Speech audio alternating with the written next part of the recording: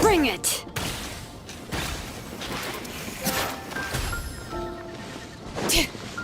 That's quite a crowd over there.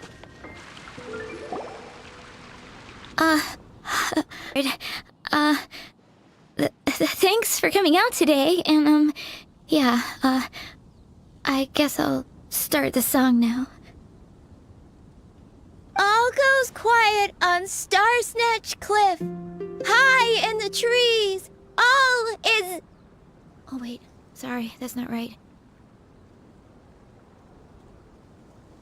High in the trees, no whiff of the wind, no sign of the birds, no flapping of wings. Oh, then it goes. Pause. Pause for a moment, and... Oh gosh, this is so embarrassing. I'm making a complete mess of this. I didn't get tongue-tied at all on the 42nd time, or the 90th time. So why can't I get it right now? The 42nd and 90th time? Yep. I rehearsed this 100 times to try and perfect my performance. So, this is my 101st time playing this song. But practice, stuff to watch out for, areas to improve on, etc. Oh, but you can ignore the second half. That's just my random thoughts on other people's performances and trying out different instruments.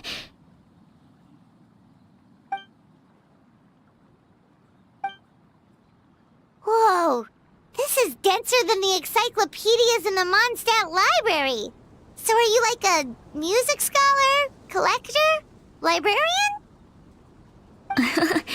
Well, my parents always hoped I'd become a scholar, so they made me take classes in all of those things and more. But now, I'm applying everything I've learned in academia to becoming a bard. Well, I'm all ears. Where do you think I'm going wrong?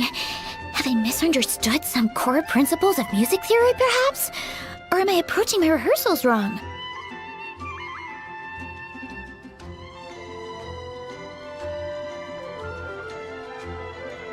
Paimon never knew being a bard was such hard work. The tone-deaf bard always makes it look so easy. He never seems stressed out at all. And still, his singing and lyre playing always sound really great. Unless he's actually been practicing in secret.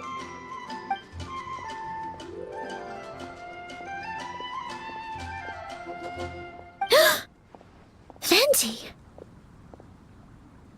Ah! Tone-deaf bard, where did you come from?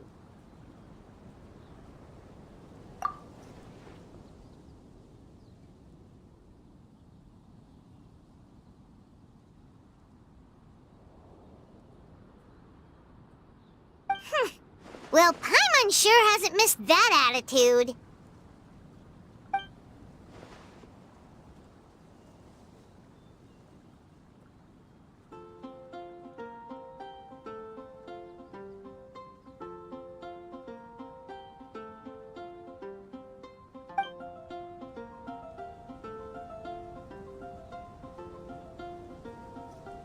A whoosh?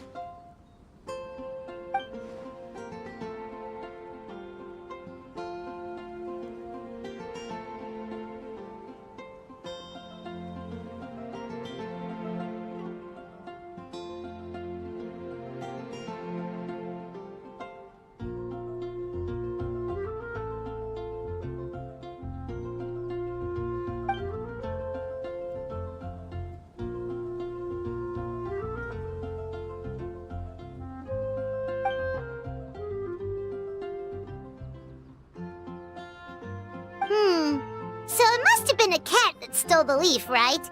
And with your allergies, you can't exactly go chasing it down.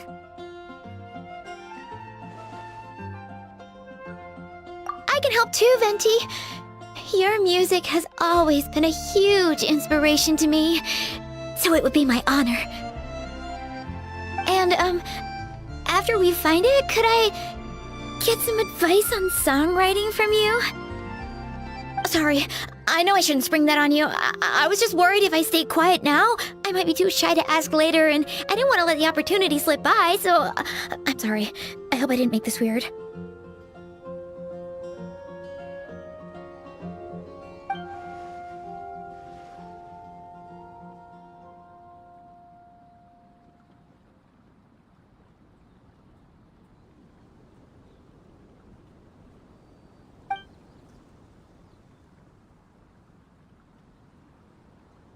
Wow, really?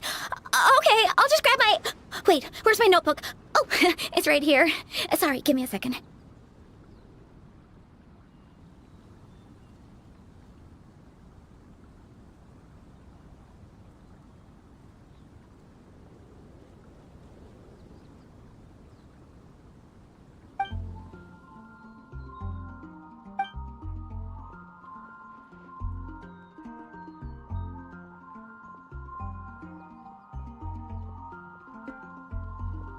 Huh?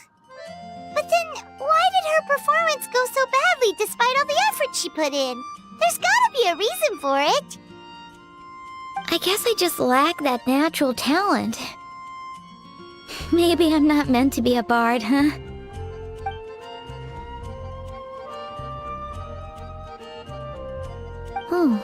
Let me think. Maybe it was a sense of yearning. Back when my parents forced me to stay in my room and study, I'd always hear this bard singing outside the window. His wonderful melodies and beautiful voice were like a soft breeze that stirred my heart. I remember thinking to myself, if I became a bard, could I be free like him? Yeah, that's it.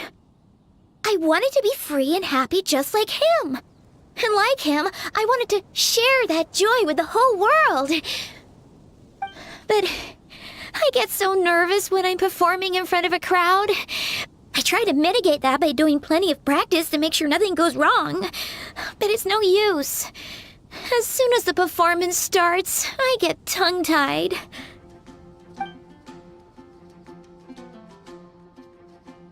What?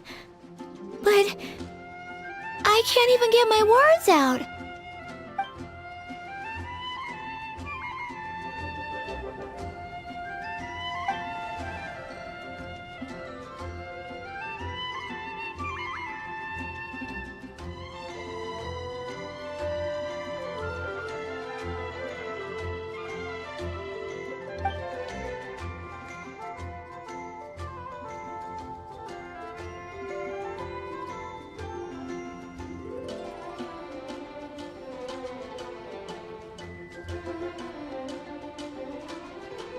Exactly. If you really want to share freedom and joy with the world, first you need to be the freest and happiest person of them all.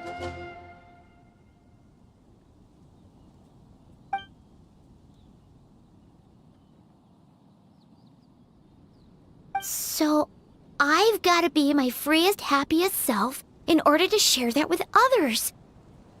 Yeah! That makes a lot of sense. Oh, thank you all so much. I'll be sure to take that to heart.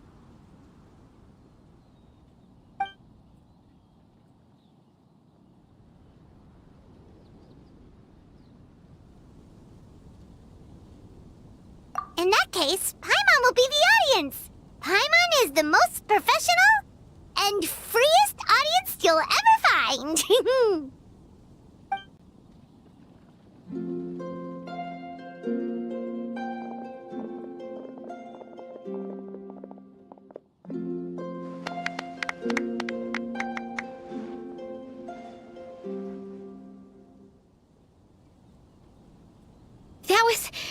That was my first ever successful performance in front of a crowd. For once, I didn't stumble over my words. Oh, I'm so happy. Once the music started, it felt like I became one with the wind. I could roam freely, and nothing could stop me. The audience definitely felt it too. Look, even that cat came to check out the show. Wait, a cat?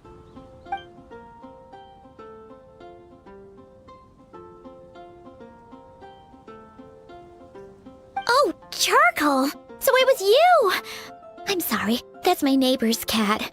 Whenever I'm rehearsing, it always comes to sit on the windowsill and listen in. What was that in its mouth? Was it the leaf with Venti's poem? Charcoal! That belongs to Venti. It's very important to him. Could you give it back? You've helped me so much. I feel bad that I have no way to repay you.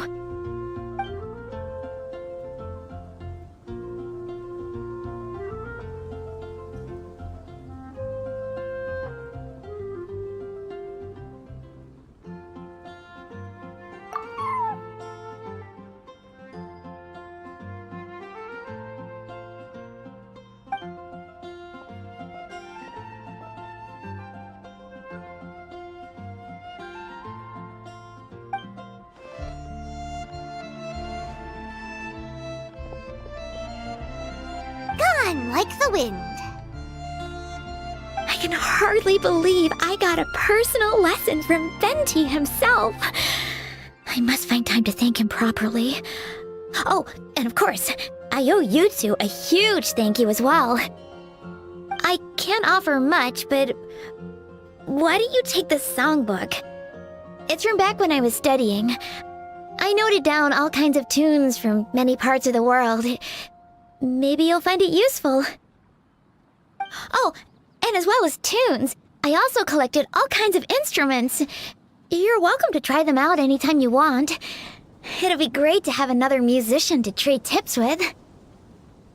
Awesome! We'll definitely take you up on that.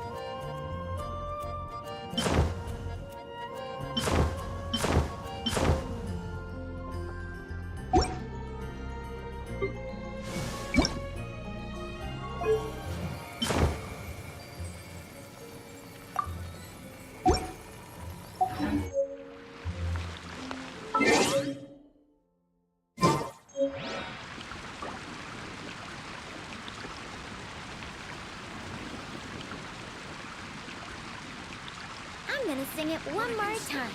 Scrap.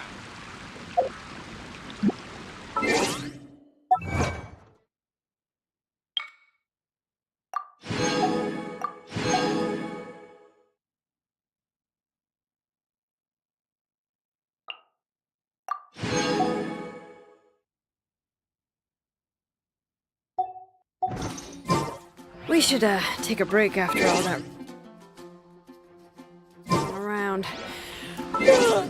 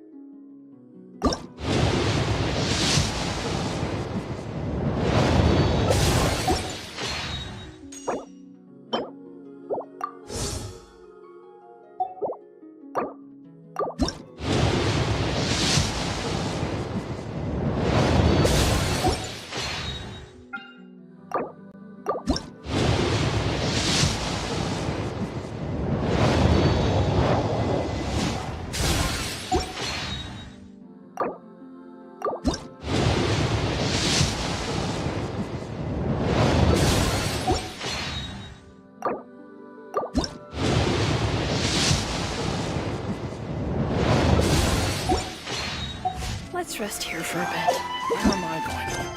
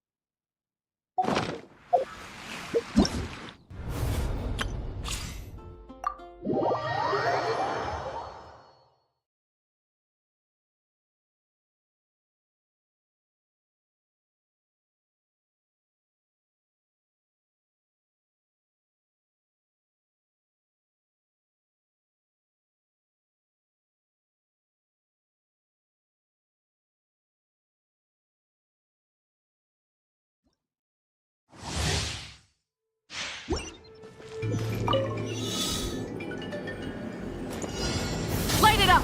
Full throttle!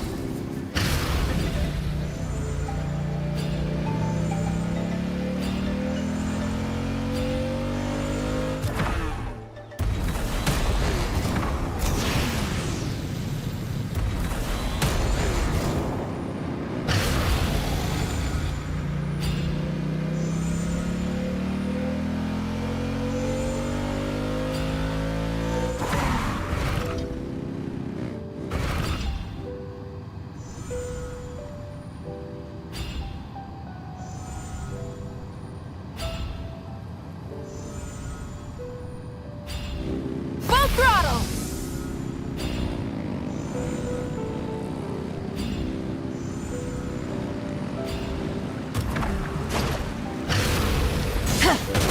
Let's hope you'll pull up a good do this then. Light up the flaming sun! All right, you try and stop me! Which will it be?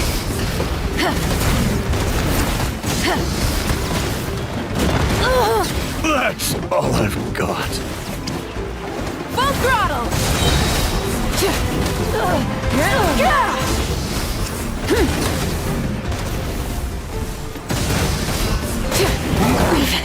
Not bad. Rev the engine!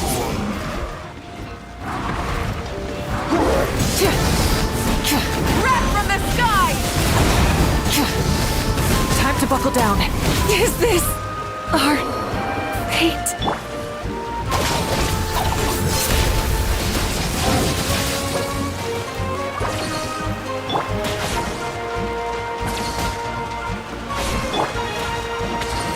Tell me what you see. I'm free. Hands where I can see them! Rise with the sun!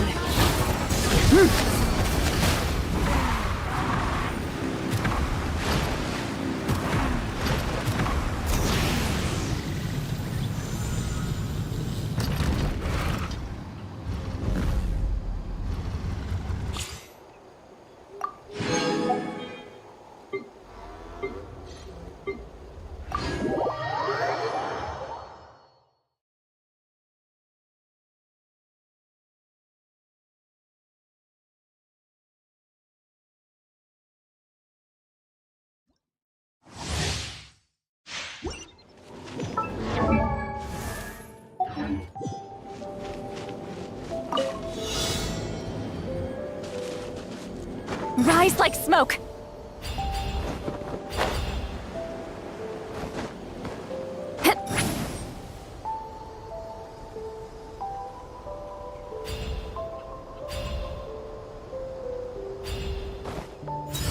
Yeah!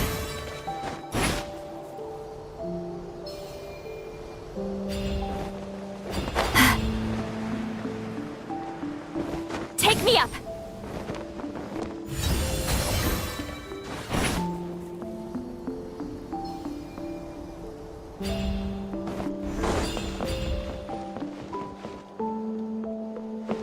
Return to the skies!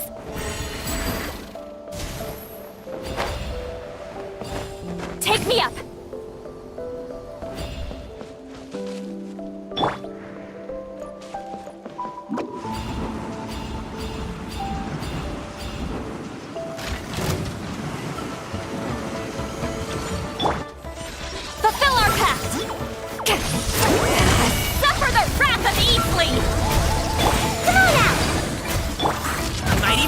Beast!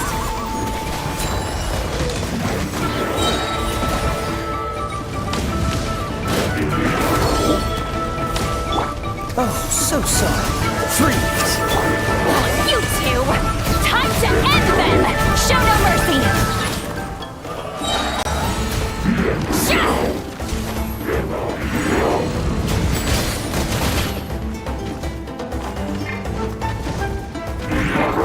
Eat Lolene! Eat Papa! Ninjutsu! Don't get frostbite. Up to it, Manzai! Alley-oop!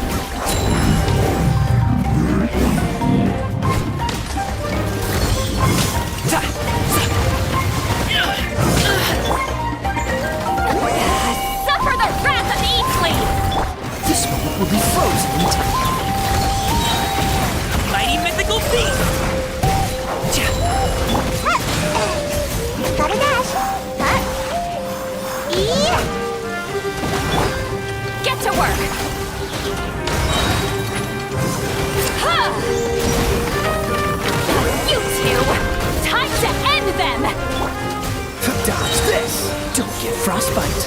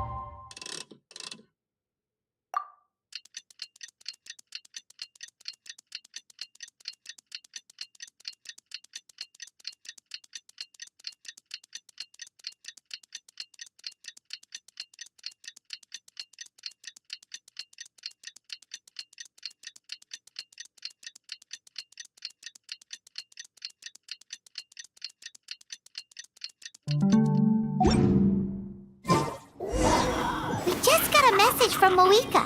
She says to meet her at the speaker's chamber tomorrow. Does that mean your ancient name is ready to be forged? Let's get some good rest today. We need to be at our best for this special moment.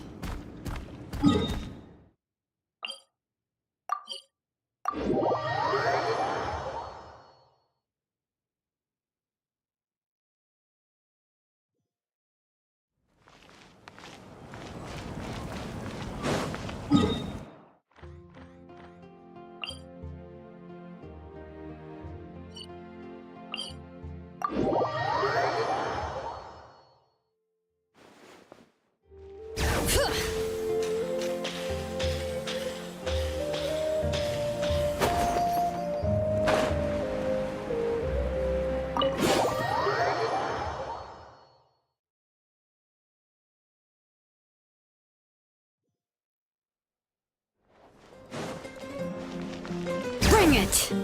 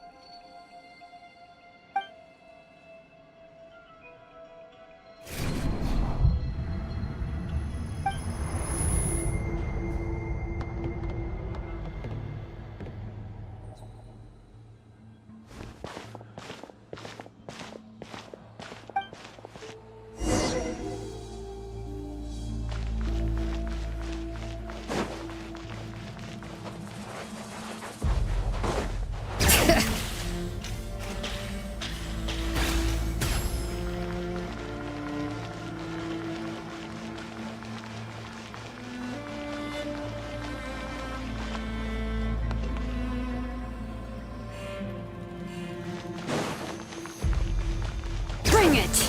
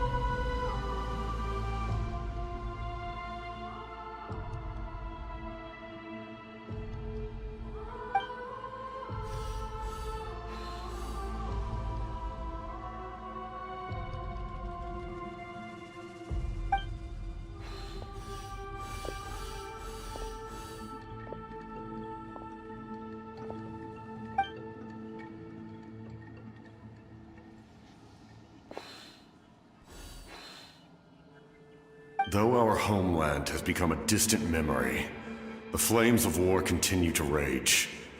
We have long shed the last of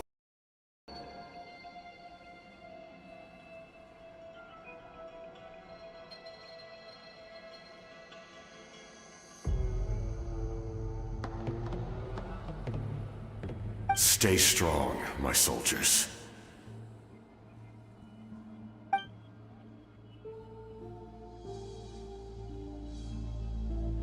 One day, I will deliver you to the place I promised.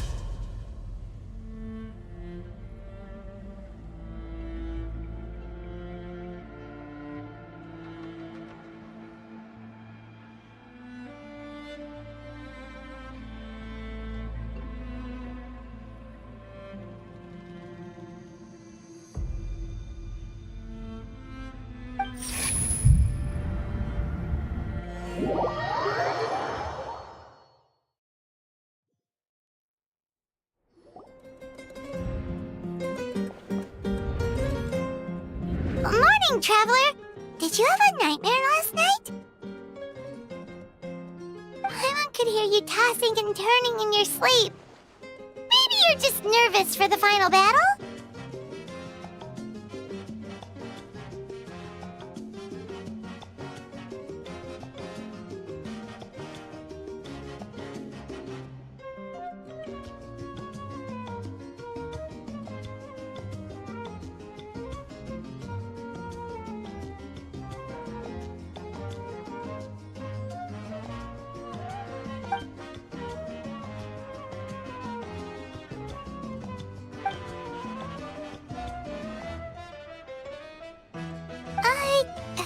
Just shake it off, Traveler.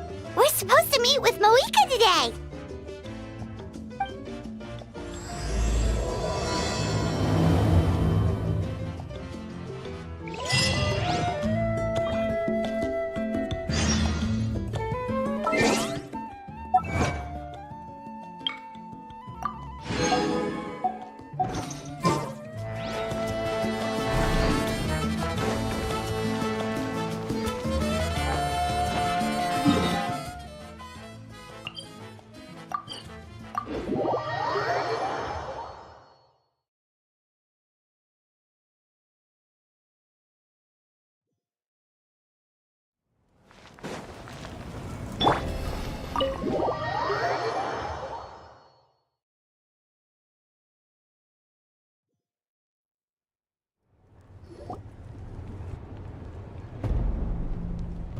I see. If all goes well, 3 days should be more than enough to forge the name. You won't need to push back the plan.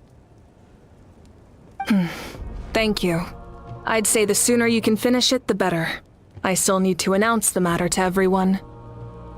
Don't worry, we should only need half a day. The Traveler has been in Natlan a while now. The Pilgrim's Chronicle should have enough records of his adventures. Come in. Hey, Malika! Oh, Shilonen and St. Lolly are here too! Hello! We were just talking about you. I invited you here for 2 reasons. First, there's the Traveler's ancient name, which is ready to be forged. Oh yeah! You need the Pilgrim's Chronicle, right? The device the Lord of the Night gave us? Perfect. Could I take a look?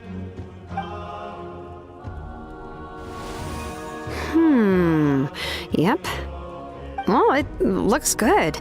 This is definitely enough to work with. Usually the first step in forging an ancient name is performing a ceremony to extract memories from the ley lines. But since the Lord of the Night gave us this record, we can skip that part. Still, I've never used something like this before. This is an entirely new material for me, so I need to look into how the process might change. I'll help you. My knowledge on the Lord of the Night and the Wyab might come in handy. That brings me to the second matter. As you already know, once your ancient name is complete, we need to venture into the deepest part of the Night Kingdom. That will happen in 3 days' time. 3 days? So soon? Wait, but... You're worried about the Traveler, aren't you? Well, Paimon gave it a lot of thought, and Paimon's not very good at thinking or fighting to begin with. It's just... this plan could save countless lives. Paimon understands why people would want to be a part of something so important. But all this time, Paimon has barely left the Traveler's side. Not to mention, we all know this will be a super dangerous mission. That's right. And as long as we win, the Ode of Resurrection will return us to this land. The Night Kingdom is a realm of souls and memories, where mental fortitude outweighs physical strength. All in Natlan are resolved to win this war. The sacred flame will connect us to their fighting spirit. We will do whatever it takes to win. So if you want to contribute, just cheer us on, alongside all the people of Natlan. For the Traveler, I'm sure your words of encouragement are among the most important. The most important? Really?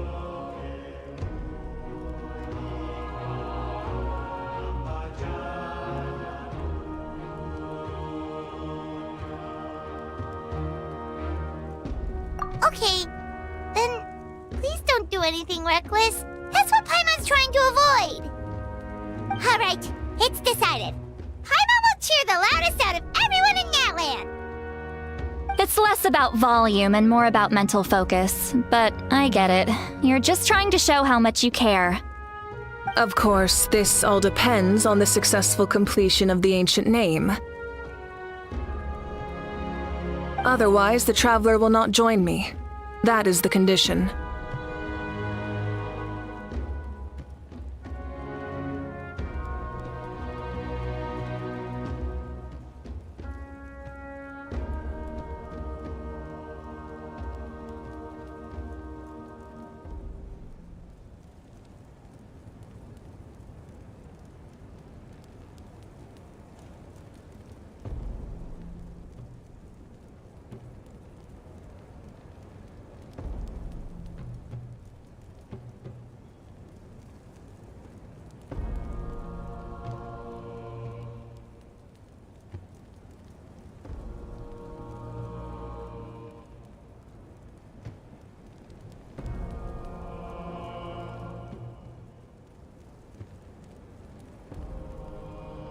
Don't worry. I swear on the honor of my tribe, I will not fail. I know how important this is. There's no time to lose. Let's go. All right, everyone. When we meet again, it will be to deliver the ancient name.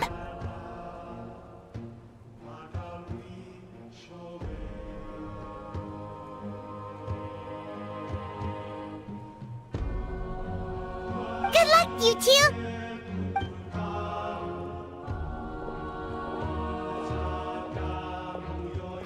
3 days, huh? What should we do in the meantime?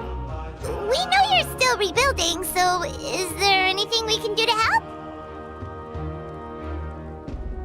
From what I've heard, the two of you have helped more than enough. You should take a well-deserved rest. Even if there are stray abyss monsters out there, our warriors can handle them.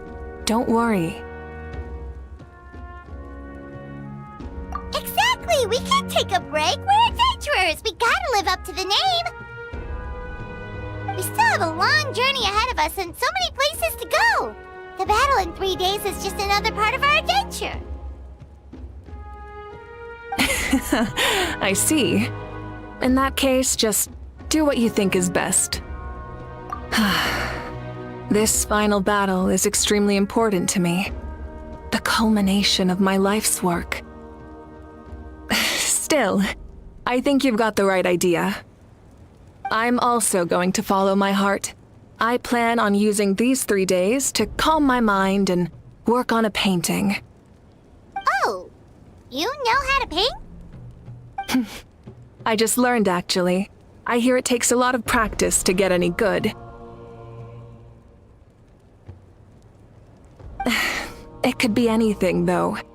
What I really enjoy is the process of getting better at something through practice. It's how I relax.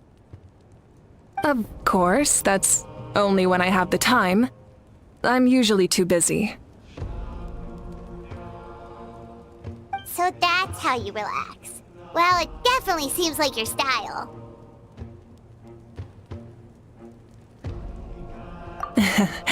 All right, let's go our separate ways for now.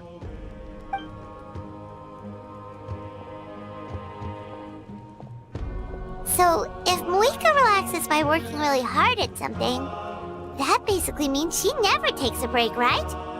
Wow, she's definitely something else. Oh, hello! Sorry, Moika's not here right now. There you are! We made it! Other than our plan almost falling through, nothing at all. The preparations took longer than expected. We were so worried we wouldn't make it before you left on your next big adventure. Well, if you hadn't overslept... Details, details! Anyway, come on. Let's go to the people of the springs. Hold on, tell us what's going on first. Oh yeah. Jumped the gun a bit there, didn't I? Basically, we know about your super important mission coming up, and we want to give you a proper send-off. Before the pilgrimage, we usually hold a huge feast, all you can eat, with meat by the tableful.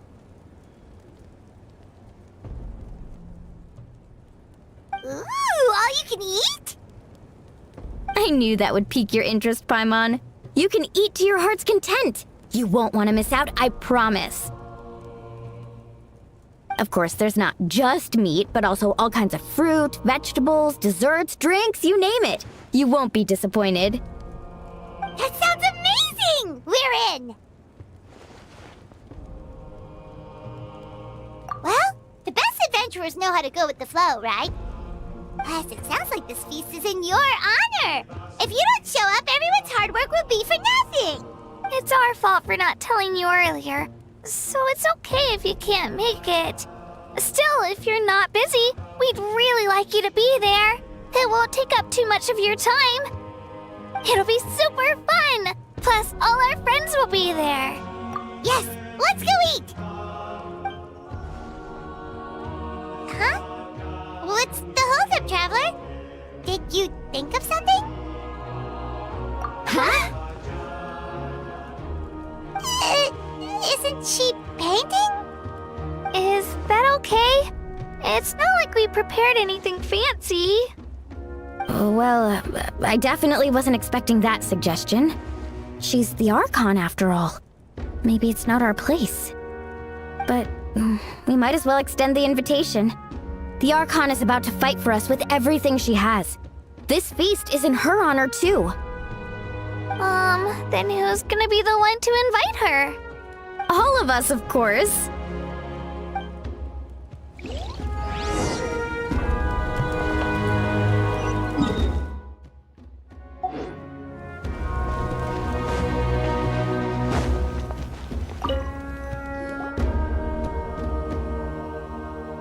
Come in.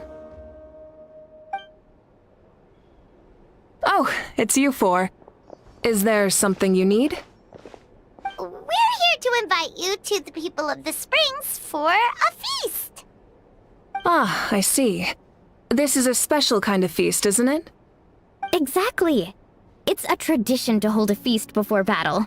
We couldn't miss out on this opportunity. It's our way of cheering you on. Plus, I always wanted to do something to thank you for saving me from the Night Kingdom. That was my duty. Besides, it's all in the past now. You don't owe me anything. Although, this feast does sound rather interesting. So you'll come? Of course. No need to notify Amina in advance. I'll just surprise her. You don't need to turn this into some kind of grand banquet on my account. I'll try my best to attend as an ordinary person, not an Archon. It's not like you're the type to pull rank or something. True, but my presence changes the way people act. I just don't want to spoil the fun. A lot of things can change once an Archon is involved. A barbecue is best fresh off the grill. And still, people will insist on waiting for me to eat first.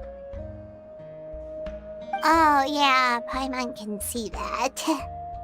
Don't worry, I'll jump in if that happens. I can throw manners to the wind, no problem. No need, I can take care of it. Anyway, thank you for inviting me. It really means a lot. I don't need to finish it. I enjoy the process, but now there's something more interesting to do. Then let's go together.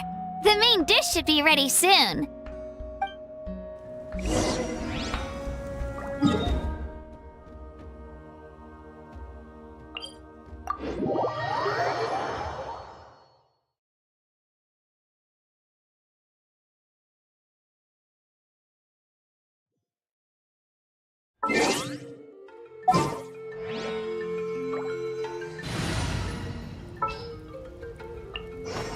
Just what will we come across this?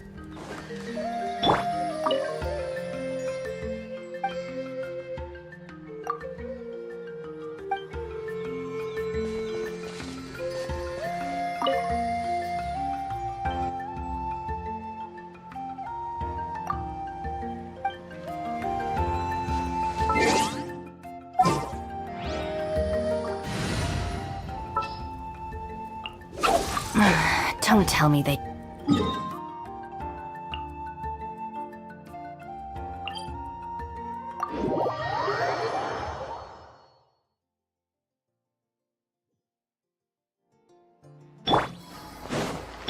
All right.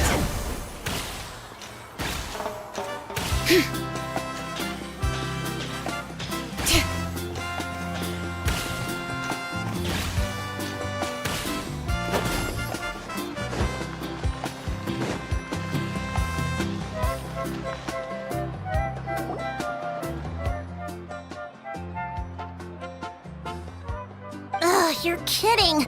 Another one?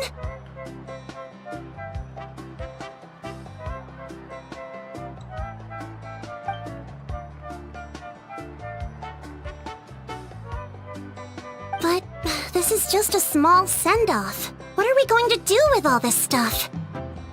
Then again, I understand where they're coming from. I'll deal with it. What a headache.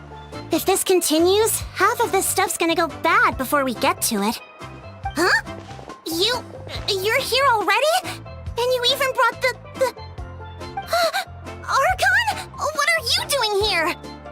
We invited her. She agreed to come as a surprise guest.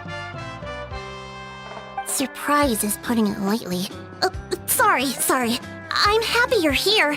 It's just... No apology necessary. What's going on? Well, I started spreading the word about the send-off, just around the area like usual. A lot of people are still busy repairing their homes, so I didn't think many people would come. But the turnout has been overwhelming. Not to mention, we've received a small mountain of deliveries. There's no way we can use all this stuff. That's our Star Outlander's popularity for ya. You're saying everyone's here because of us? Yep. The news about your impending mission with the Pyro Archon has spread all over Nutland. Plus, you were amazing in the recent battle. A lot of people are here just to thank you, or wish you good luck. Basically, this whole thing is happening because so many people wanted to see you.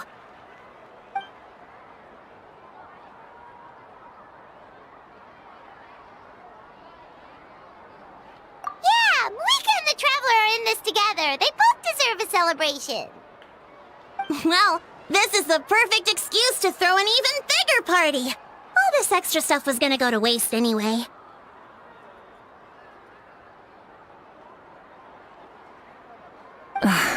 No need to go to all that trouble on my account. That's not why I'm here. Besides, with so much of our nation in ruins, resources are still scarce. This extra spending for my sake is the last thing we need.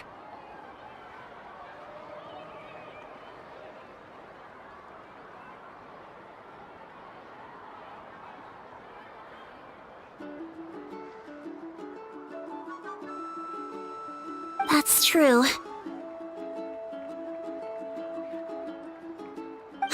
Party planning isn't easy. I can handle the big picture, but I'm not used to dealing with the finer details. That was always Auntie Atea's job.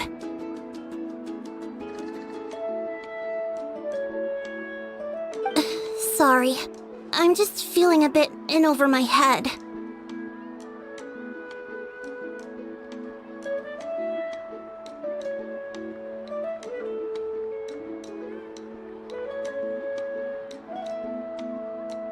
Oh, speaking of Atea, how is she? Is she feeling any better?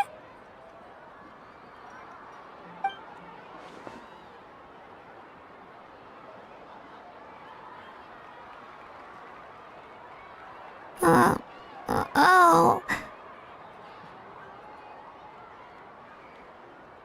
Actually, there's something we haven't told you.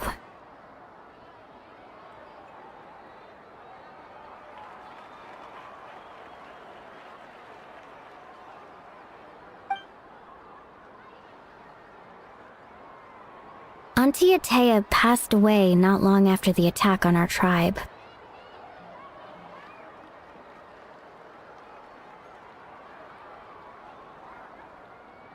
What? When you brought me her talisman, I knew her end was near. Luckily, I got the chance to see her one last time. She was a hero to the very end. Even though her body was at its breaking point, she showed no pain or sorrow.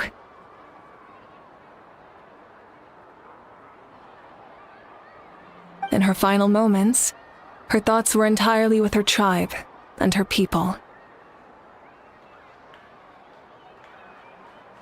Gatherings like this remind me of her and the parties she loved to organize, so I decided to attend in her memory.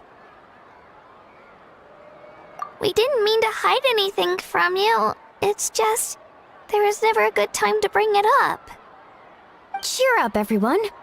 Auntie Atea wouldn't want us to remember her with tears. Parties like this were her specialty. But now, it's up to us to carry on her legacy. So we can't let her down. Believe me, she has high standards. Yeah, that sounds about right. So, come on, let's get to work, everyone. Oh, Chief Amina and our guests of honor excluded.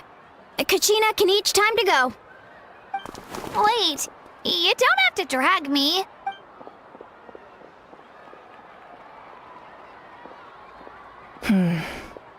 Amina, you mentioned something about a surplus of supplies.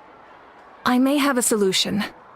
First, invite anyone who comes to deliver supplies to stay for the gathering. If it's a caravan, ask them to extend an invitation to the sender as well. Make it clear in the invitation that anyone is welcome to attend, but you're no longer accepting donations. In addition, all leftover supplies will be purchased by the speaker's chamber, sorted, and donated to the appropriate areas. That would be such a big help, Archon! Thank you! I'll get on it, right away! Amazing plan, Malika! It was clear, concise, and organized. But, weren't you trying to keep this small?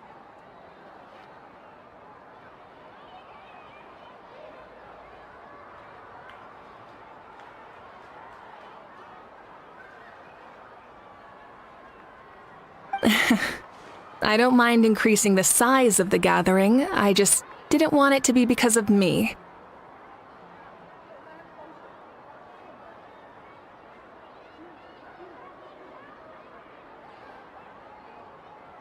My approach to problem solving is always the same.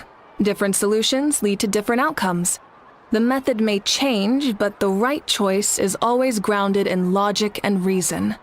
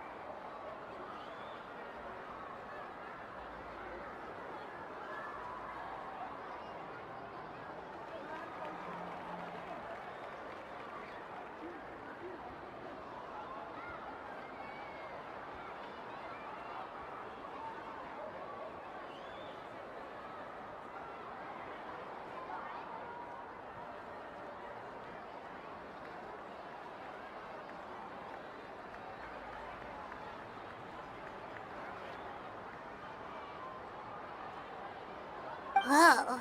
Hana feels like she just learned a thing or two.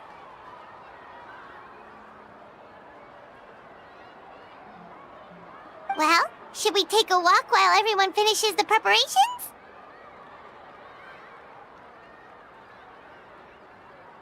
Sounds good. A casual stroll can be hard to come by. Let's go.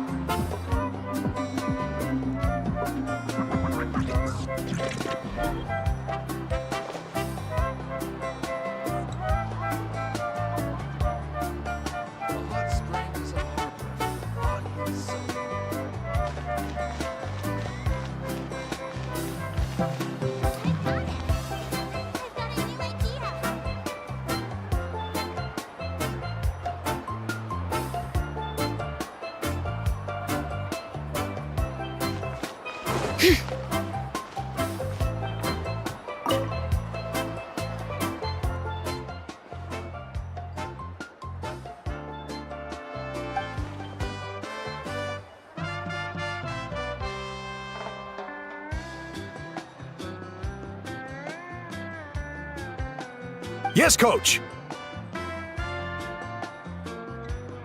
Are you still helping rebuild the tribes?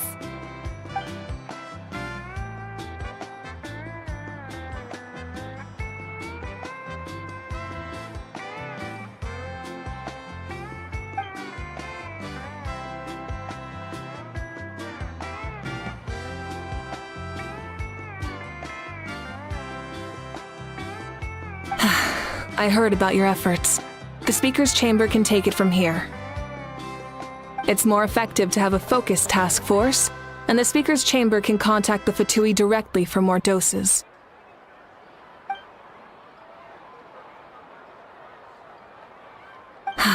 The worst is over, so it should be fine. I'll confirm it myself later. I'll be in touch with next steps. I just need you to compile all existing patient records to ease the transition.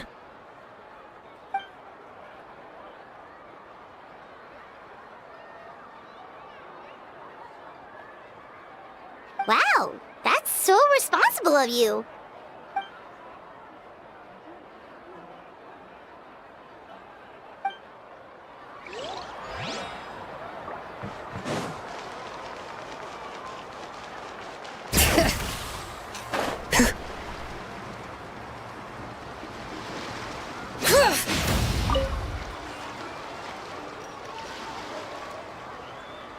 Chaska? Hello, Archon. I'm, fishing. Oh, doesn't look like the fish are biting today. Yeah, it's okay. You don't have to walk on eggshells around me.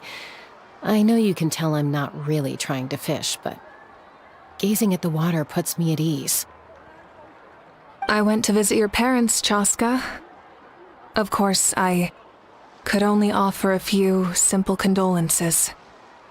You helped a lot, actually. My mom has been doing better since your visit. I've always been grateful to my parents for taking me in, but now I have an even deeper sense of responsibility. I'll never be able to replace Koichi, but I will do everything in my power to pull them out of their loneliness and despair. That's exactly what your mother is worried about. She doesn't want you to push yourself to make up for their loss. After all, it's your loss too. Grief is not something that can be measured against others. You don't need to make amends, Chaska. Your loss is a tragedy, not a debt. In any case, they've always loved both of you. There's no need for you to become Koichi when they love you just for yourself. Yeah, don't put too much pressure on yourself. Thank you, everyone. Sounds like I owe my parents a conversation.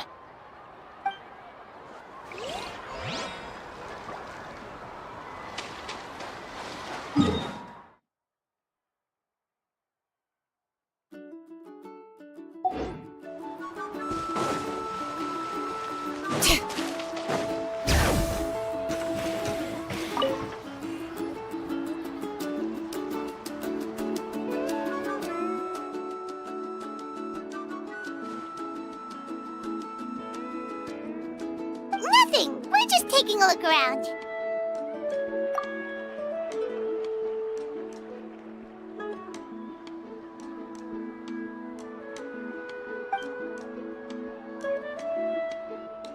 Oh, really? That's a bit of an exaggeration. I just asked Kenichi to help identify some of the unknown casualties from the battle. The fighting consumed all of Natlan. Countless humans and Saurians were dragged into the conflict. So a lot of investigative work is required to confirm their identities.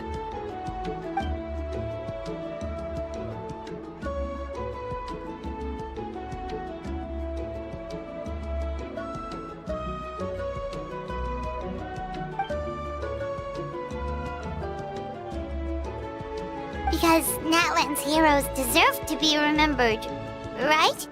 Exactly. That is how we, as the living, respect our heroes and the values of their lives. So let me know if you need extra help, Kenichi.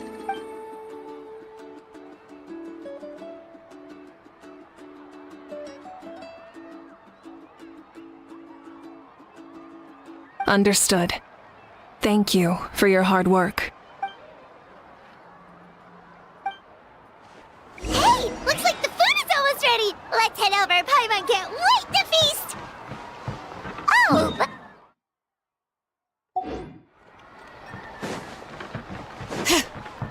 Bring it!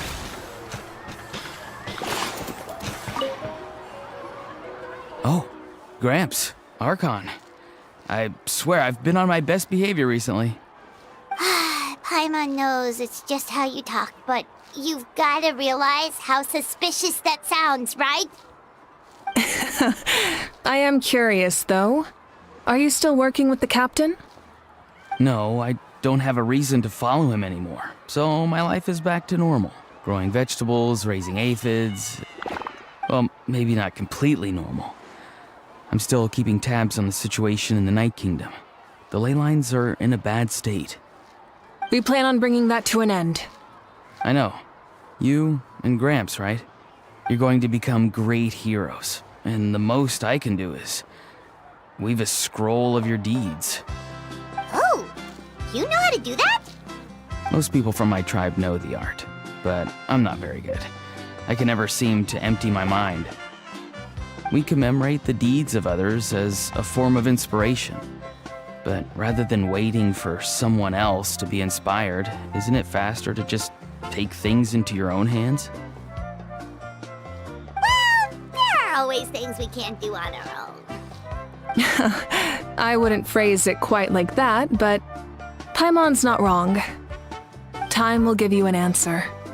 I know how you feel, Auroron. It took me a long time to find my place in the world. I'm more mature now, but that passion, that drive to prove myself, I miss it sometimes.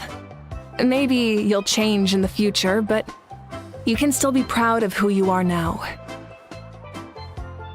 You're saying I need to live in the present? Thank you, Archon. That's what I've always tried to do.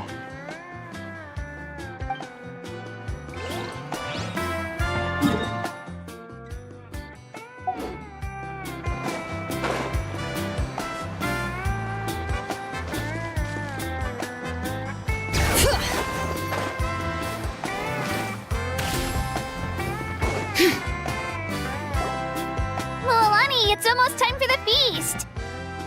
Maybe we should send the drinks out first. There's a bunch of guests here already. Yep. I'm making the juice as we speak. Oh, right, nice.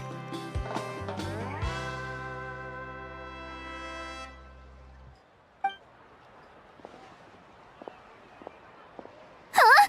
Oh, you scared me. Sorry, we're a little busy in the kitchen right now, but the food is almost ready. Ahow! Get out of the ice bucket! The almighty Dragon Lord, Kahulahau, will not tolerate this stifling hut. We seek a cool place of repose. This bucket suits our taste. Oh, great, now we can't use any of this ice. Hey! This is your mess! Get back here! Kachina, Ahow is on the run. Help me catch him. Okay. Sorry, I gotta help with the how. As usual, Ahow brings chaos wherever he goes. Lively, isn't it? Leave this to me, Kachina.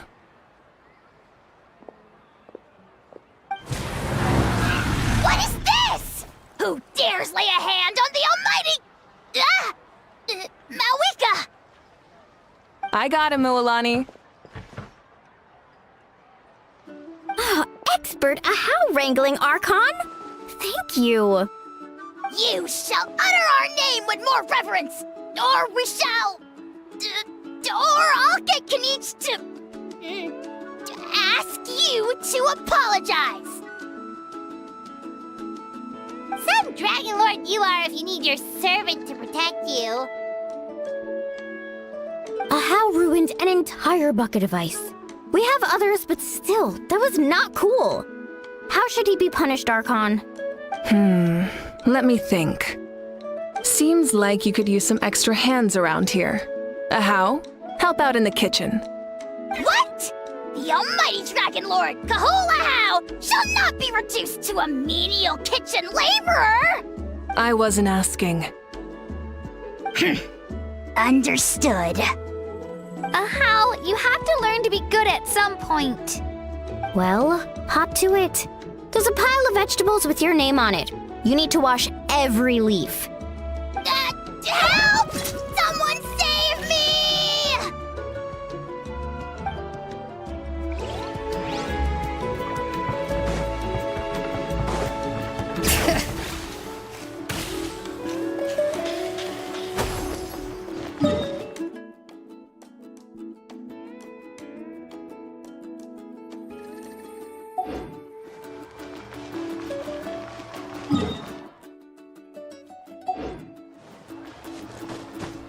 Bring it!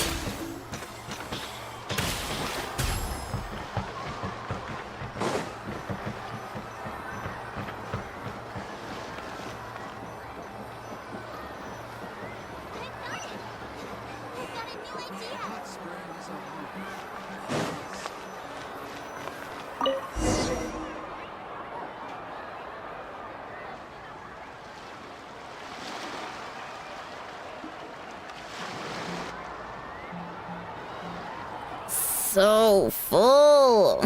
I'm practically a blubber beast. What's that? A creature from Fontaine with a super round belly. You've never seen a picture of one? Oh, it sounds so cute. Paimon can vouch for their cuteness. You can pat their belly and they'll even join in!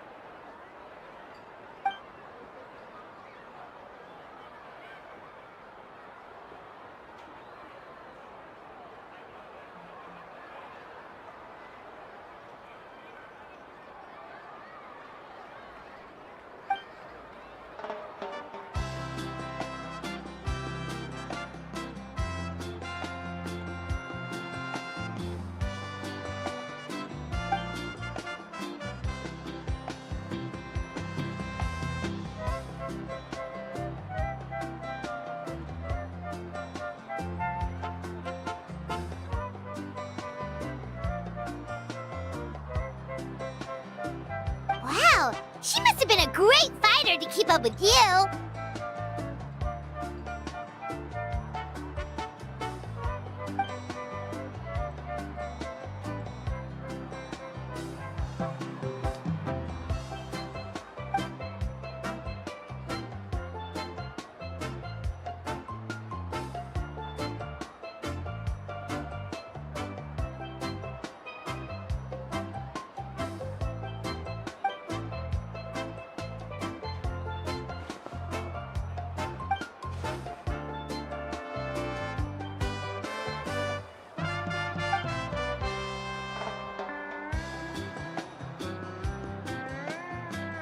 Wait, now that you mention it, I've had dreams of Auntie Atea.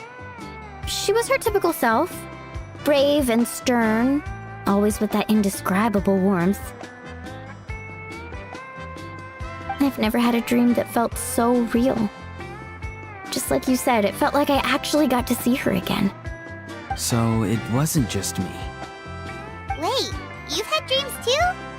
Oh, don't tell Paimon you dreamt of your aphids or something. It wasn't just them. Some of the Gramps and Grannies who looked after me were there too. Growing up, I could always hear a degree of guilt in the way they spoke to me. It's why they never asked anything of me. Why they gave me so much freedom. I never wanted things to be that way. But even in my own dreams, nothing changed. They sounded exactly the same, just like real life. The same thing happened to me.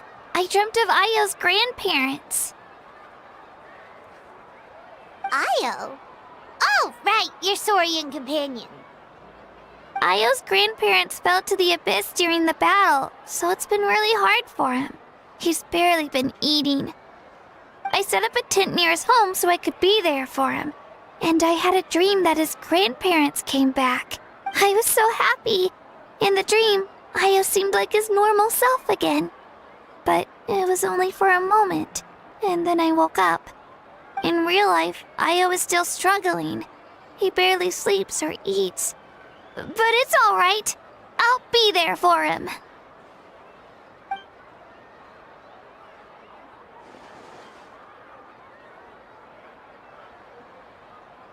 Traveler?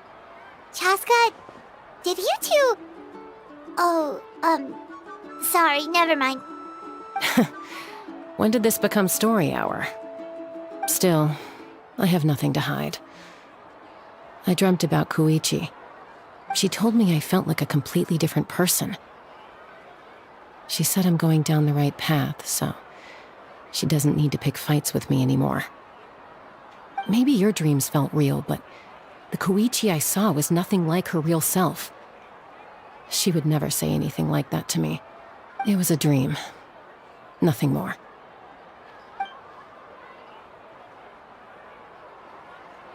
It's fine. I'm the one being a buzzkill. Well, what about you, Traveler? Did you have a special dream?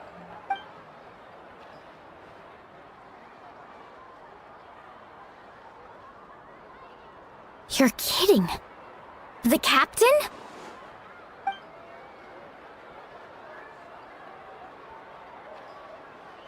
No, of course not! Maybe the traveler's dream is a different kind of phenomenon. I may know the cause of the dreams. At the end of the battle, I launched a special kind of night war by using the power of the Divine Throne. Its great power allowed the Ode of Resurrection to bring back all casualties, independent of the time of victory or the possession of an ancient name. In addition, the power of the Divine Throne revitalized the souls and memories within the Night Kingdom, allowing them to take the form of their past selves. Even after the battle, that effect still lingers. That's why those you lost were able to reappear in your dreams.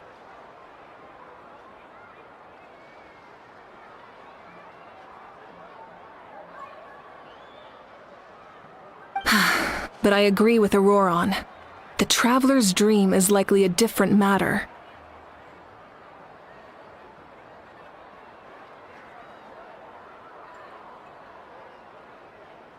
The shamans of my tribe often receive visions of the future through dreams. Is that what you're suggesting? Yes, exactly.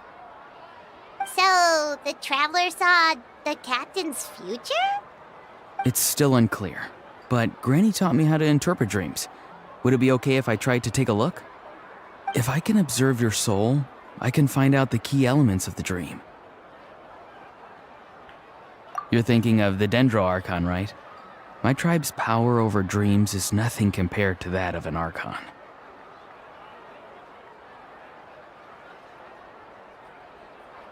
Observing the dreamscape requires a ritual and can only reveal static images. We also need the full cooperation of the dreamer. Otherwise, the process could be used to violate the privacy of others. I also have a fairly good understanding of the ritual. What do you say, Traveler? Should we start the preparations? Then I'll start getting ready. We'll carry out the ceremony somewhere else.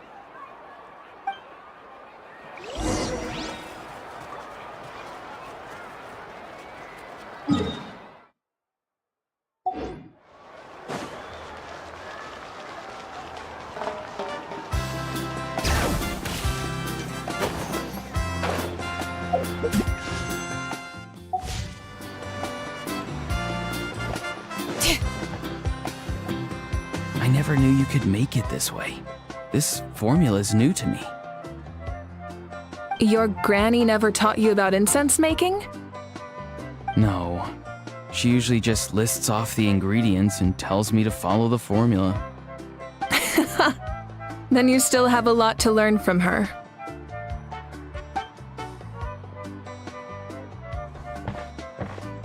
All right, we're ready, Traveler. Once you head inside, you'll fall into a brief sleep. Auroron will interpret the dreamscape, but you won't feel a thing. That's right. Everything's all set. you just need to take a nap? Sounds easy enough.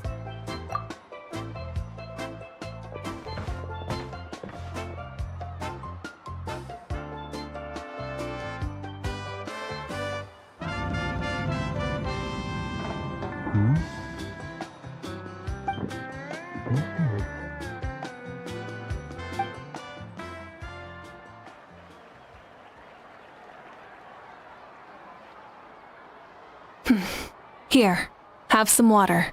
It'll help to clear your head. You're awake already, Traveler? That was fast.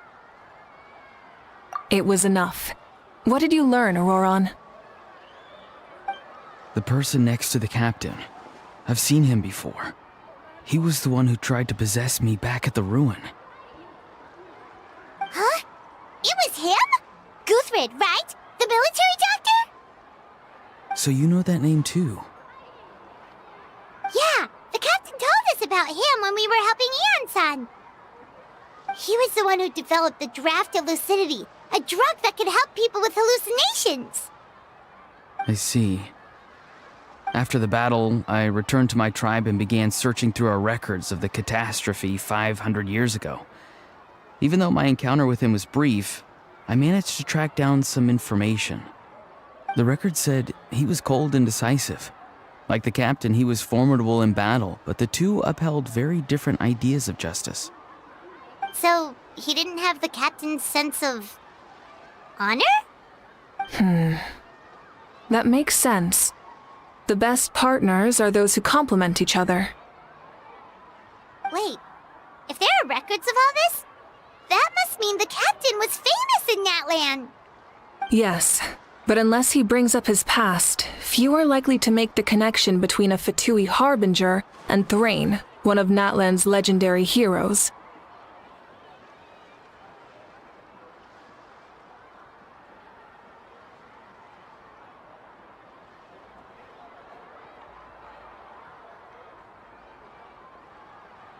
Guthred is also a respected figure in our nation. The story of how he sacrificed himself for Natlan is a pretty famous tribal legend. But there's still something I don't understand. I'm the only one who saw him.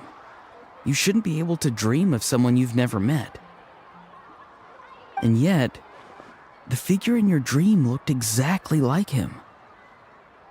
I don't think that's a coincidence. I believe what the Traveler saw was Guthred's soul. But didn't he die hundreds of years ago? There's no way his soul could have survived that long. Maybe he found his way to the Night Kingdom for a little bit. No. The Night Kingdom only accepts the souls of Natlan. It's always been that way. The Ruler of Death likely wanted to prevent the Ode of Resurrection from being abused. When I was with the captain, I could hear something coming from him, souls that were not his own. I heard voices of sorrow and pain, sometimes faint, sometimes strong. Wait, are you saying the captain has had Guthred's soul inside of him all along? That's the part I don't understand. Ordinary people shouldn't be able to carry the souls of others. It's only possible for me because my situation is unique. And even then, you saw what happened. The Lord of the Night's voice triggers a violent reaction in those with fragmented souls. I even checked his soul myself. It's resilient, radiant, and entirely in one piece. Maybe it has something to do with Guthred then. It's very possible. It's still too early to tell, but the continued existence of Guthred's soul is likely the key to figuring out the captain's true intentions. I agree. The captain never revealed anything to you? The two of you worked together for quite some time. No, he rarely talked about himself. We were united in our efforts to save Natlan, but it never went beyond that. Let's come back to this later. One final step, and we save Natlan for good. That must be our focus. I'll tell the officials at the speaker's chamber to monitor the captain. Nevertheless, I doubt his goal will interfere with our plan. Yeah, he's definitely definitely up to something. But there are far more important things for Paimon to worry about. Like if Paimon had to rate her level of worry, the captain gets maybe 50 points. But considering the final battle, you two get at least 2,000! In any case, conjecture will only get us so far. It might be more useful for you to ask the captain directly, Auroron. With any luck, he might just tell you the truth. Huh? Me? Don't tell me you haven't noticed his respect for you.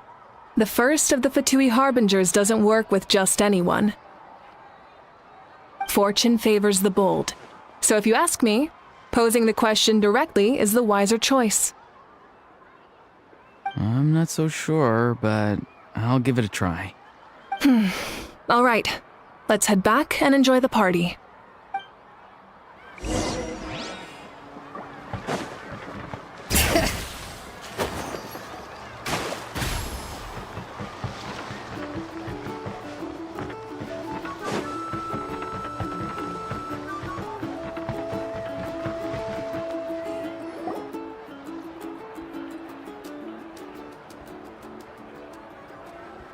Thank you so much for coming, everyone! As this gathering comes to a close, let's hear it for the Pyro Archon and the Traveler one last time! Good luck. You've got this! For Netlan! Thank you, everyone. Today has meant so much to me. It's been a long time since I had the chance to truly relax. Yeah, today was great! Well, that concludes the send-off. Everyone is free to go. Any volunteers willing to stick around for cleanup, follow me! Oh, I'm in. All right, I'm gonna head back to the stadium. I'm sure there's a lot of work to make up at the speaker's chamber. Wait, what happened to taking a break?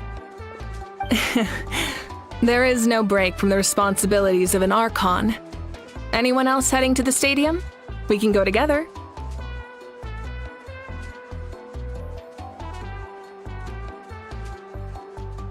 Yeah, I'll come. There's a few things I want to pick up before I head home. No one really needs a peacemaker right now, so I think I'll spend some time with my parents. Okay, see you soon!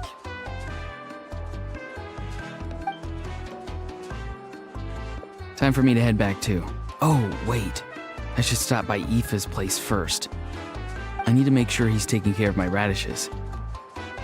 Of course you do. Well, safe travels. Oh, wait! I wanted to ask something. Where was the Hal this whole time?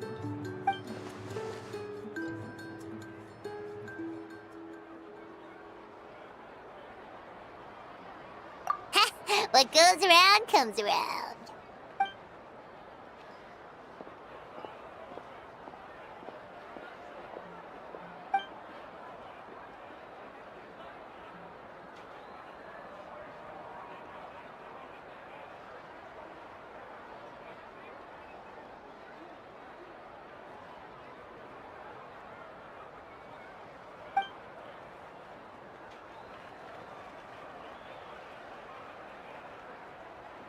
Well, I guess I should head out too. It's gonna be super late by the time I get back. I think I'll go see Shilonin. She's probably done with your ancient name by now. I can check for you. Yeah, Shilonin is an amazing engraver. She usually works really fast. But your ancient name is a special case, so I can't say for sure. Well, we also don't have anything to do, so why don't we go together? Oh, it's okay. I'm not alone. Turbo Twirly's with me. Still, if you want to check on the progress, we should definitely go together. Getting an ancient name is such a special moment. Whoo! Let's go!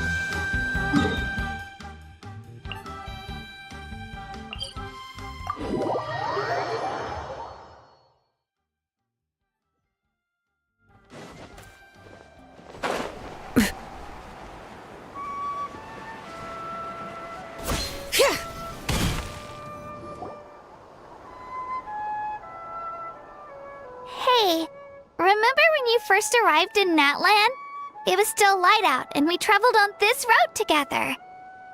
It was the day before the pilgrimage, and we met up with Kanich and Mualani. Wow, feels like it was just yesterday. Yeah, you saved me from the Night Kingdom, you helped us win that battle against the Abyss, and the final battle is just around the corner.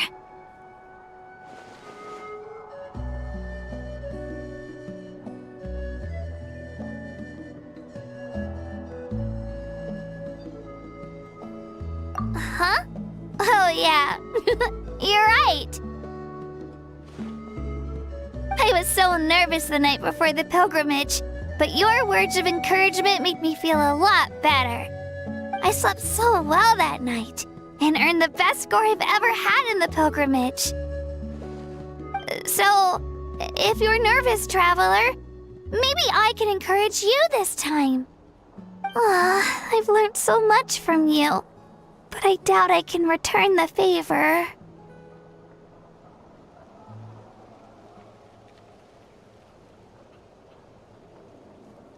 Oh, don't worry, I'll be rooting for you. And if you need help, I'll always be first in line. I bear the ancient name Uthabiti. That means I'll never give up.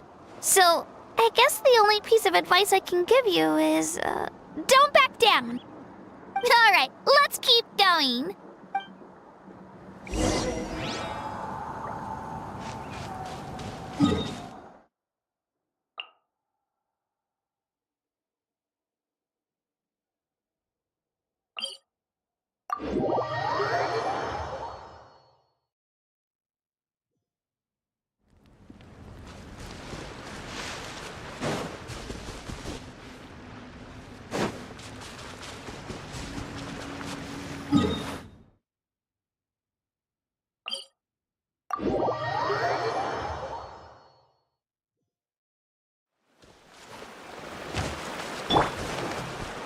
All right.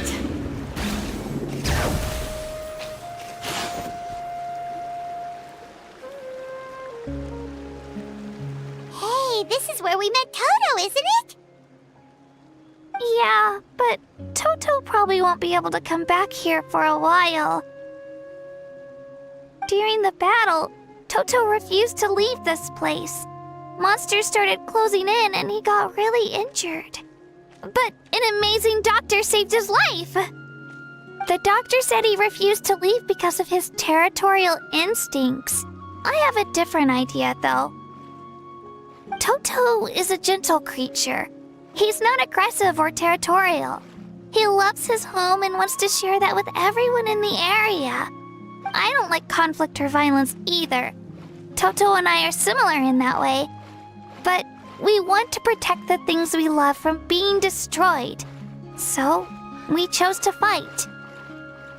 Love is an extremely positive and powerful emotion, but sometimes it comes with pain. That's what my dad always says. Now I finally understand what he meant.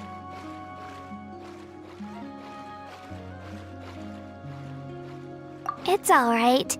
This will all be over soon. The fact that I was born in this era, that I got to meet legendary heroes like you and our Archon, actually makes me feel really lucky. I've always wanted to see what Natlan would be like without the Abyss. And now, that day is just around the corner. I know you two can win this. Yeah, it's time to get this over with. We've still got a long journey ahead of us. Come on, we're almost there.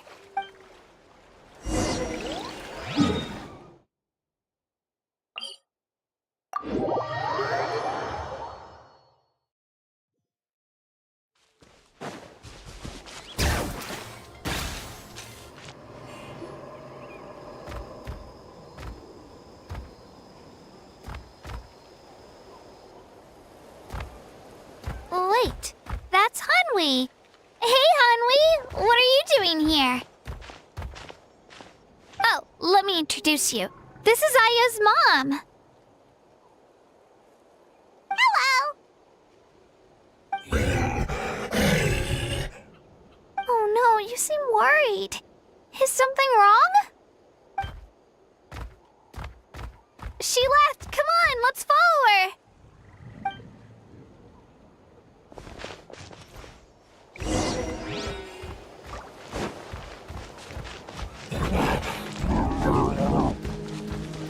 She's really freaking out.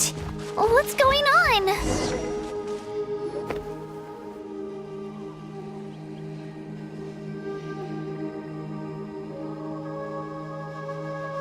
Oh, it's because of Io.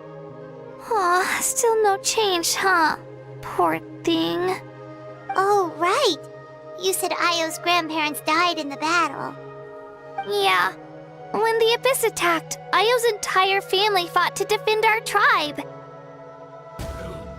Io's parents made it through, but his grandparents weren't so lucky. The whole family was really close, and now Io barely sleeps or eats. All he wants to do is look for them. Maybe he thinks his grandparents are still out there somewhere, but there's no bringing them back. Hey, Io. It's me. Feeling any better? I brought some steak for you. I know it's your favorite, and it's still warm. Nope. It's like he doesn't even know I'm here. Traveler, doesn't this situation remind you of abyssal corrosion syndrome? Huh? What's abyssal corrosion syndrome? According to the captain, it's a kind of mental disorder that results from abyssal contamination, even after its power has been purified. It can cause hallucinations, mental breakdowns. It's really dangerous. That does kind of sound like what's happening to Io, but I don't think he was contaminated by the Abyss. It's hard to say for sure. Still, abyssal power was everywhere during the battle. Maybe it affected him indirectly. It's possible. Yeah, that medicine was really effective against the worst cases. Since we don't have any other options, should we give it a try? Okay, but just a small amount. Since it was developed for humans, it might have a different effect on a Saurian. Yeah, better safe than sorry.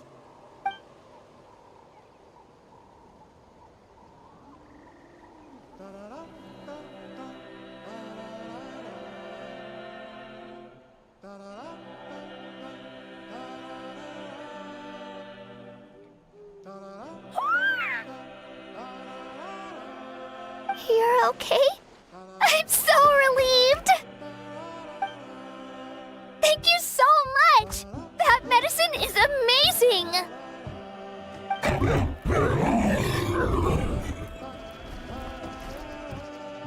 Done eating, Io? Then you should get some rest. You've barely slept these past few days. Okay. You're full of energy, aren't you? Fine, I won't nag you. Just don't overdo it. Thank you so much, you two. You helped save Io. Could you share some of that medicine with me? I want to be able to help someone else if I were to run into a similar situation. Of course. You know, I used to take a lot of things for granted.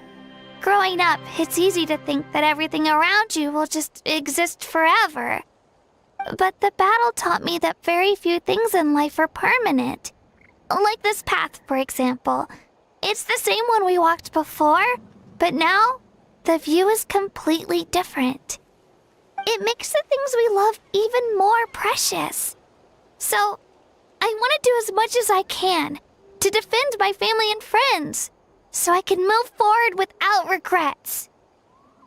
Actually, that's something I learned from you. You really taught me a lot. Yeah, you're so talented and strong. Practically a star pupil. Really? So you think I'm doing a good job? I've been a good disciple? Or a student? Or,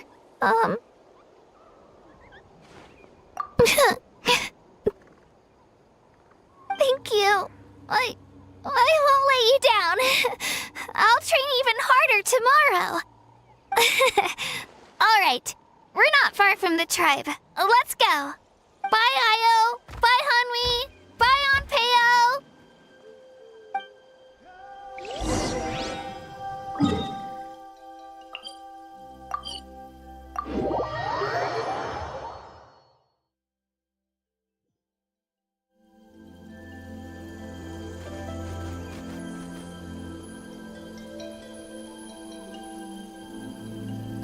We're here. That was quite the trek. After you visit Shilonin, you should come over for dinner. You can stay the night, too. I'll help my parents get everything ready. We wouldn't want to impose. Let's see how things go with Shilonin first. Totally up to you. You're always welcome. Bye. When you think about it, we actually haven't known Kachina that long. Our journey in Natland feels like it just started, and now it's about to end. That's true. We'll just have to add them to the itinerary. All right, time to go check on our, your ancient name.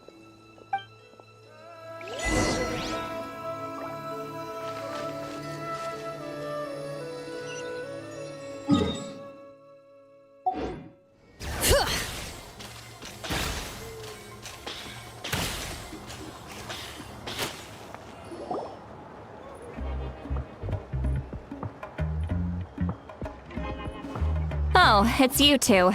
The party's over, I'm guessing? You knew about that? Of course.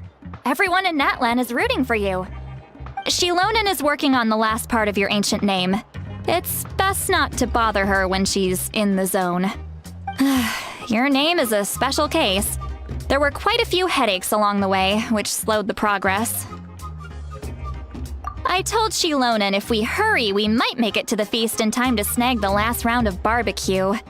I was just teasing, but she gave it some serious thought, nodded, and really hit the ground running after that. It's like my joke lit a fire under her or something.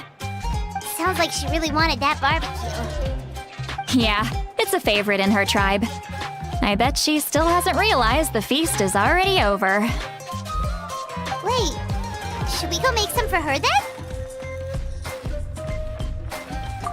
I appreciate the thought, but there's no need. I can tell what time it is. The light outside is a dead giveaway. Besides, I know it was a joke, but we were having a serious conversation at the time, so I decided to give a serious response.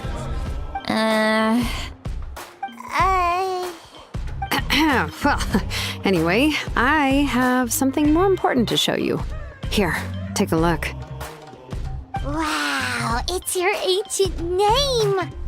Tumaini, a name surfaced from the very bottom of the River of Souls.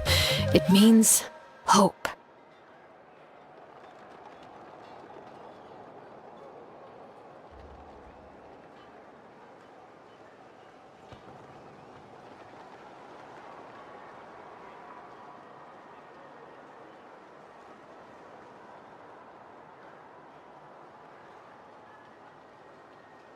A light to guide us through the darkness, like the stars or the moon. It's a perfect fit. Amazing! Does this name come with a cool chant like the others? Of course, but that'll come later. The Traveler is the first bearer of this name. Those words will emerge naturally during his journey.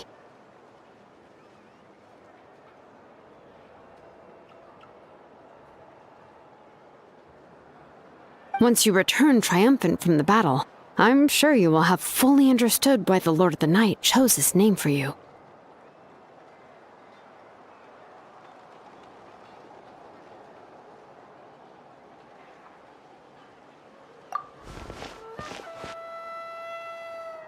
Well, getting this name turned out to be easier than Paimon was expecting.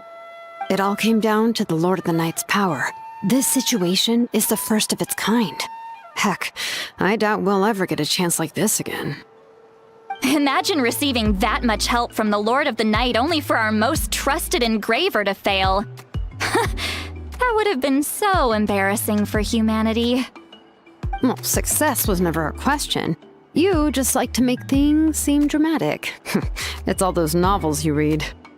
Hey, it's not like I wanted you to fail. When you've been alive as long as me, you learn that anything can happen. Okay,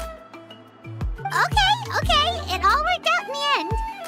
Your name was successfully forged, and it passed all my technical tests. But there's still one more step. We need to make sure the name has accepted you and will function normally in your possession. An Outlander has never received an ancient name before. I wouldn't be surprised if something equally unprecedented happens when you connect to it. So you're saying it's still too early to celebrate? Well, when it comes to something this important, we can't leave anything to chance. Let's run this final test. Oh, don't worry, the process is simple. We can find a quiet place to test it out after dinner. Basically, I need to observe whether your soul can connect to the ley lines, and make sure there are no signs of rejection. Last time, you essentially barged into the Night Kingdom, but now we must make sure that it will truly accept you. Just leave it to me. I'm a professional. Oh, and you can have the Pilgrim's Chronicle back. Huh? It wasn't destroyed? If forging an ancient name consumed the memories used to create it, the first person to bear the name would never be remembered. The Pilgrim's Chronicle is still the most significant proof of your adventures in Natlan. No need to make a fuss. Let's go eat. I'm starving. Come on, I'll take you to my favorite barbecue place. Barbecue. See? I knew you couldn't resist. Oh, well, I forgot to mention, the place has top-tier alcohol as well. Well, what are we waiting for? Hop to it, people!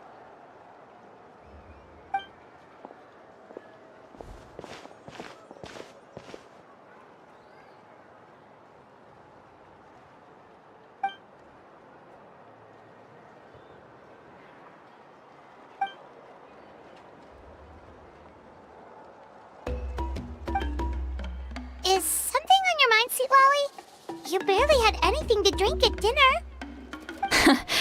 I didn't think anything could shake me at this age. But the closer we get to the final battle, the more worried I feel. You have an ancient name now, but the Oath of Resurrection only takes effect if you win. And the Pyro Archon's fate is pointing toward death.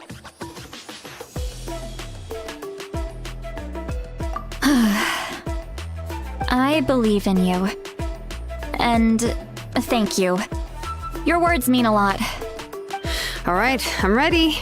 Oh, is, something wrong? No, not at all! Sweet Lolly just ate too much. Yes, that's right. So I should really walk it off. Come on, let's run the final test.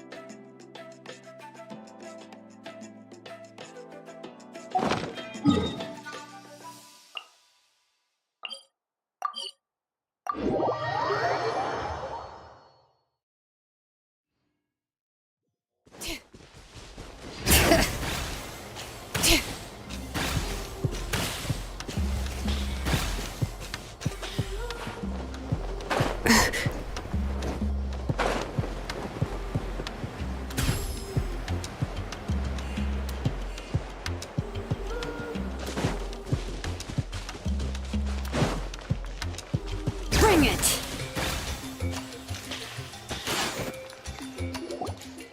All set, Shilonen? Yeah, just need to check one more thing, and... yeah, okay, we're good. All right, I'll stand next to you and monitor your connection to the ley lines. It shouldn't take long, but you need to look out for one thing. This test relies on the same principles as the Spirit Speaker Stone. I heard about what happened when you used it last time. Oh yeah! Abyssal power kept surging out. If Chaska hadn't destroyed the stone, Vichama would have been consumed by the abyss! That's exactly what I'm worried about. All this time, our final foe has continued to corrode the ley lines from the depths of the Night Kingdom. Your resistance to its power is remarkable, but you need to tell me if anything feels wrong.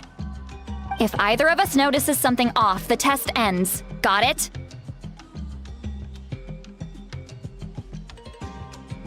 Don't worry, I'll use elemental power to take care of that. This isn't exactly a picnic in the park, but everyone knows you never leave trash behind. Shilonen, I'm ready to start. Paimon, give us a little more space. Oh, okay. Let's do this.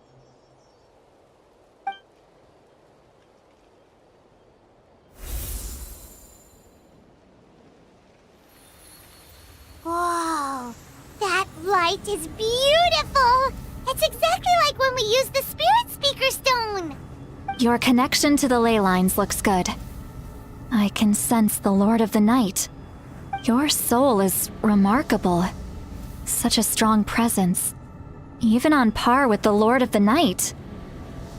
Looks like the Lord of the Night has accepted this name and acknowledged you as its bearer. No surprise there, considering we only got this far because of her. Stable connection to the ley lines, no unexpected fluctuations, both good signs.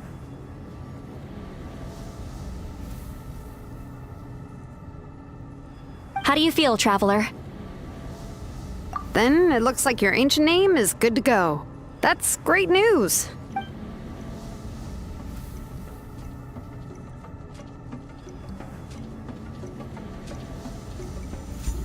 Wait, look, something's coming! No need to panic, Paimon. The damage to the ley lines has allowed these soul-like beings to leak out onto the surface. It's just because of the ritual. It makes it so that everyone can see them. I know they look like ghosts, but it shouldn't last long. Although, there shouldn't be this many. Home. This way. Shilonen, stop the test! We've already confirmed what we came here for. Got it. What's going on? I see. It wasn't just escaped souls. The ritual attracted all the souls in the surrounding area. Surrounding area? The Night Kingdom is getting weaker by the day, especially in its capacity to accept souls. After death, many souls fail to return to the ley lines. Once a soul becomes lost, it can never return to the Night Kingdom. Lost souls can only wander listlessly, gradually fading from existence before disappearing entirely. Please, take me back. I cannot disappear. So the connection we established to the Night Kingdom, that's what drew them here? Yes. The Traveler's soul is powerful, so the echoes coming back from the Night Kingdom were loud and strong. Some of these souls never made it to the ley lines. Others escaped from the Night Kingdom, and even more don't come from Natlan. Complicated doesn't even begin to describe it. So, they've always been around? We just couldn't see them most of the time? We can try. Returning souls to the ley lines usually requires a complex ritual, but we don't have time for that, and neither do they. That's exactly why my people turned to vessels like Auroron. He has a remarkable ability to perceive souls. Even after the failed ceremony, he made it his mission to travel around Natlan and return as many souls as possible. But most of the time, having the ability to perceive souls means watching them wither in agony. Completely powerless to stop it. So you're saying there will always be those that we can't save?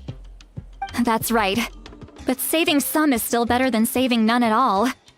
After all, souls that disappear can never be reborn. That has to be true loneliness.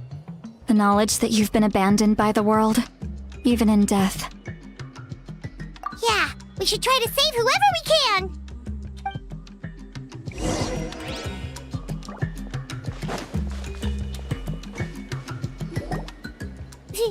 Vichama, is that you? Oh, I know you.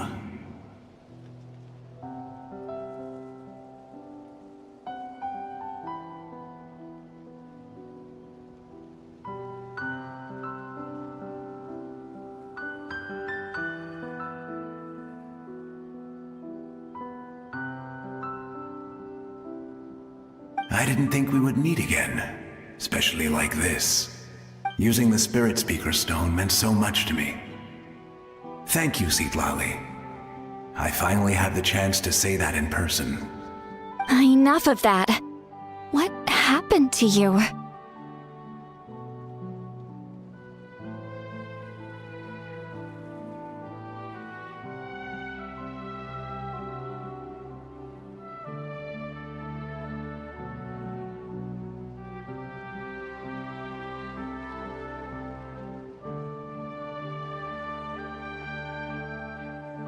Wait, you're from the Scions of the Canopy? During the battle, your tribe was... It's okay. The battle finally gave me the chance to fulfill my dream. Back then, I missed my chance at the Night Warden Wars. I wasn't about to let that happen twice. I scouted the location and direction of the attacks, so I could tell Chief Wyna the safest way to evacuate. Those with grappling hooks escaped through the air. Everyone else banded together on the ground to break through the front. But people needed information, so I stayed behind until the very end.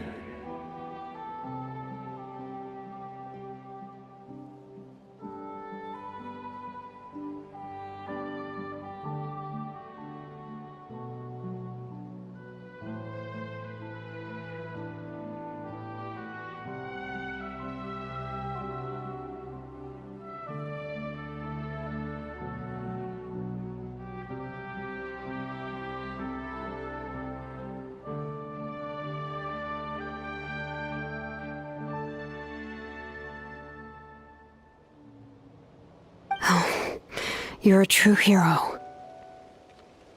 Thank you, but that's not why I did it. I did it for the future of my tribe and the future of Natlan. The battle gave me back my sense of purpose, that's all I wanted. And anyway, I was supposed to see Malco again. I thought we would witness Natlan's rebirth together. But the Night Kingdom rejected me. Even though you're a hero of Natlan? How could that happen? I'm sorry. The Lord of the Night didn't do it on purpose, I can promise you that. The ley lines are in terrible shape. Even the Ode of Resurrection is no longer working like it should. I know. She can't help it, right? I get it. It just feels like fate is mocking me. Even in death, I won't ever get to be with Malco again.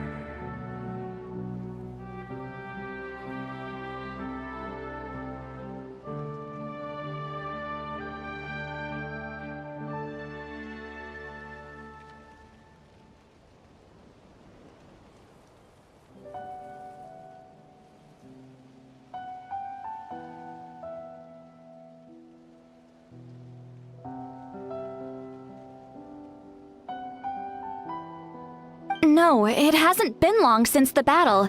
The door to the Night Kingdom should still be open to you. Give me some time. I'll think of something. Is that even possible? It doesn't matter. I have to try. A hero of Natlan deserves a better fate than this.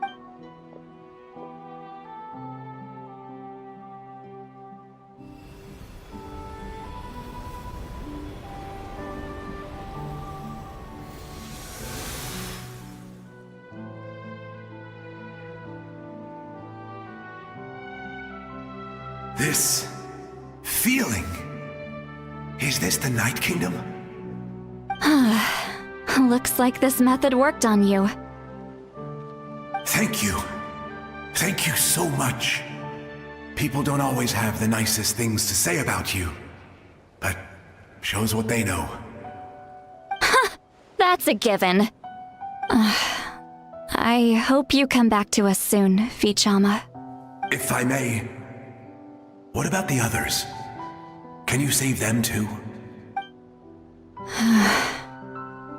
We're sorry.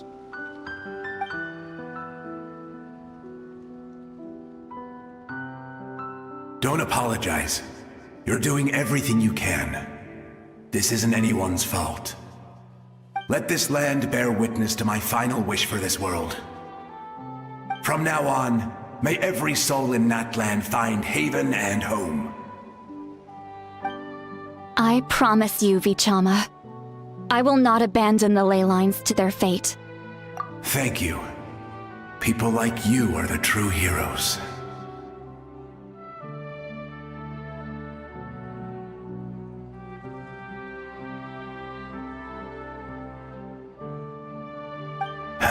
Goodbye.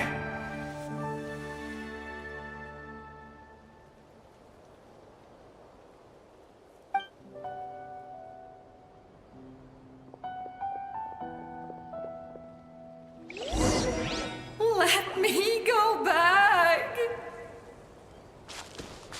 Please, my child is waiting for me. I'm sorry. Too much time has passed. There's nothing I can do. Nothing you can do? Oh, is this the punishment I deserve?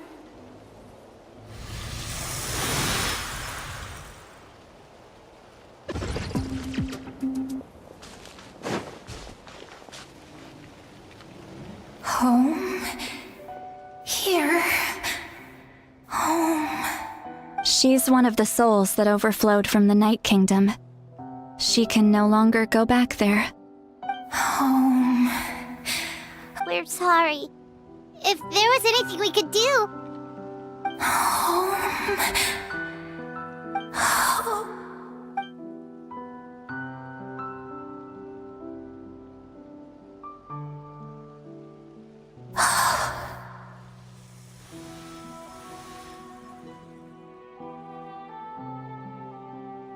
She's at her limit. Just getting here has taken all her strength. Let me go back. Let me go. The Night Kingdom isn't responding. That means its doors are closed. I fought my entire life. I believed the Lord of the Night would.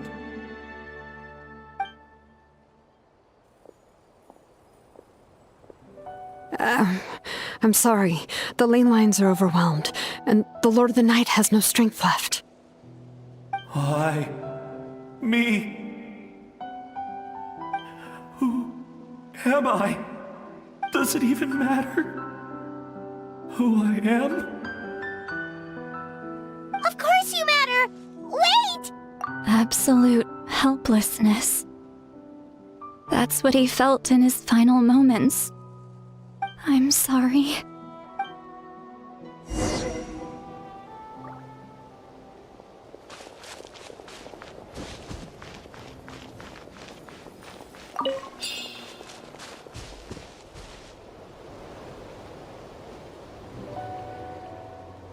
Save me!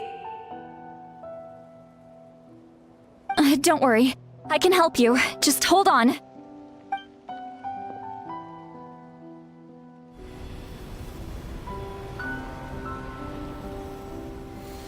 The Night Kingdom. Thank you. Oh, you must be from the Masters of the Night Wind. Would you tell me your name, kind soul? Seat Lolly. Saint Lolly. What a beautiful name. Dazzling, just like the stars in the sky.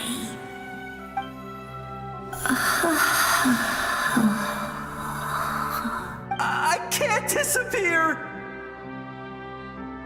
It hasn't been long since he died. I can still try to save him. I can't. I can't. Watch out, Sea Lolly! The Abyss is corrupting him! Disappearing. You are.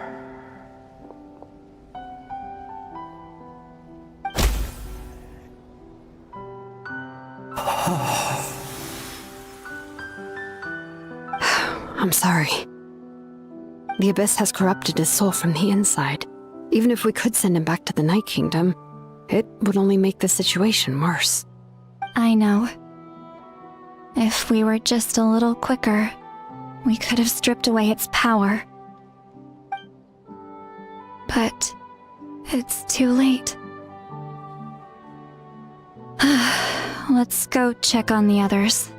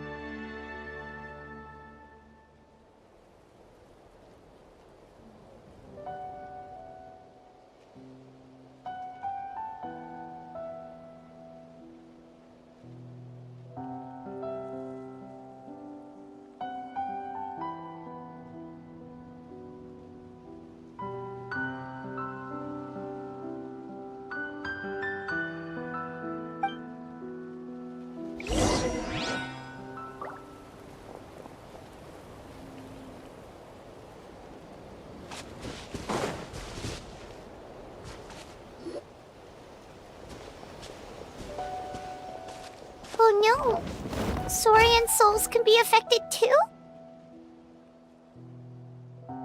Their souls are still intact. I should be able to help them.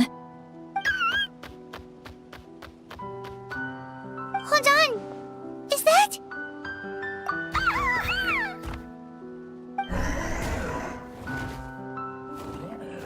That's right. I recognize him, and the two souls next to him should be his grandparents. Kachina told me about what happened. Well, it all makes sense now. Io could barely sleep or eat because he sensed the presence of his grandparents. That must be why he looks so happy right now. They're finally reunited.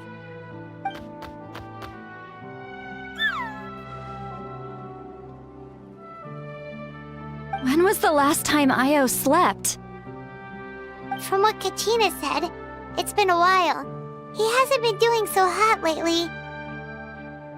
But now that he's seen his grandparents again, he looks completely at ease.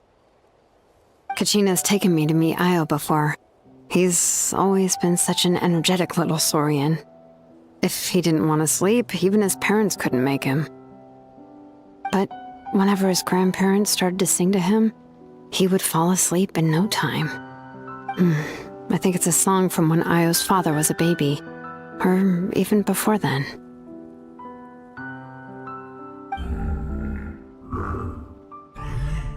That's amazing!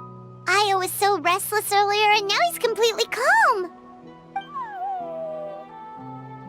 Io can finally get a good night's sleep.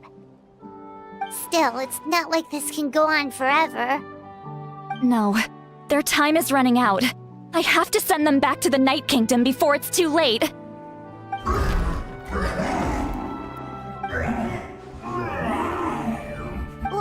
What's wrong with them? They got super angry all of a sudden. They don't want to go. I know you don't want to leave Io, but you can't stay here. You're running out of time. If you don't go back to the Night Kingdom now, you'll disappear in a few days.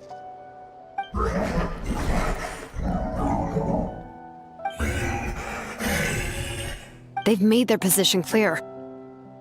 We want to stay by his side, no matter what. We should respect their decision. I don't want to leave them to that fate. But if this is what they want, then I can't separate them. What fate? You mean like the other lost souls?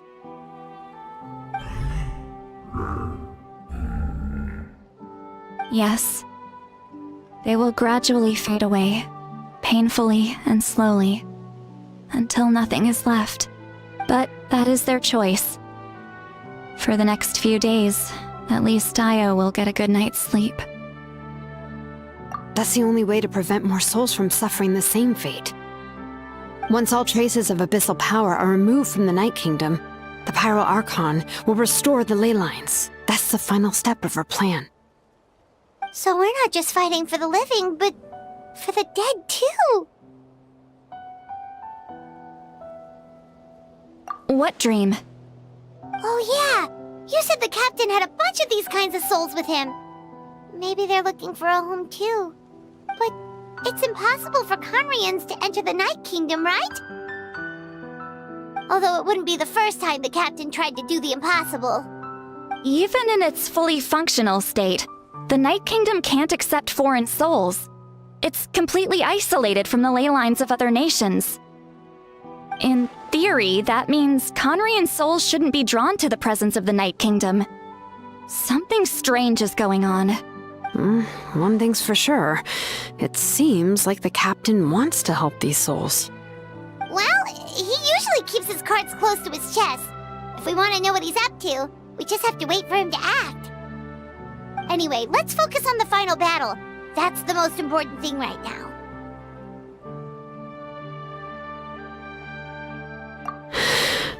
I will. Good or bad, happy or cruel, we always have to face the truth. Reality doesn't change just because we choose not to face it. I just wish I could have done more. So many souls, and I could barely help. I'm so sorry. Hey, don't apologize. None of this was your fault. I guess you're right. If we want to end this, we have to tackle the root of the problem. The ley lines. It's just another reason why this battle is so important.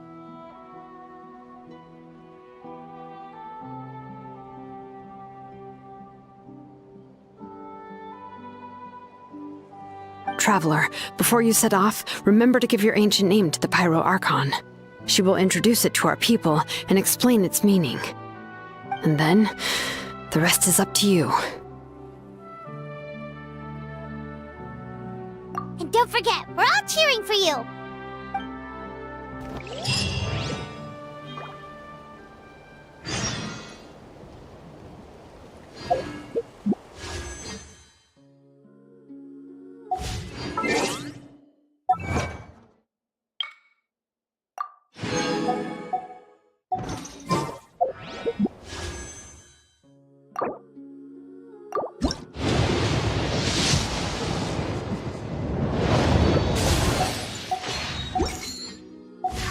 My potted plant on the porch has died again? I was...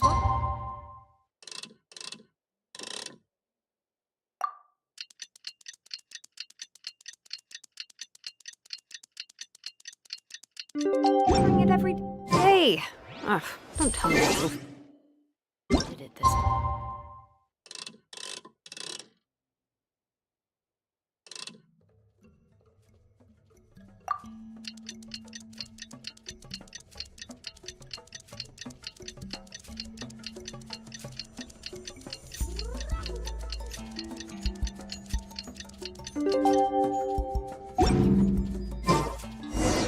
The day of the final...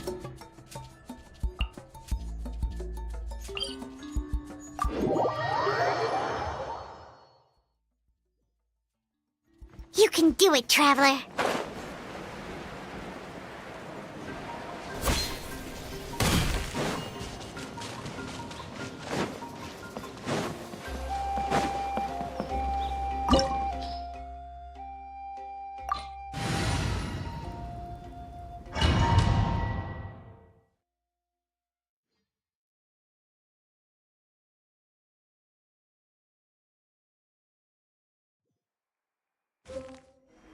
The Pyro Archon is waiting for you inside. The sacred flame is even brighter than usual.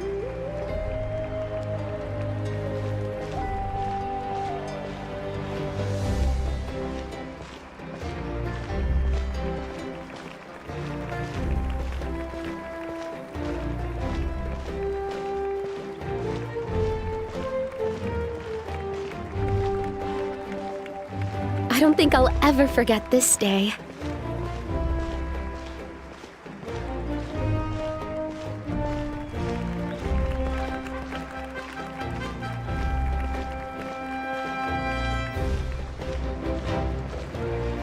On behalf of all who never lived to see this moment.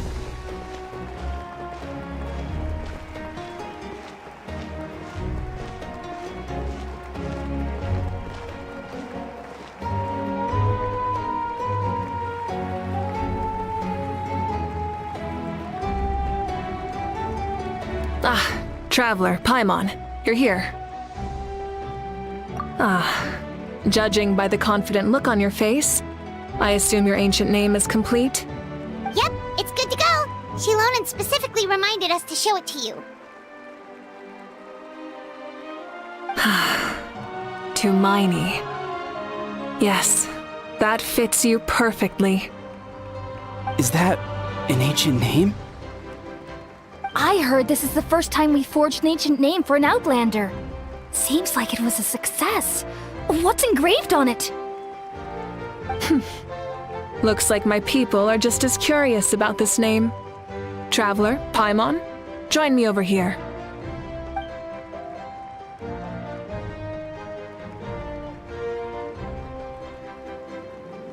As you can see, I am holding the Traveler's ancient name. With this name, the Wayab entrust to him a monumental task, and this land binds us as kin. Tumaini, that is his name. Like starlight amid the darkness, flames amid the cold, it means hope. Tumaini. Hope. After all these endless years of fighting, we finally found it, haven't we? Ever since the invasion of the Abyss and the decline of the ley lines, the Ode of Resurrection has protected us for thousands of years. For generations we have lived on this land, following in the footsteps of our forebears, taking their place on the front lines. We all carry that struggle with us, and now, thanks to your efforts, the end is in sight. We have a chance to defeat the Abyss once and for all. This glory is one we share. It belongs to all of Natlan! For Natlan! For Natlan!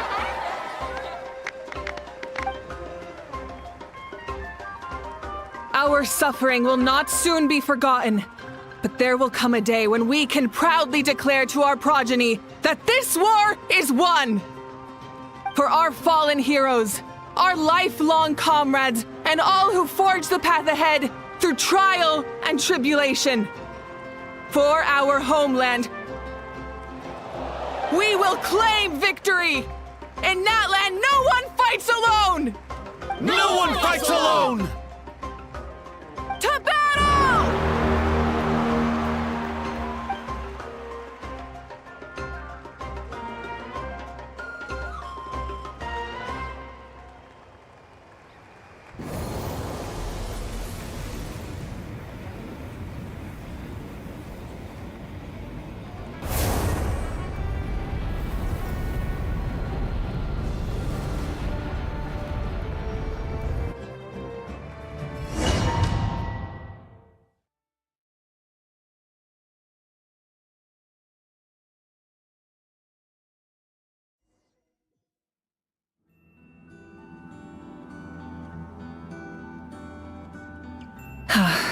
We're here. I'm sure you're familiar with the site of the Night Kingdom by now.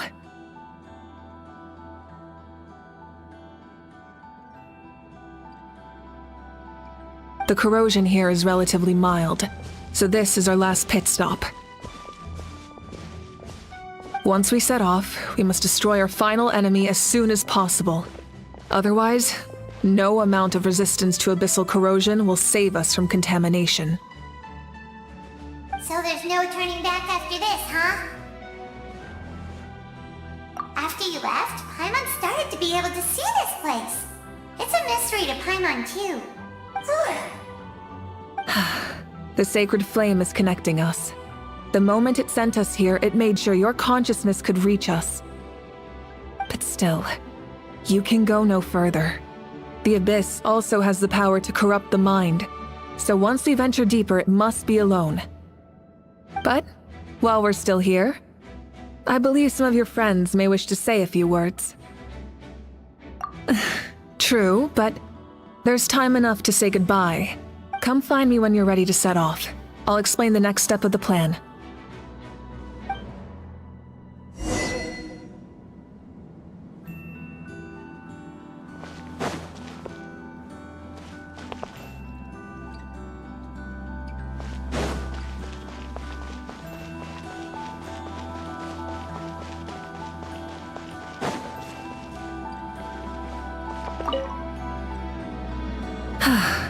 Are you ready, Traveler?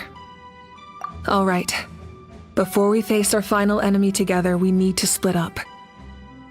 I'm sure you remember the Abyss tumors from the previous battle. Eradicating them was crucial to stopping the endless onslaught of monsters. Our final enemy has a core that possesses similar qualities. It's hidden somewhere in the Night Kingdom.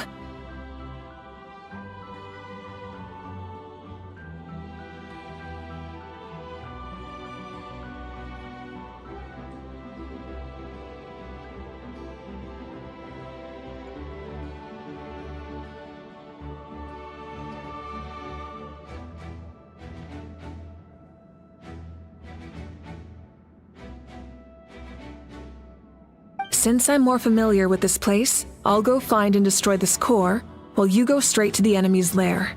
We can reconvene there. All right, then it's time to act. All of Natlan is behind us, so let's gather our courage and march into the unknown without fear. No one fights alone.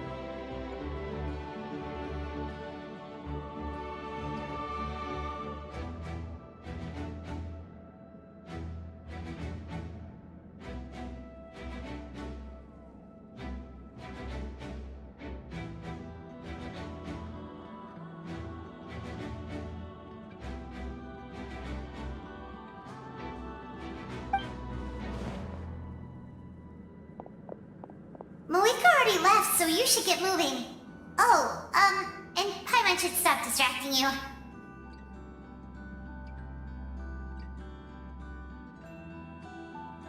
Paimon still remembers her promise. She's gonna cheer you on with all her might. Paimon's not some kid who's afraid of the dark. She's gonna be brave this time, so don't you worry. Always.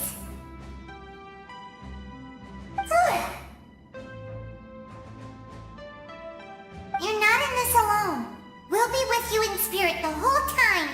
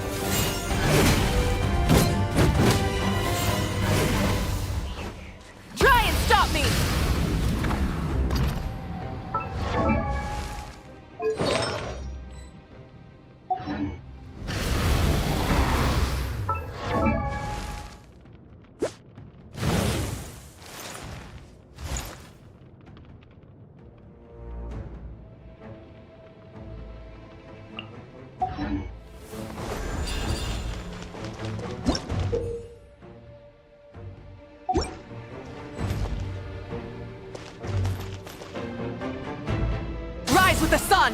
Try and stop me!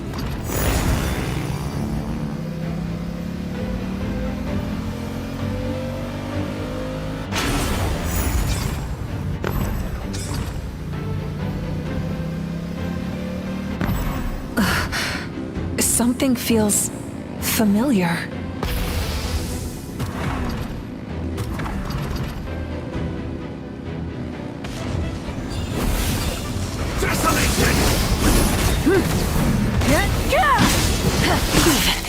Not pyroclastic surge! Rev the engines!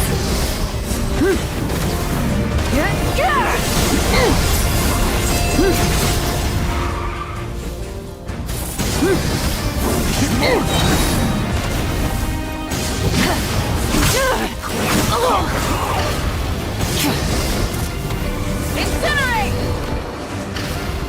Full throttle!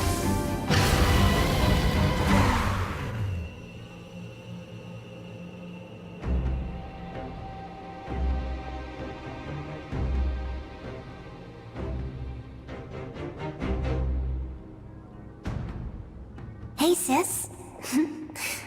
It's been a long time. This form is probably what I look like in your memories, right?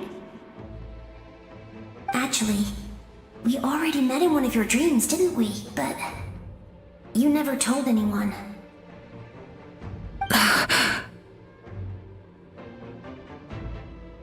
Out of all the awakened souls, I was surprised you were one of them. After all, it's been 500 years. Yeah. I'm sure my soul has been reborn many times by now. But that doesn't mean Hine is gone. If the past, present, and future exist at once, then it's only fair we get to meet again. You're right. It's too bad we don't have more time to talk. Your plan is almost at the final stage, isn't it? I knew it. When you set your mind to something, there's nothing you can't do, no matter how difficult. Oh, I really wanted to help you in this era, but an ordinary person can't transcend time. Back then, I said I'd come find you one day, but I failed time and time again. You didn't fail. Wait, then the paper frog I made? You got it? Yes. And your architecture manual as well. The family you left it with got it to me in one piece. I'm so glad. 500 years is a long time. I was worried someone might toss it during a move or something. No, they never forgot their debt to you. I learned a lot about you from them. Sounds like I placed my trust in the right people. Everything I wrote, though, it's probably outdated now, isn't it? Yeah, I'd say so. Oh well. It's been a long time, and it's not like I was some innovative architect who left my mark on history. But I lived a really happy life. I dedicated my career to helping those without a home. I didn't have time for love, or for myself, but I didn't care. There are so many things in this world that deserve to come first. That's what you taught me. You never took time for yourself either, did you, sis? No, it wasn't necessary. Besides, I made my choice. And now, the end is near. Be it the enemy's end or my own. In the end, the method you used to transcend time was much more than a simple paper frog. You sent your love across time. So let me say this, Hine. I will love you. Forever and always. I know that. Mom, Dad, and I, we feel the same way about you. We're family. That will never change.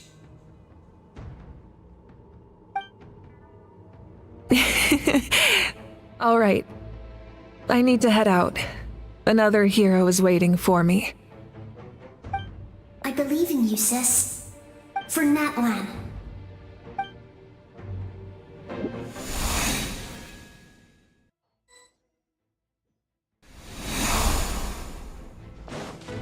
All right. Don't worry, we're here to help.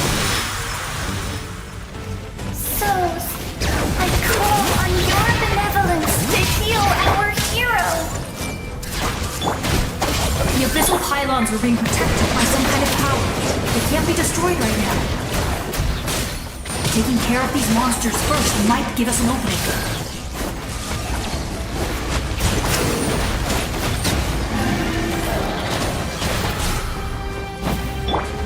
Everyone hold hands!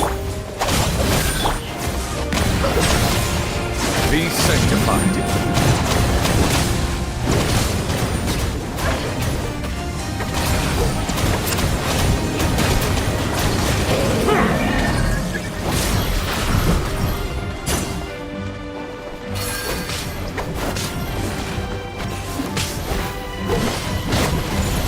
Bow your head.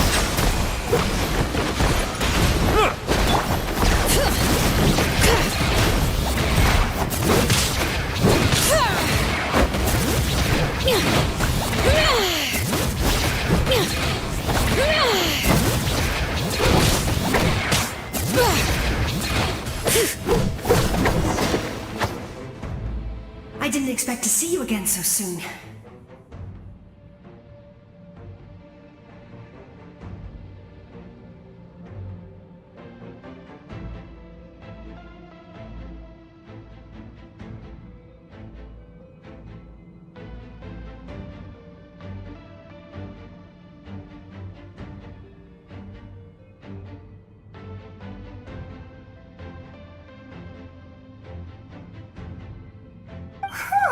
I didn't know I could do that.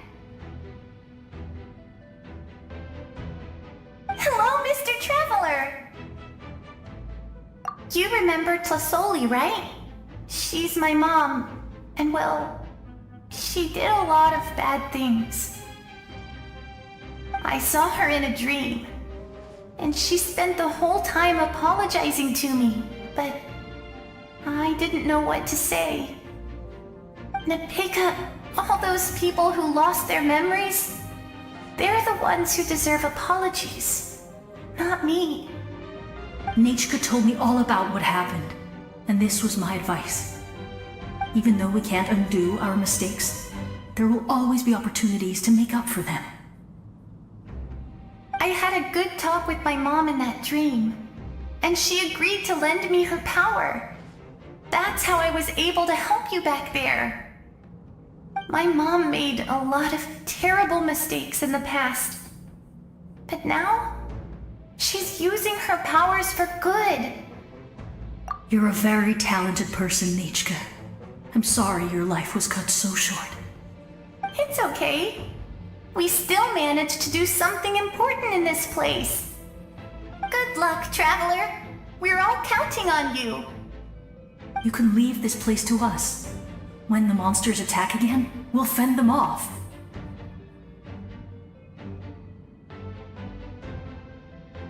We got to see each other in a dream, and that's enough. The square makes it possible to connect the living to the Night Kingdom. If the Abyss starts to corrode that area, its forces could once again surge into the land above. It pains me not being able to see Mualani again. But if I can do something to protect Natlan, then that is the only choice. Mualani will grow to surpass me as a warrior and accomplish greater feats than my own. I have no doubt.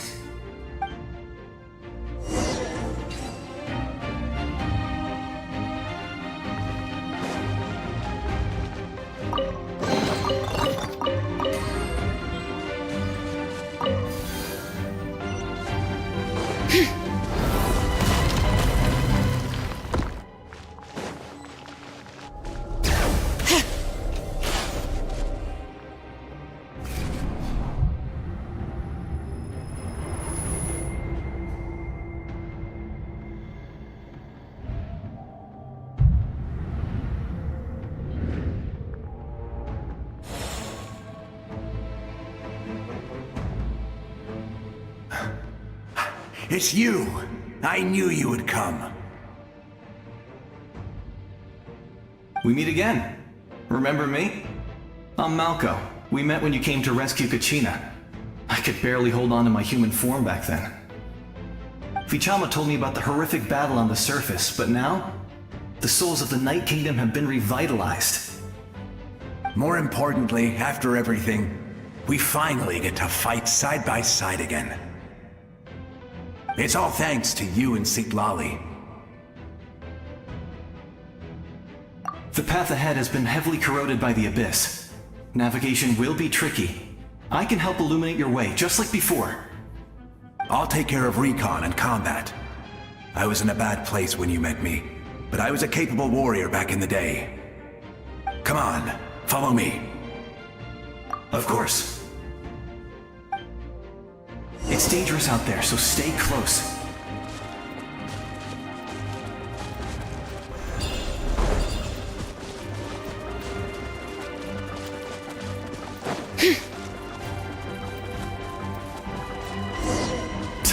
More monsters! Leave them to me! I've got your back!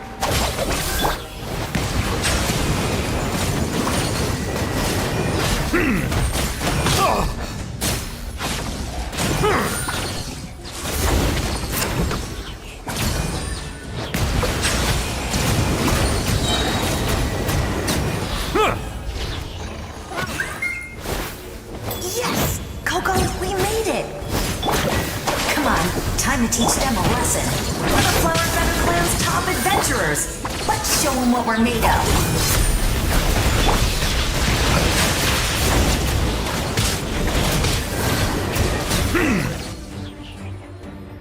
Whoa, you're as strong as ever.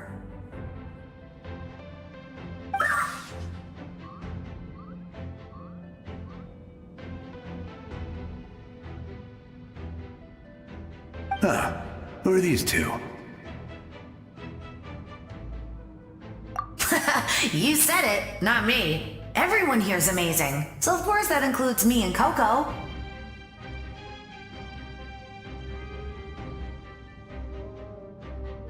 We all have our own journey, and we need to see it through to the end. Not all adventurers go down in history. But right now, it's safe to say we're doing something extremely important. Definitely. Then let's go. We're all with you. I know your guide fairy and little one couldn't join you here, but I'm sure they're still with you in spirit.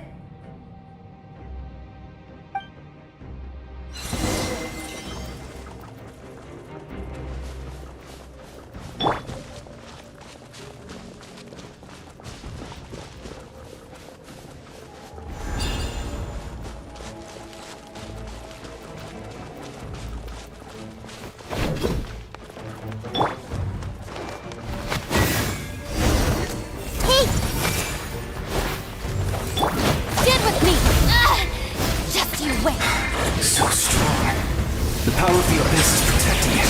It's almost impenetrable. Leave it to me. Time for the Abyss to face its reckoning.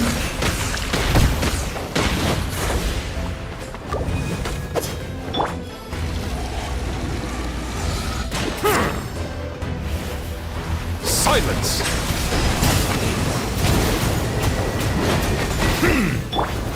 I see everything!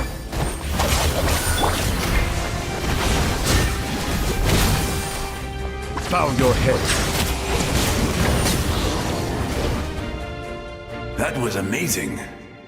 Judging by your clothes, you're not from Natlan, are you? I've never seen a soul like you in the Night Kingdom.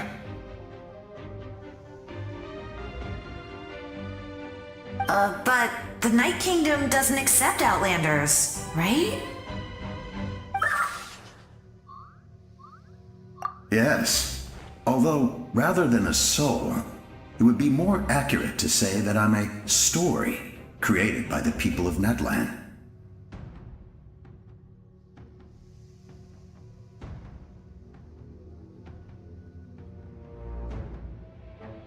I was his most trusted second in command. 500 years ago, we fought against the Abyss together, and I sacrificed myself during battle. The shamans of the Masters of the Nightwind recorded my story on a woven scroll.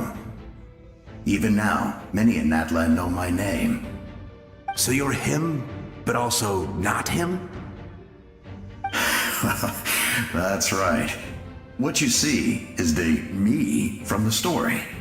I was remembered as a glorious hero, even though the truth is quite the opposite. It was in fragmented memories of my life that I finally began to understand the real me. Unlike my righteous and noble commander, I was obsessive and cruel. An approach I believe to be more efficient. Our differences caused many an arguments between us. You tried to sacrifice someone. I will stop at nothing to protect my commander's interests. The most idealistic and righteous among us are the most fragile, so I must protect his edge. Strong hand is required to stand against a strong foe. That is what the glory of Conria means to me.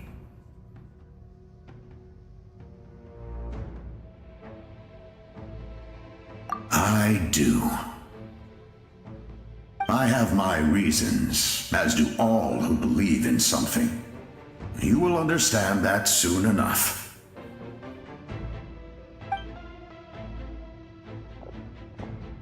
Due to the limitations of the ley lines, we can go no further. The enemy's lair is close at hand. But don't worry. All the souls of the Night Kingdom will lend you their aid.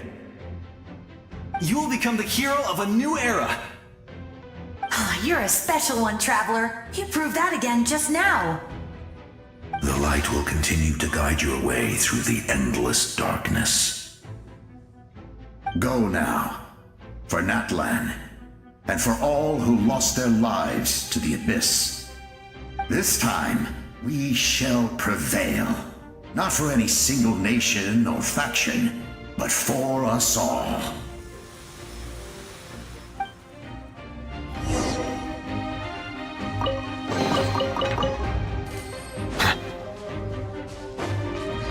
All right.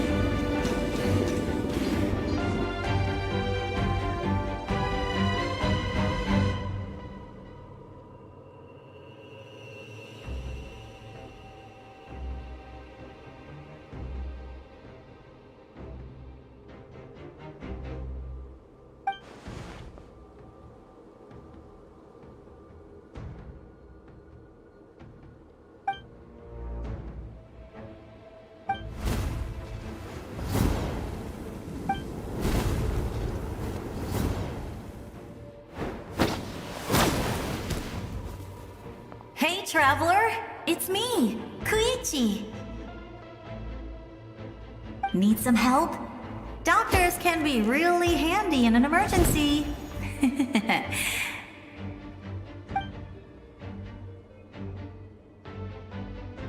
With your special powers, you should be able to make it through this place. Go now! Go! Huh? What was that? I felt shaking all of a sudden.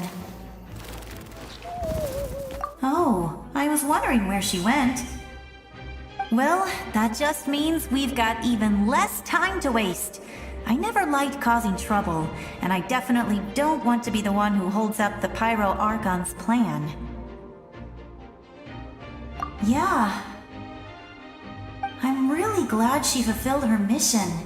She seemed a lot more mature than before. All those years of worrying, but better late than ever, right? Anyway, that was enough for me. I won't show up in her dreams anymore. Back to the natural order of things. Worrying is supposed to be the older sister's job. All right, enough about that. All we can do is accept the past and continue to look forward. I would say our nation's future is looking very bright. Go now, traveler.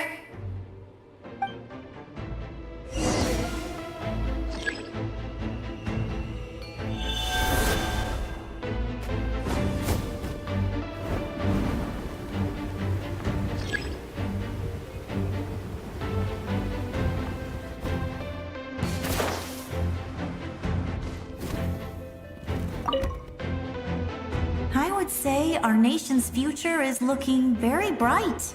Go now, traveler.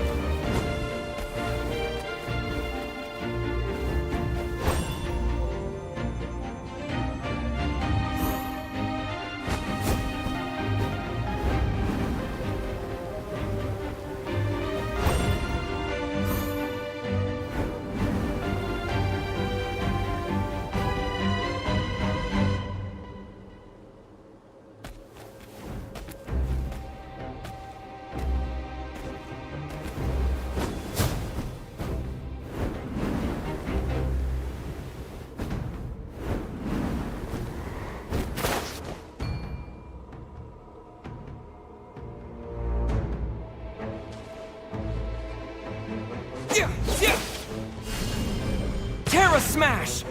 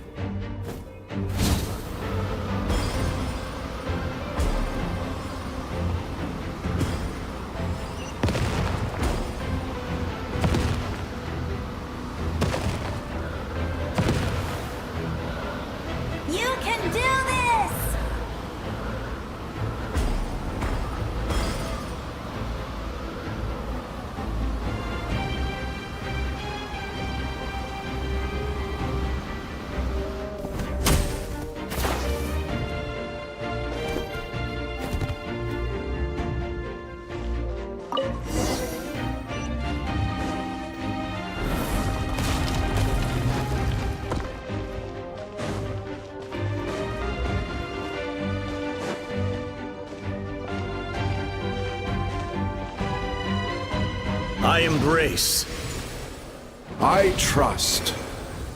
I acknowledge. I welcome. I follow. I walk with. Tenoch, the one and many.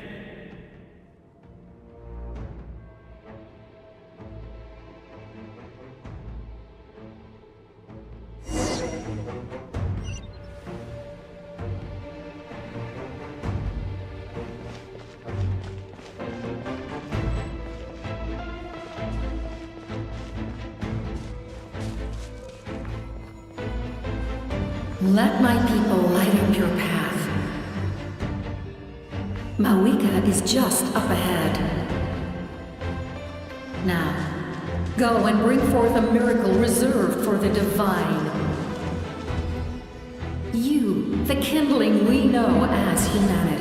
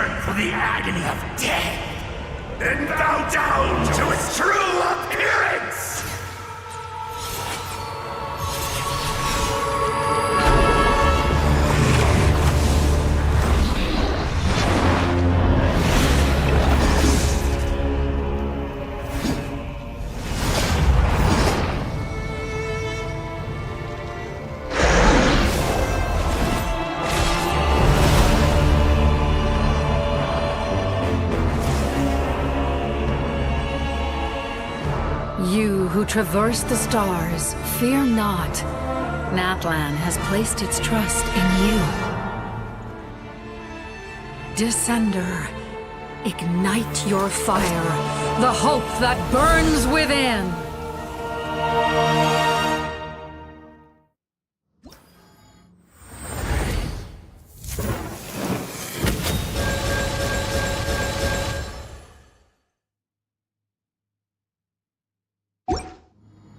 I have witnessed the light of this flame dozens of times.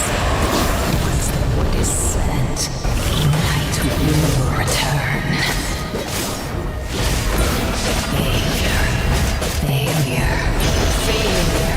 Failure. Failure. Failure.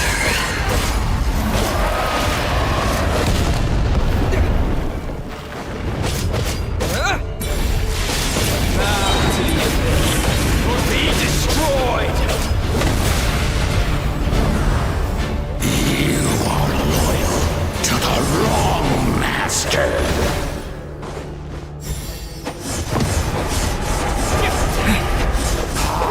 Fight on!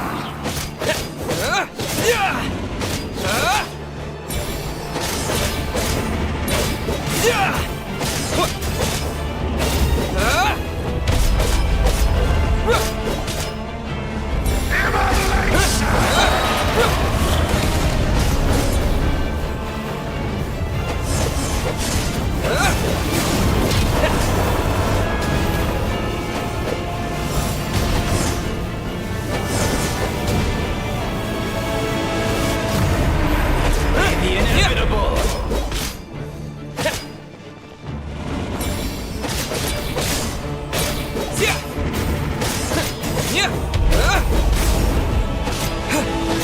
All will be mine. Seize, devour, and destroy. Watch out, Traveler!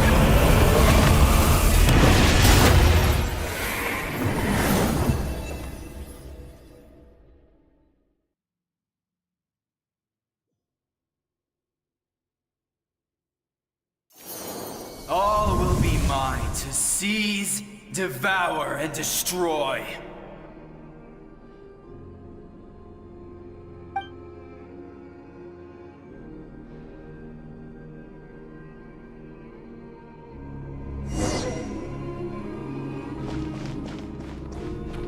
Face your fate. Your long journey shall end in vain. Even with borrowed celestial power, your destruction is in... You march to an end you cannot change.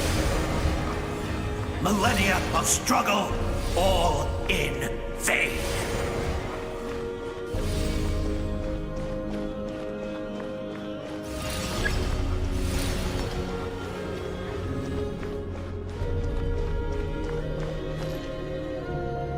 The lives of the Descenders are more valuable than you can imagine.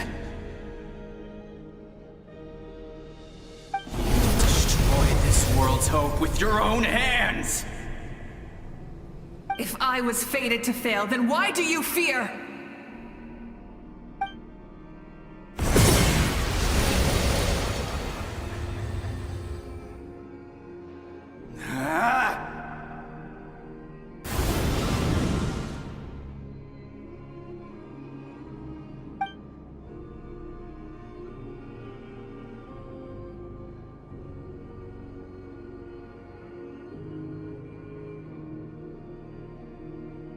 We embark on a pilgrimage for the wishes of the people.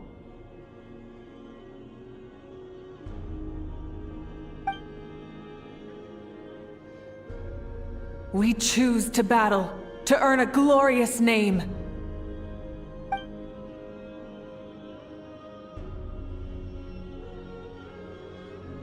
And in the end, we burn to cinders for a dream.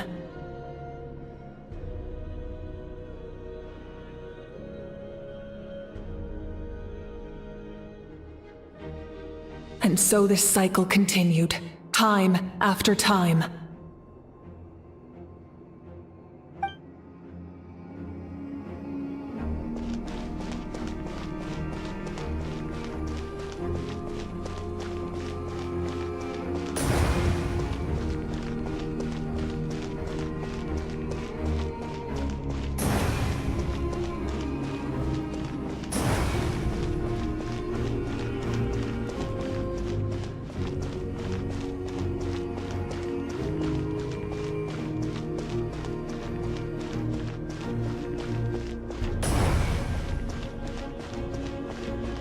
My fate is to bring this journey to an end, once and for all!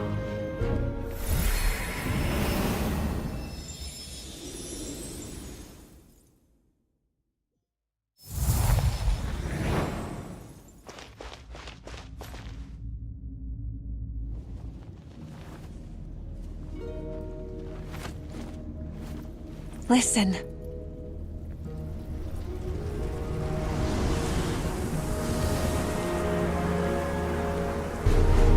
Did they lose?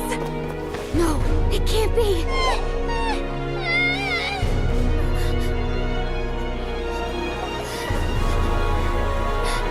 We are the inheritors of memory and legend!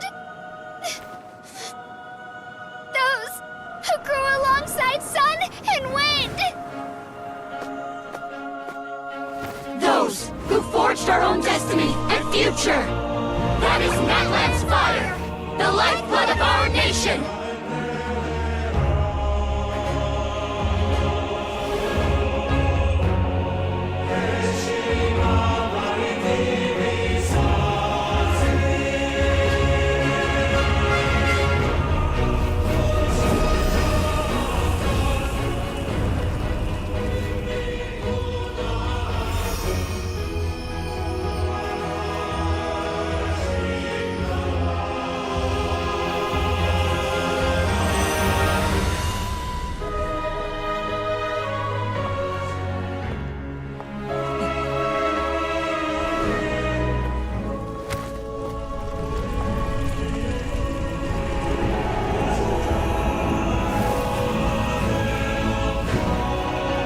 We won't give up hope.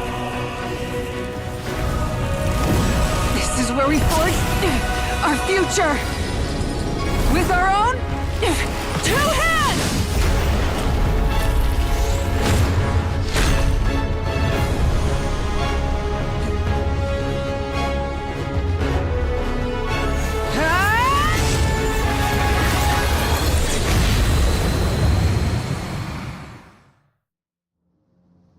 Even after one of my attacks, the flames of hope still burn within me. But with fear comes darkness, and with darkness comes dominion. In darkness the world was born, and so it shall return.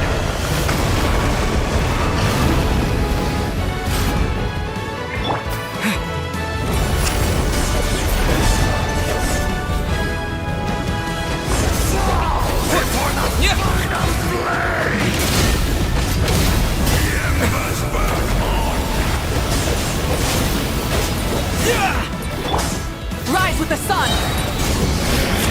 Pyroclastic surge!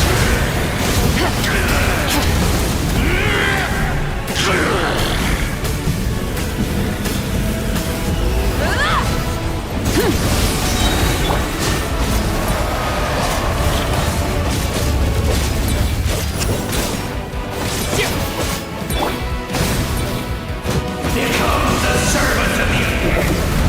Kneel before me.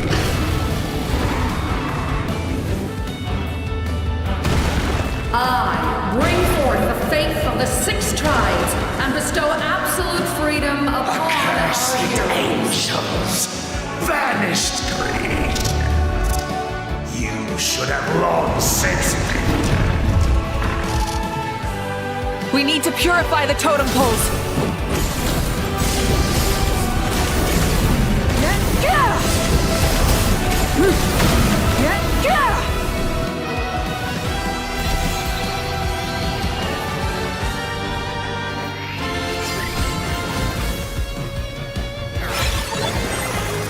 His soul is noble and pure. Hero is just his starting point.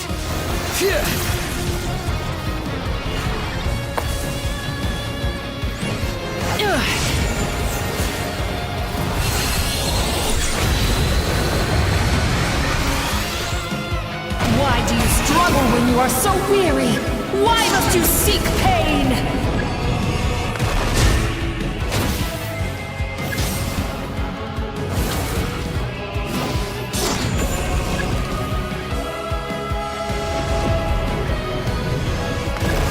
sticks!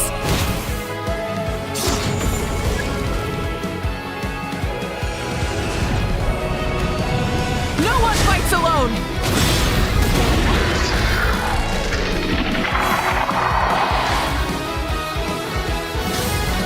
You toil in vain, and your blood is a worthless sacrifice.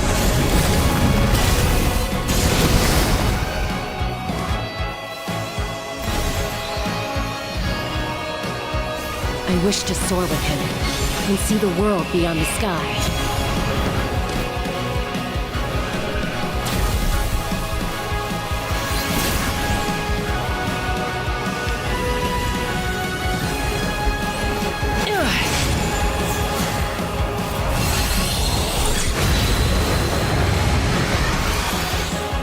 You toil in vain, and your blood is a worthless sacrifice. Burn through the endless night! Curse you!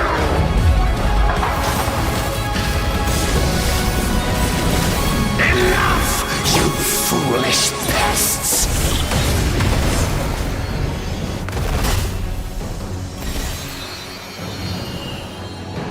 I admire his wisdom. How he always lives in the moment. Being his friend makes me so happy.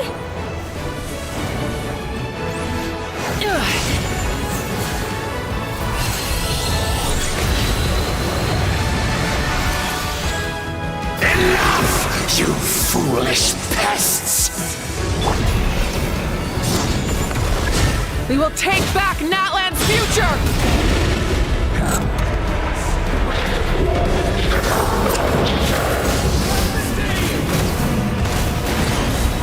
Every adventure can be stressful and scary. But with the Traveler around, there's always hope! There's no challenge too great! As long as we're together, we can do anything! We will never, ever, ever stop moving forward! Because that's what it means to be best friends!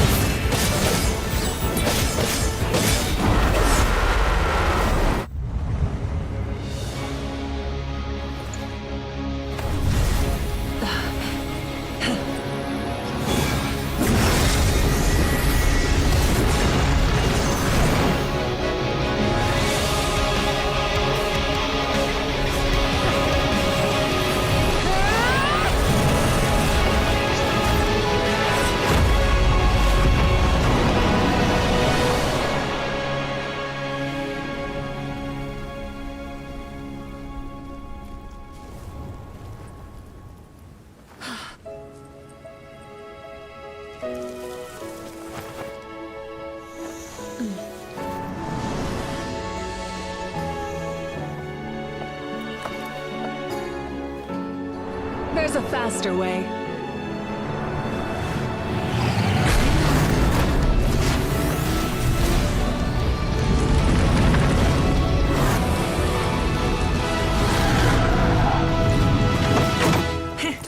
Hop on!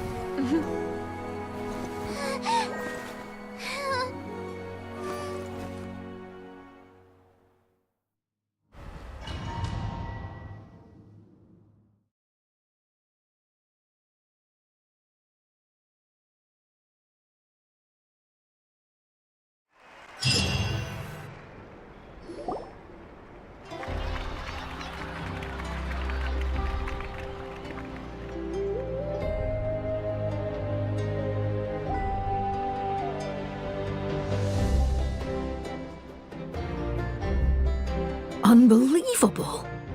No signs of abyssal corruption whatsoever. The same goes for the Pyro Archon. Oh, in that case, just get some rest and enjoy your victory. That means there's officially nothing to worry about! You won! You actually won! I knew you could do it! The Abyss is no match for you!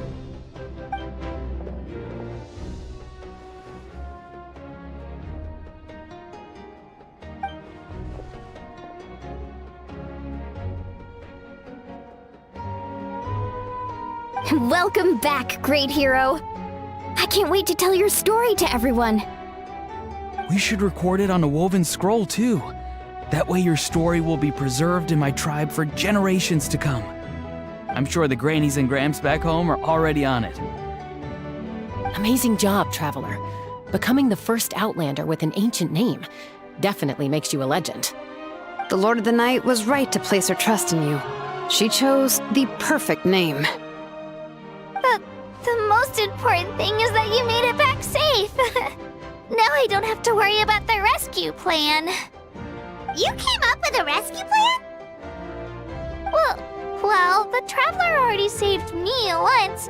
So yeah, if things got risky down there, I was gonna charge in and rescue him.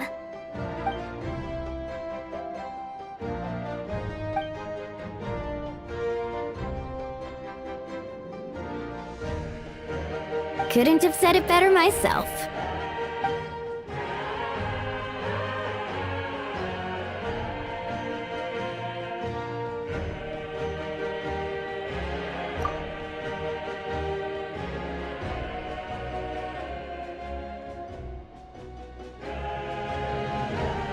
Wait, really?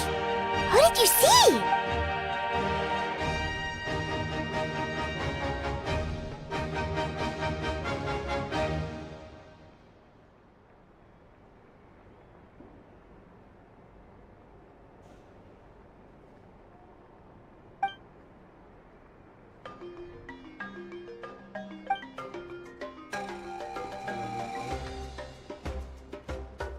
So, you heard everything we said? Those messages became part of your name during the forging process.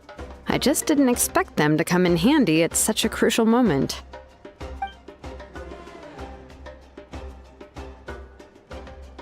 Hey, what's embarrassing about that?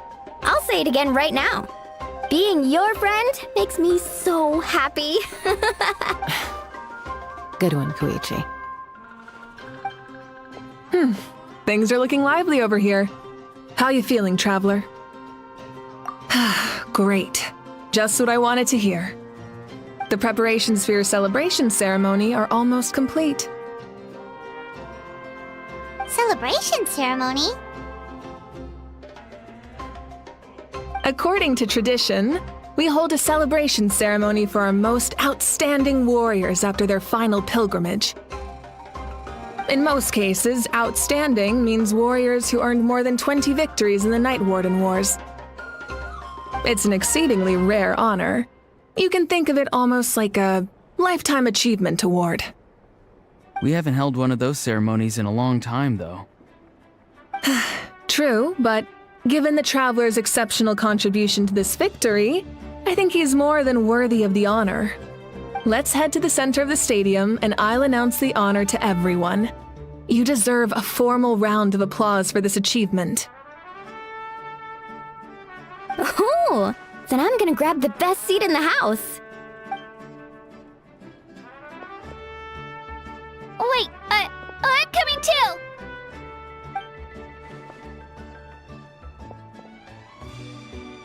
Slow down, there's no rush.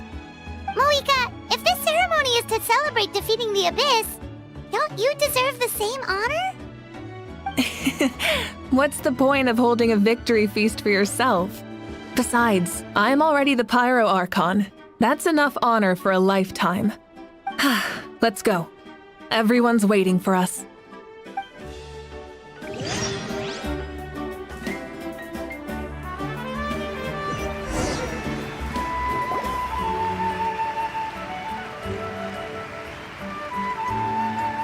Today, Natlan's long struggle against the Abyss has met its end.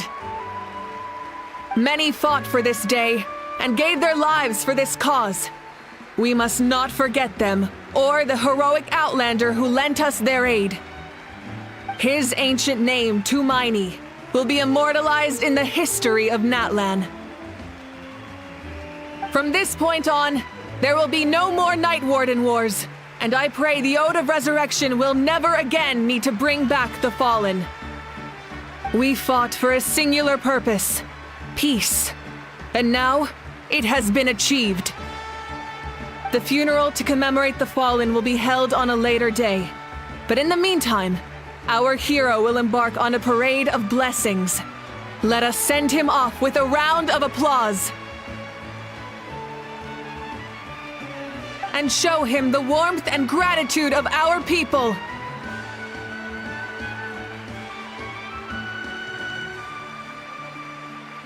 Yeah! Woohoo! All right!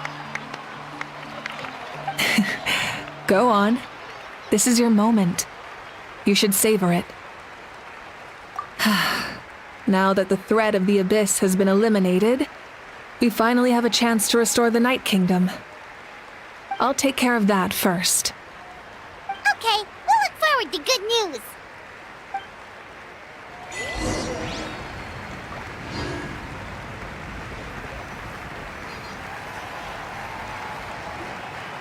Just a moment, great hero. Before you set out on the parade of blessings, please accept these feathered accessories.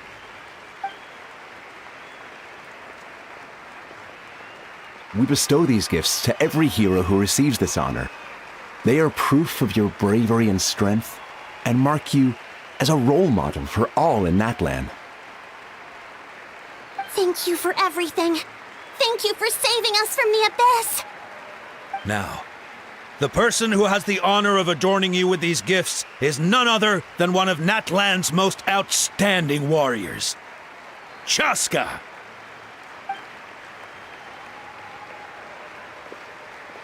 Oh, it's just someone we know. You sound disappointed.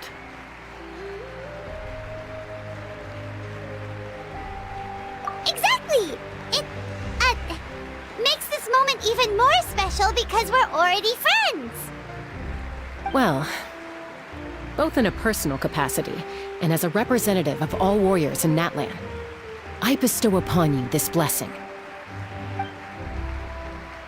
May your flame forever burn, pure and bright. With us by your side, you'll never fight alone. Time to embark on your parade of blessings.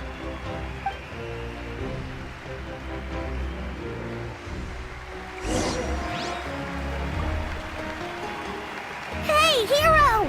We're here to guide the way! Great hero! Could you look this way for a sec?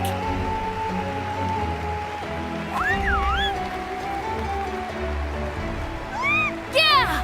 Enjoy the parade! Over here! Over here! Can I take a picture of you, please?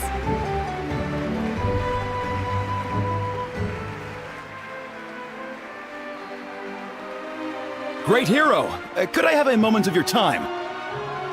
A lot of people here really look up to you and would love to get a picture or an autograph. You don't mind indulging them for a little bit, do you? Wow, look at all the people! They must have been waiting here for a long time. That doesn't sound like too much to ask, right, Traveler? That's right! The photo booth is this way and the autograph area is over there. The parade of blessings will continue in that direction, so head to the next area whenever you're ready. We'll be cheering for you!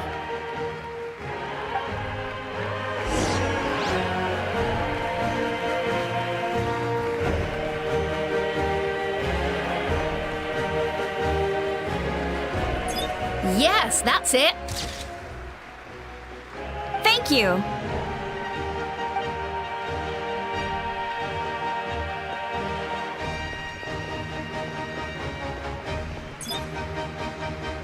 Oh, that pose is perfect. Such a precious memento. Wow, it looks great! Can I have one more photo? Just one more? Sorry, only one photo per person. There's still a lot of people waiting. It's okay. One is enough. One is more than enough. Oh, look over here! Perfect! This is going straight into the next issue. Thank you, Hero. Thank you so much for everything you've done for Natlan.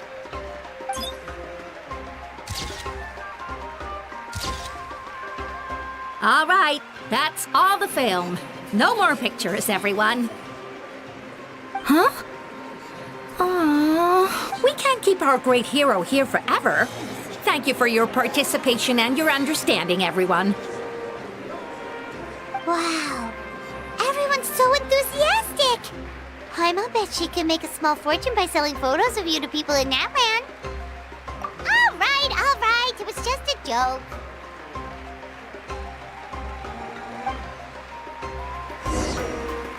There's a bunch of people waiting for you here, too! What? It's the great hero! Quick, get ready to take a pic. Line up, everyone. Single file, please. The hero will begin signing autographs.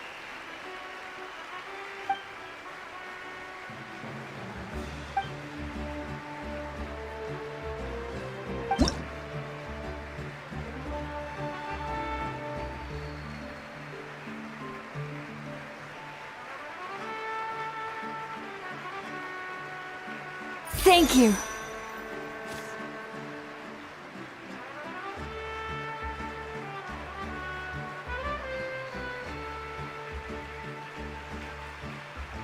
I'll treasure this for the rest of my life. The hero's autograph? I actually got the hero's autograph?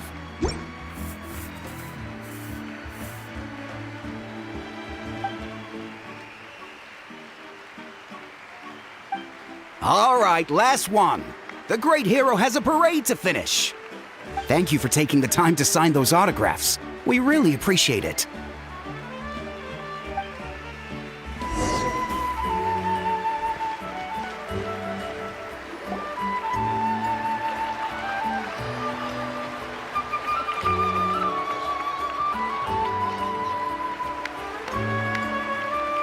Sorry to bother you, great hero. I'm a messenger from the Scions of the Canopy. I know everyone's been curious about the hidden message behind Tumaini. Every ancient name has a story behind it and comes with a certain mantra. Usually, the Wayab reveal those mantras to our chiefs in a dream. But yours is still unknown to us. Oh, you mean like the lines the 6 heroes recited when they appeared? But, where do they come from? Is it something you have to decide, Traveler?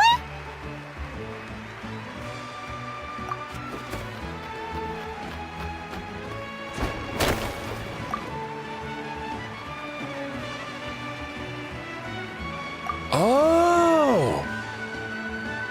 That was beautiful! I've got it all down! That's the final element of your ancient name, right? That means you've been completely accepted by Natlan's ley lines! From the Lord of the Night herself? Legendary. Truly legendary. Tumaini! Tumaini! Tumaini!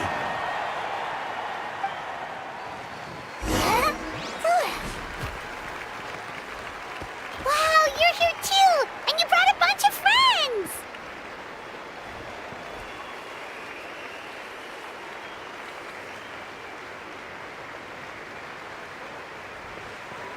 Look, they're dancing! Huh? It's the great hero! Please, come dance with us!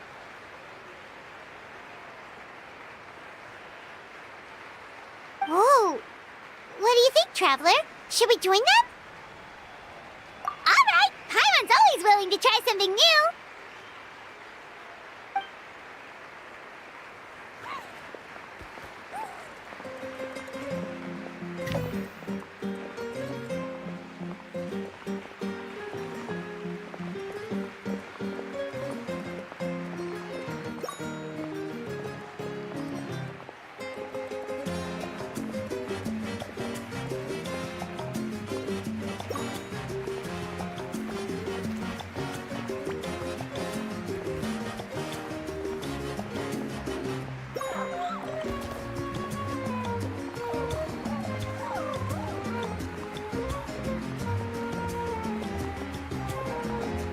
Hey, not bad. You're a natural. Let's hear it for our hero.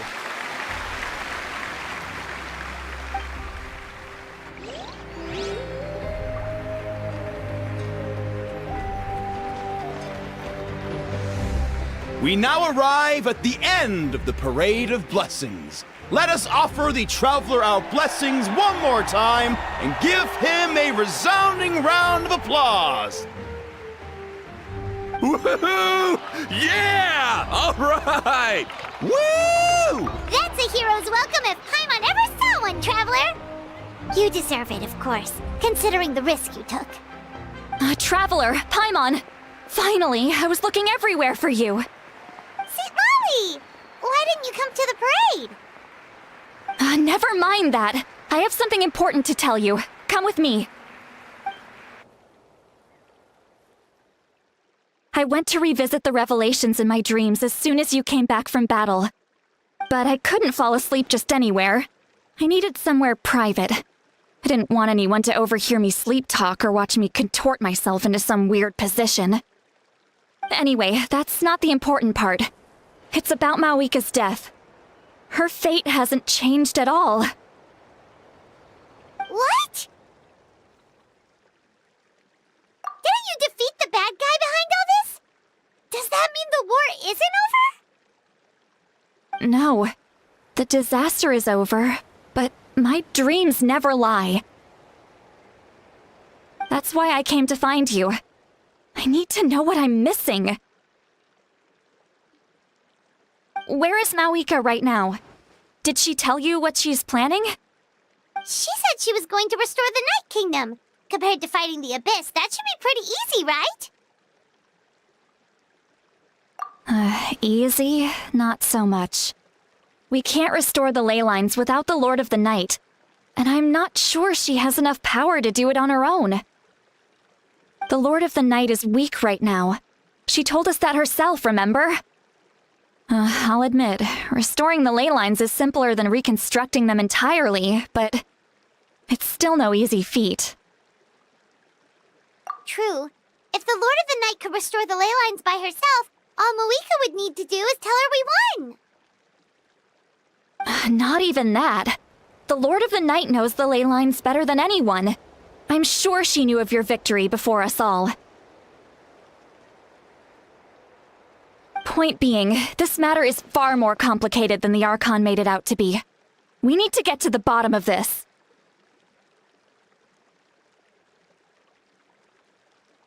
Mawika has accepted her death, remember? For her to let someone else dictate her end, there can only be one possibility. She must think the outcome of her death is worth it. The moment Mawika used the Ruler of Death's power, death was demanded in return. Not necessarily as repayment for her aid, but as a rule. That means Mawika doesn't have to just sacrifice herself to the Ruler of Death. She can still use her death to get something in return. Then let's get going! Where do you think she went? Could it be where we found the source mechanism? The Lord of the Night should now be able to appear anywhere in Natlan. What we need to know is where the Ruler of Death can be summoned. According to the Lord of the Night, the Ruler of Death is one of the Shining Shades, an extremely elusive figure. Even woven scrolls dating back thousands of years have nearly no mentions of her. Right! Shibalanke created the rules of Natlan by borrowing power from the Ruler of Death. That means he's met her before! Wait, do you think Shibalanke could have met the Ruler of Death in Cinder City? The one they call... Ochkanatlan? It's very likely. After all, Ochkanatlan was built on the site of a previous dragon city. It's known as the first city of the Pyro Archon.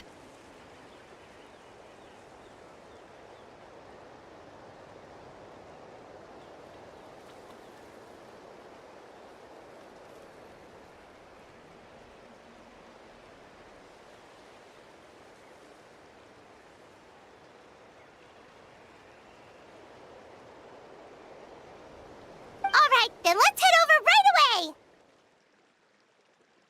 It's not easy to get there, so follow me. I'll take you.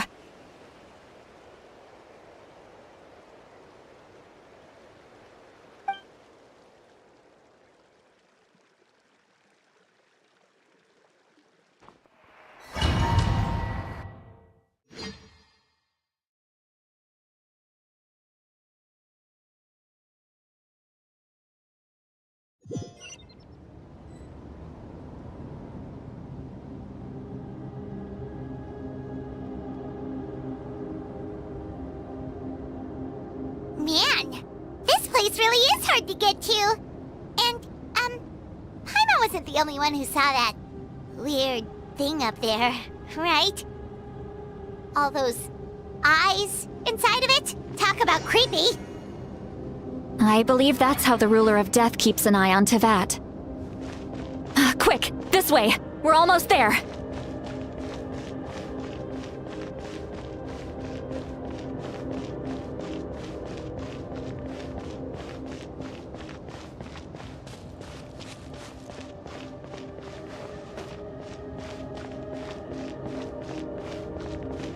Look, it's Mawika!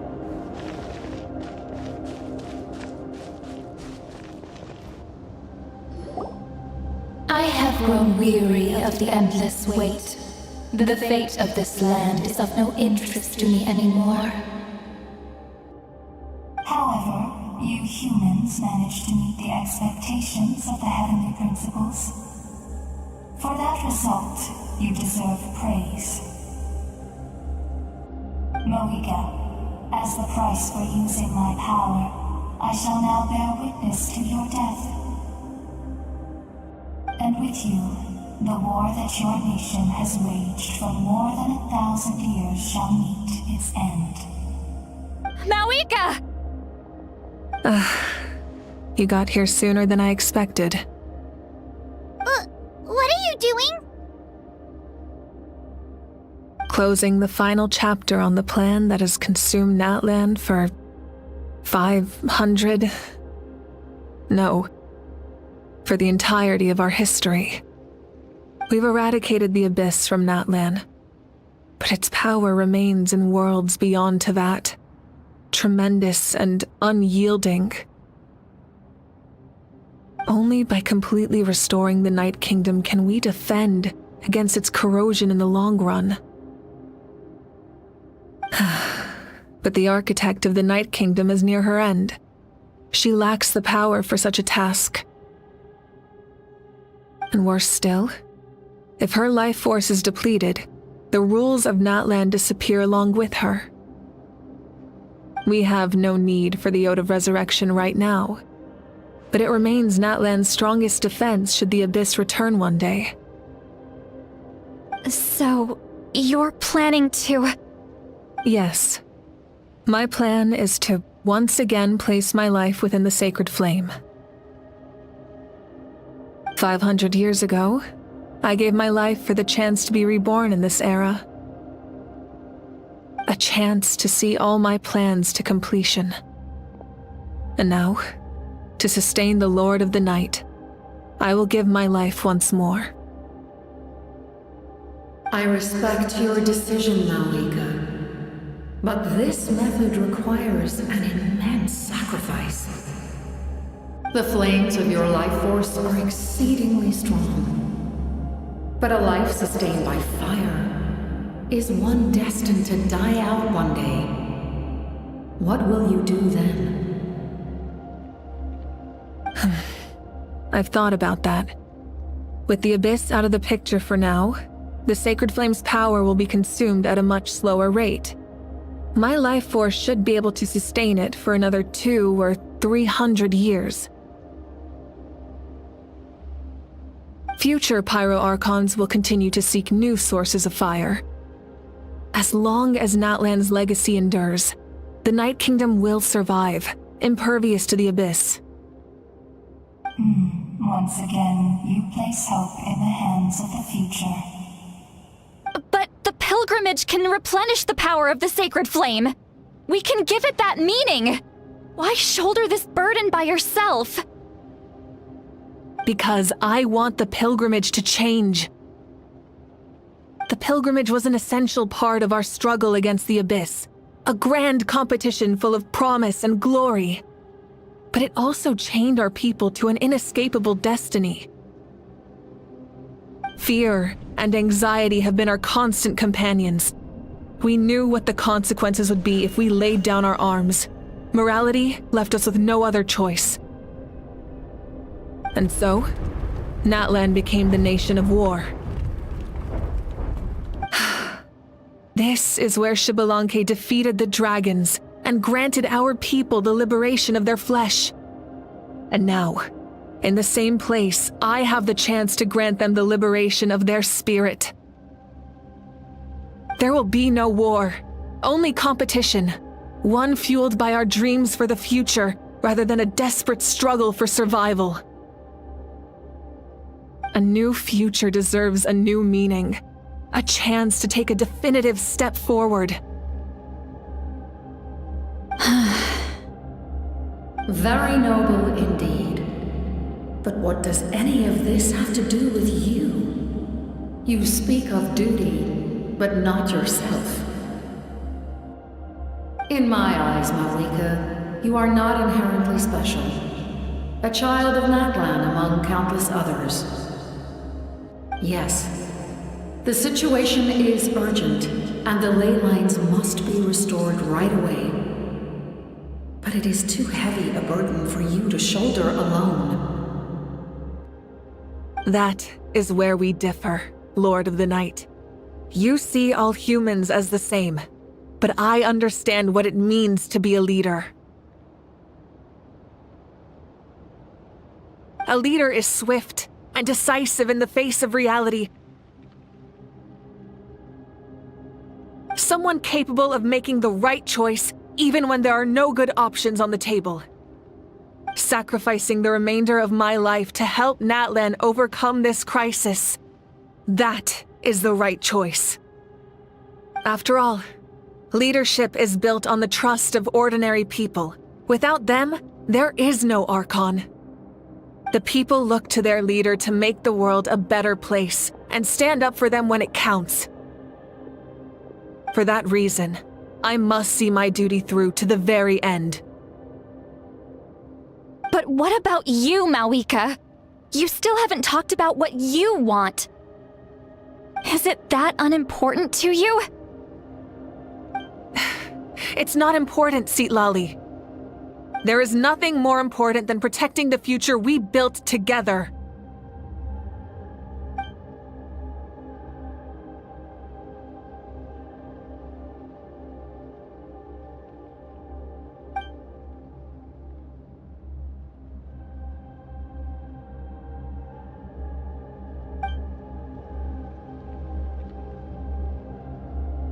I shall accept Malika's sacrifice for the Lord of the Night as her death, and I will bear witness to the very end. Thus concludes the deal I made with Xbalanque several thousand years ago. Lord of the Night, you may now begin.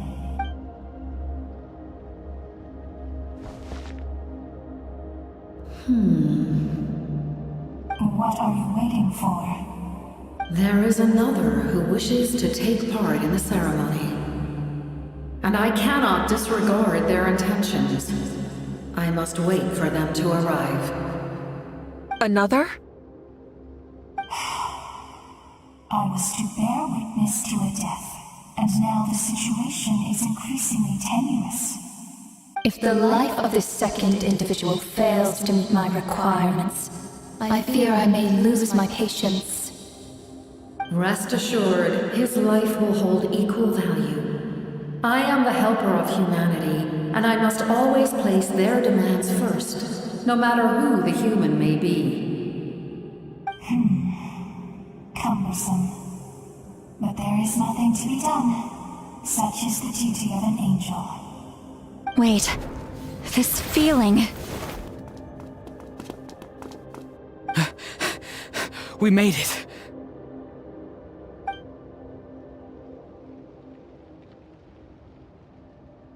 Thank you for showing me the way. The captain? The other individual you mentioned. It was him? Indeed. Like you, he carries many lofty ideals. Malwika, I understand how you feel. And if I were an ordinary mortal, I would have no reason to stop you. But like you, I've been waiting for this day for too long, and I can offer a better solution.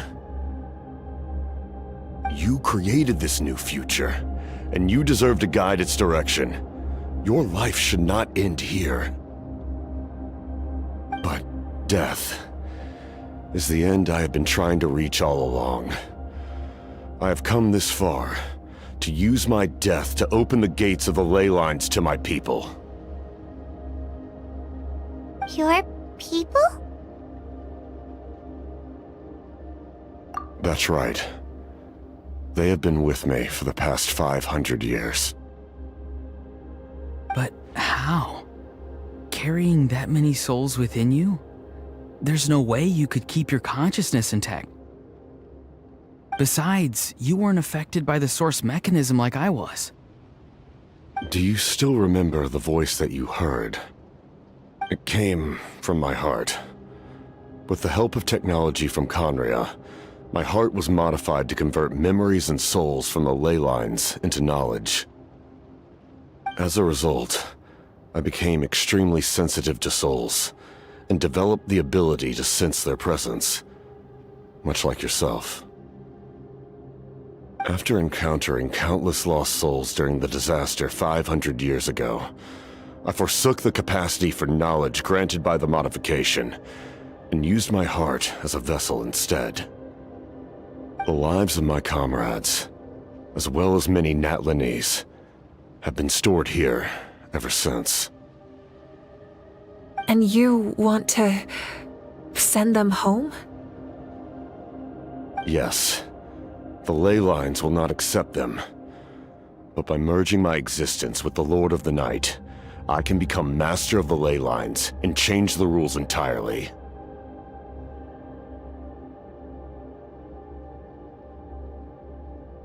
He expressed this to me, and I agreed.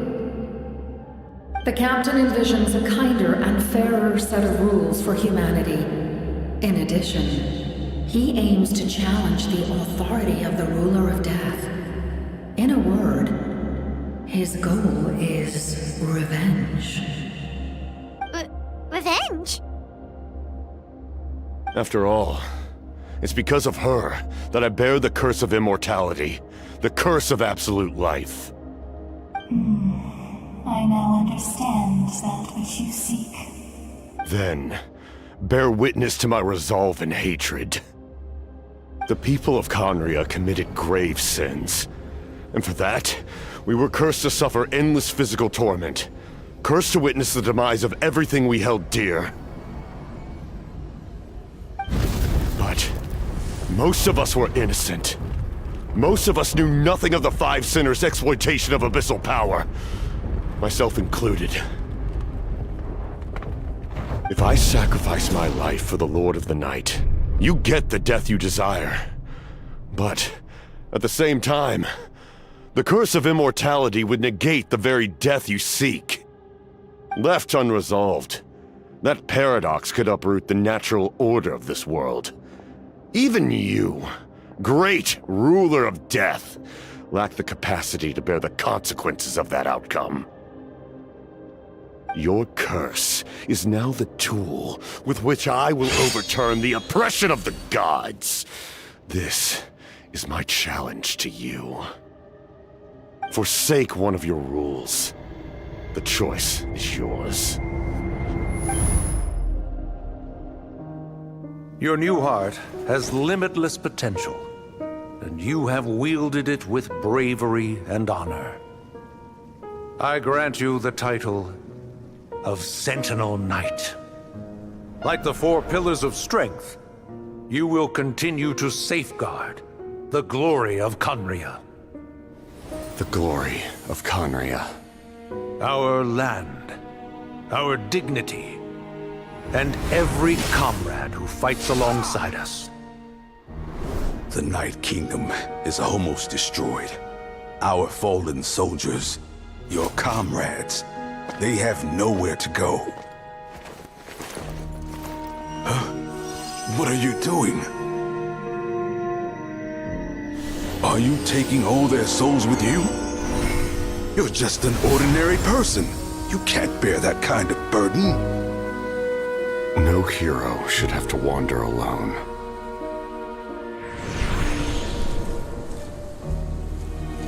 The curse of immortality. Using immortality to fight death. Using my rules against me. Make your choice. Reject your rules. Or allow me to trigger the paradox. The curse of immortality must stand. Use it to fulfill your final wish.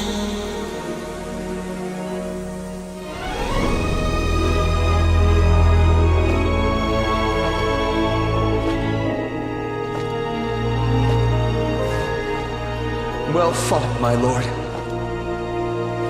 Thank you for everything.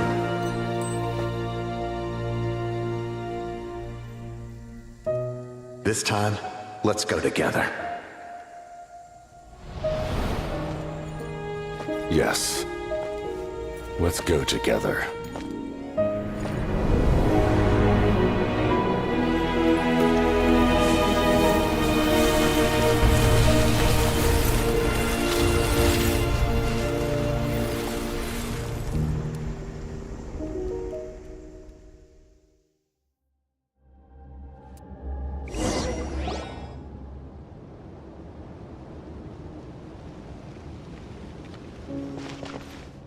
The captain,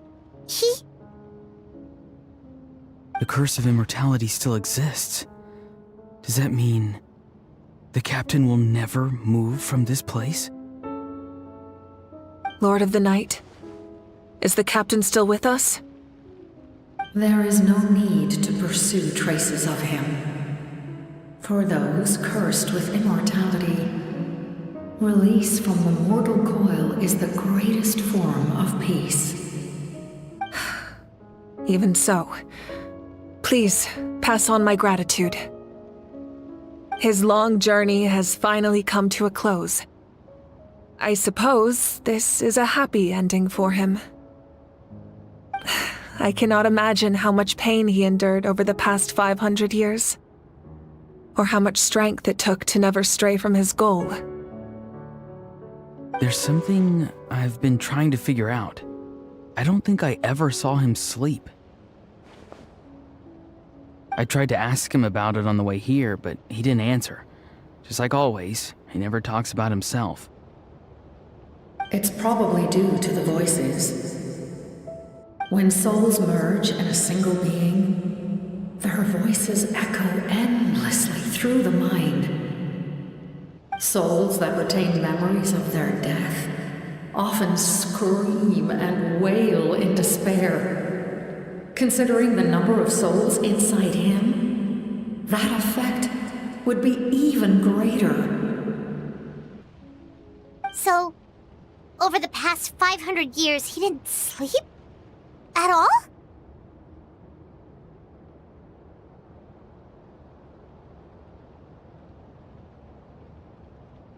Without experiencing the curse of immortality, we will never truly know his agony. But I can see why his hatred for the ruler of death was so strong. In the end, he used that immortality to his advantage, and granted the Lord of the Night eternal life by fusing his existence with hers. Well fought, Captain. You may wonder why the Night Kingdom, a land of souls, was unable to accept the souls adrift on the surface. The reason lies in the Heavenly Principle's modifications to the ley lines. The original purpose was to help counter the Abyss, and so their stability was paramount. But at one point in time, Natlan's ley lines were decimated. Even after reconstruction, the rules needed for the Ode of Resurrection made it impossible to reconnect the ley lines to other nations. That unique quality is precisely what drew the captain to Natlan. Did he try the same thing in other nations? Yes, but all those attempts ended in failure. He fought to save Natlan not only to defeat the Abyss, but because this is the only land where the souls within him could find salvation. We met not long ago to talk about that very possibility, and I confirmed the feasibility of his plan. I, too, recognize the need to change the rules of the ley lines. Not only for the souls that wander this land, but for the outlanders that may perish here in the future. In the eyes of the heavenly principles, that kind of change is extremely risky, if not impermissible. But, as an angel, I have a duty to serve humanity. Such is my mandate. Thank you for everything. Seedlolly, when I gave you the Pilgrim's Chronicle, I said something rather pessimistic to you. Do you remember? How many years of life are enough? 10? 100? I thought it made no difference. But now, I have the chance to live forever.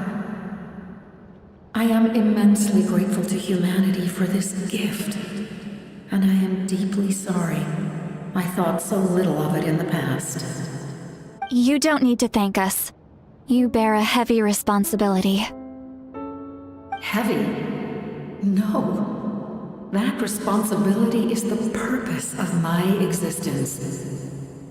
Farewell, humans. Creators of miracles. A new era awaits you. Looks like she returned to the Night Kingdom. So, this was the captain's goal all along. He fought to the end for all those souls and challenged the rules of the world in the process. He was an outstanding warrior. He took on a burden that was meant for me and even brought about a better outcome. It would seem I lost this duel. He was right. Natlan needs a leader to guide its future. If not a successor, then that responsibility will continue to be mine to bear. But for now, let us pay our final respects to this fallen hero.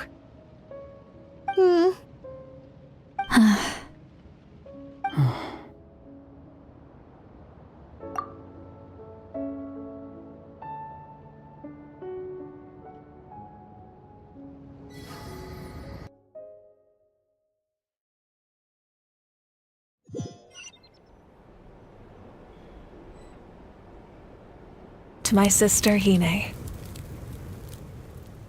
I know all that remains in the Night Kingdom is your memory, but I still wanted to write a short letter to tell you about the situation after the war.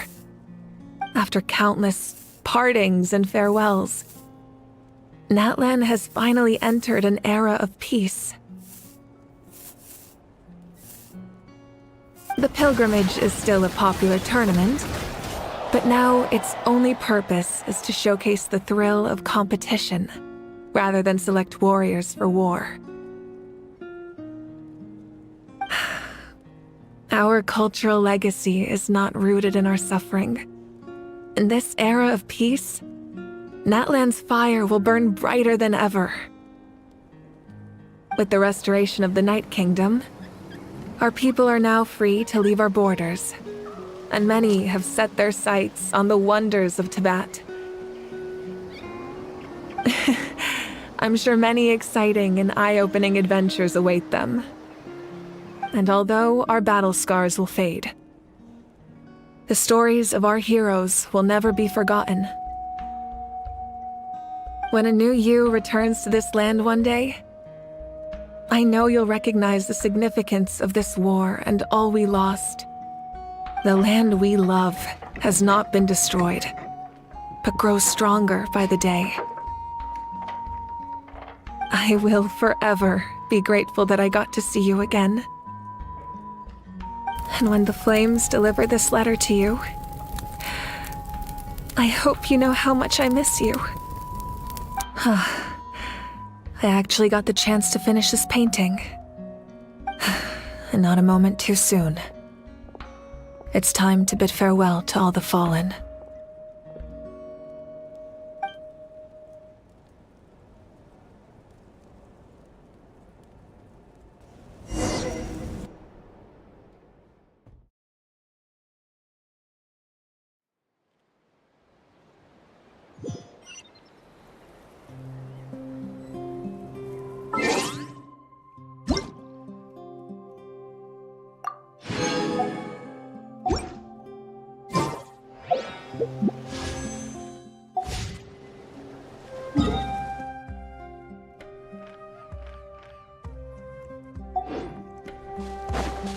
Hey, is that part new?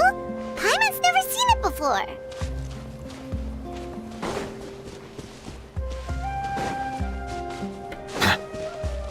All right.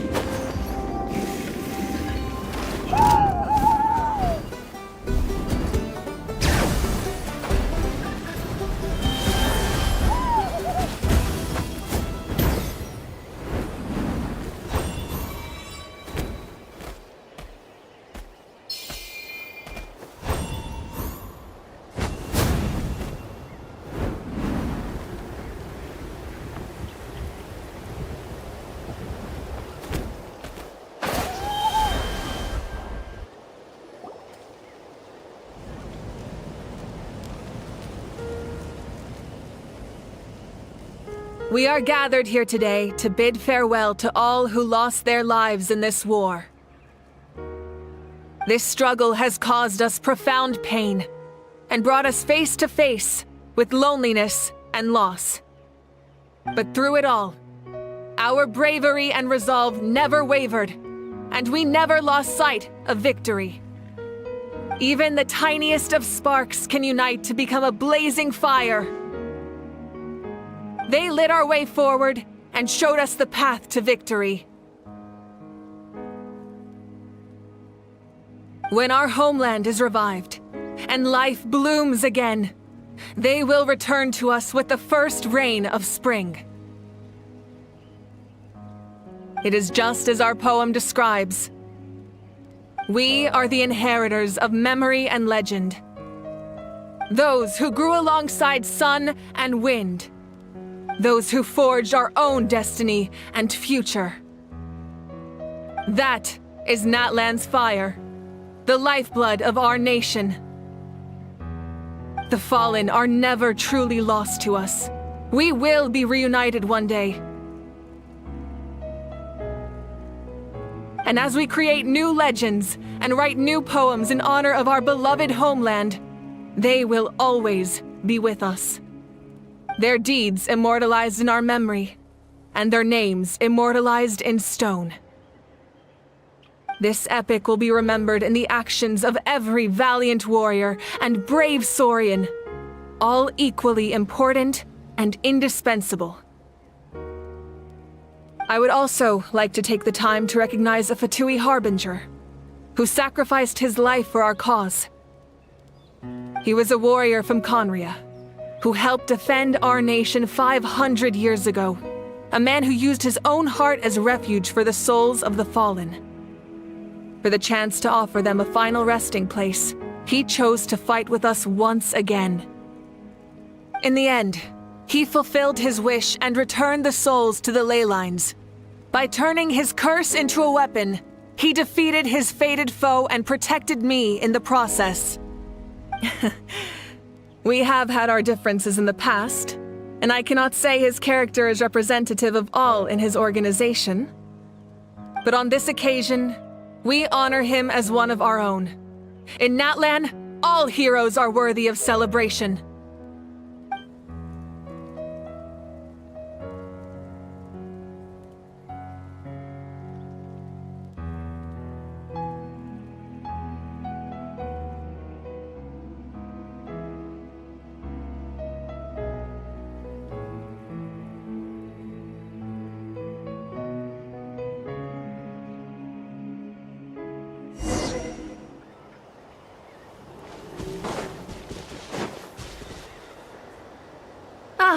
Our hero's here.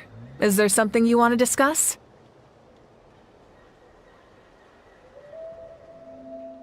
The forces of the Abyss have always sought to corrode Tevat. The ley lines were created by the Heavenly Principles, and it's only with their protection that Tevat is able to nurture all forms of life. If the Abyss had free reign, this world would become a living hell. We saw that for ourselves. Any attempt by humanity to harness the power of the Abyss is met with swift punishment. The Heavenly Principles and the Shade show no mercy in that regard. That unyielding approach is also the source of great sorrow and hatred. The situation goes beyond a simple discussion of right versus wrong. Perhaps the truth will reveal itself during your future adventures.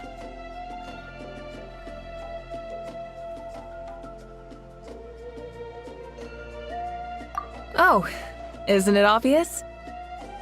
The Ode of Resurrection didn't take effect at all. Your own strength is what allowed you to keep fighting, as well as the moral support from everyone in Natlan. Still, moral support is also an important, if underappreciated, effect of the Ode of Resurrection. The captain's subordinates sent us a letter he left behind. After our duel at the stadium, he asked Tsaritsa to remove him from the responsibility of obtaining the Gnosis, and his request was granted. The captain respected the outcome of that match and refused to violate his principles. But since this is the final Gnosis, I doubt that Tsaritsa will let the situation stand. Perhaps a replacement Harbinger will be sent here soon. I'll make sure to be prepared. A direct conflict with the Fatui is unavoidable the moment you step foot in Snezhnaya. So make sure you're ready for any scenario. On a related note, I've acquired some new intel about the fragment that suddenly appeared in the sky. Such fragments are known as Ancient Moon's remnants, relics of secret source technology from the era of the ancient dragons. Coincidentally, a small squad of Fatui infiltrated our borders around the same time it appeared. Our investigation revealed them to be the subordinates of the Doctor. Their stronghold is in Nod Krai, a land with a long history not far from Snezhnaya. The people there can use a very special power. It's said that this mysterious power predates even the 7 elements of Tevat. Ancient Moon's remnants, the Doctor, a mysterious power. The project that connects all 3 must be ambitious indeed.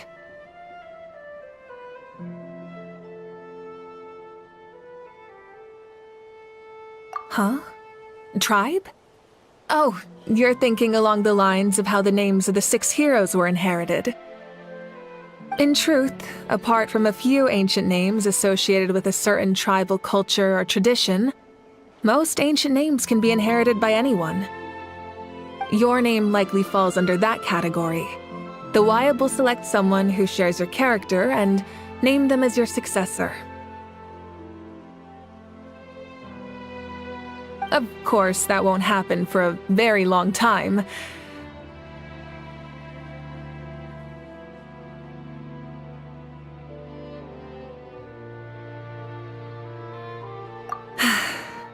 The long journey of the Pyro Archon has now come to an end. Together, we overcame darkness and death to accomplish something truly remarkable. As we celebrate your glory, allow me to thank you once again. This time, just as Mawika. Thank you for the respect, understanding, and support every step of the way.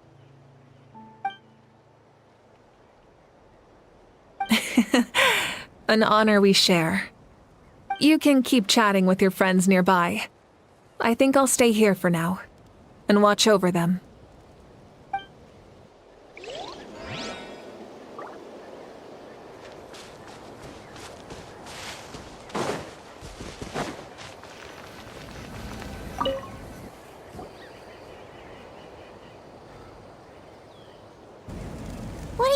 about, Traveler? Oh, the battle, right? Even though we won in the end, it cost a lot to get to this point, huh?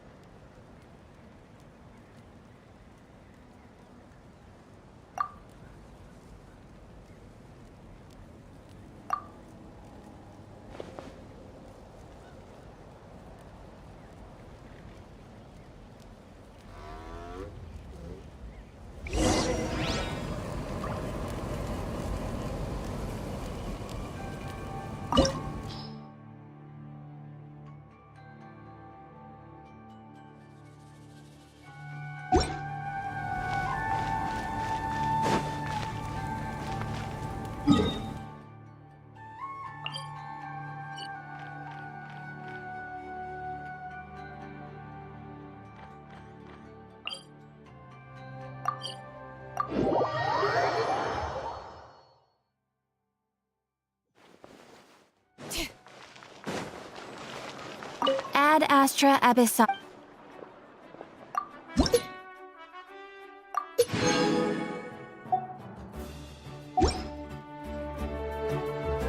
Ad Astra.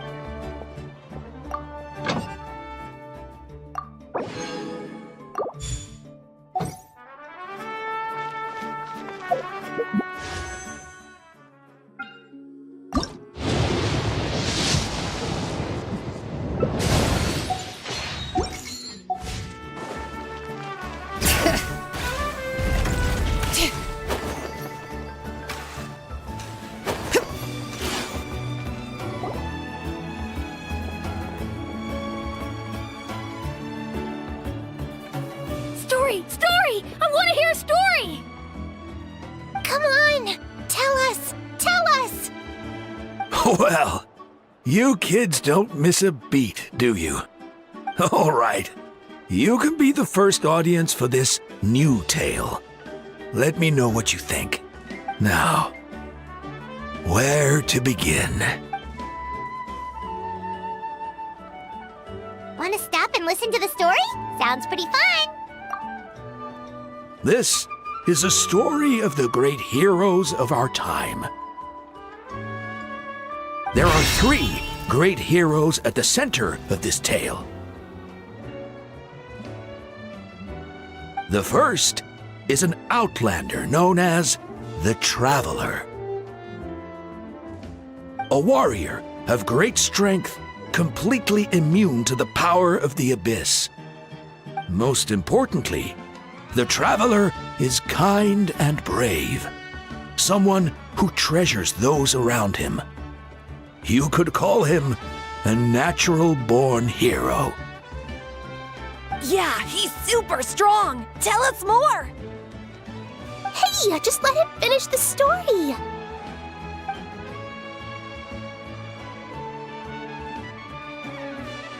The man telling the story keeps looking this way, Traveler. Paimon thinks he recognizes you.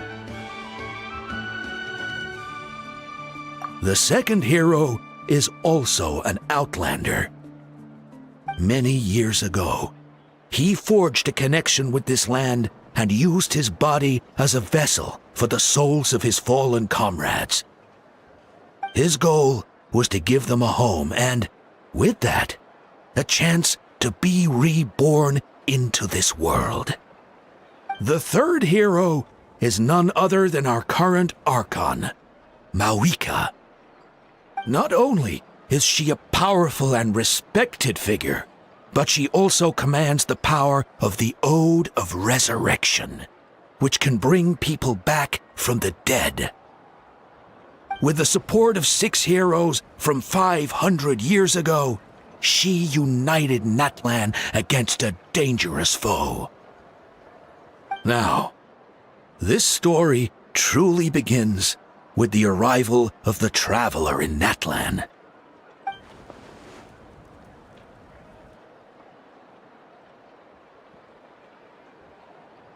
Under his guidance, Kachina performed exceptionally well in the pilgrimage and earned her chance at the Night Warden Wars.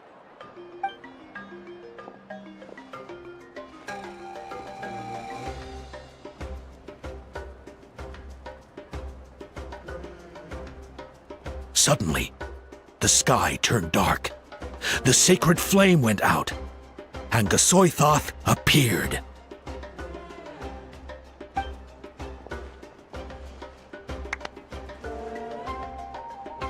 Everyone gathered at the stadium and sang the Ode of Resurrection together to send their support to the furthest corner of the Night Kingdom. Hermione became known by all, and everyone began reciting the words that defined its message. In the beginning, there was darkness, until someone set themselves aflame.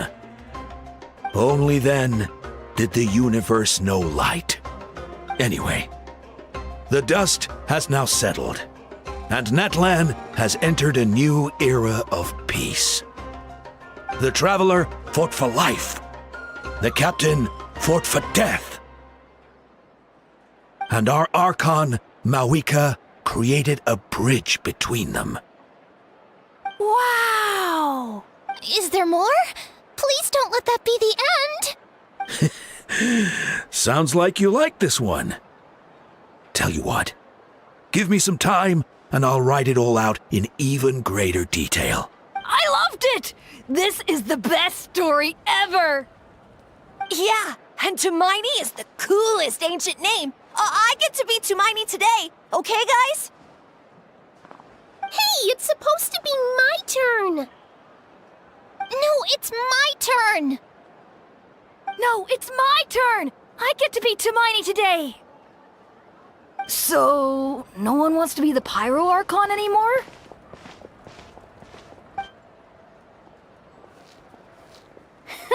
Sounds fun! What do you say, Traveler? Wanna let Paimon be Hermione for the day? Alrighty then!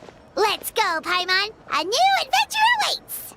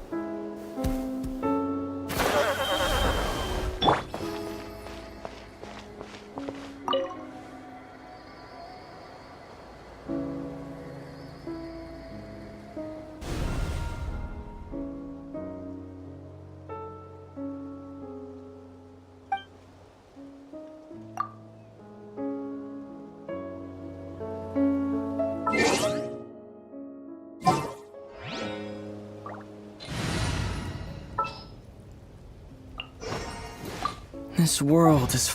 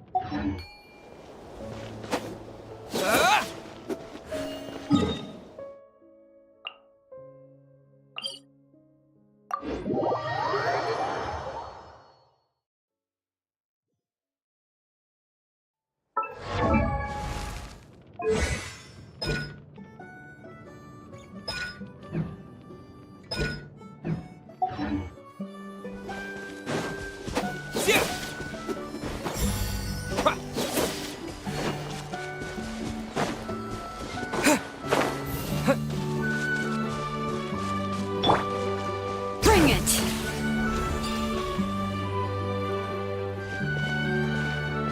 Huh? What are the Fatui doing here? That's a little concerning. Let's go over there and see what they're up to. Also, how did they get this close to a tribal settlement? Huh. All the Fatui left in Natlan are probably the captain's subordinates. That basically makes them followers of one of Natlan's heroes. Still, once a Fatus, always a Fatus. Something seems off seeing them here. Let's go check it out.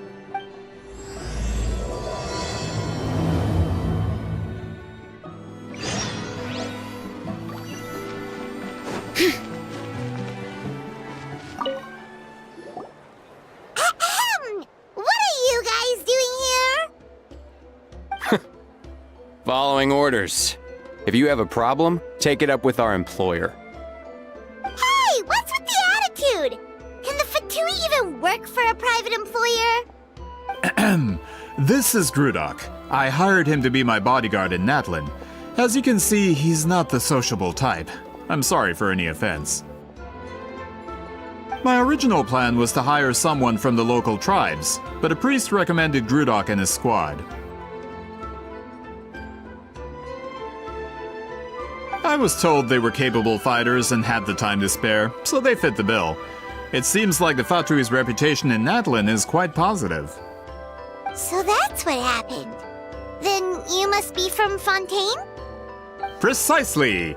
Montluçon, at your service. I work in the publication business. And you two...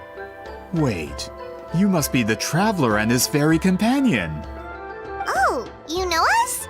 A golden-haired traveler with a floating companion. There's no mistake.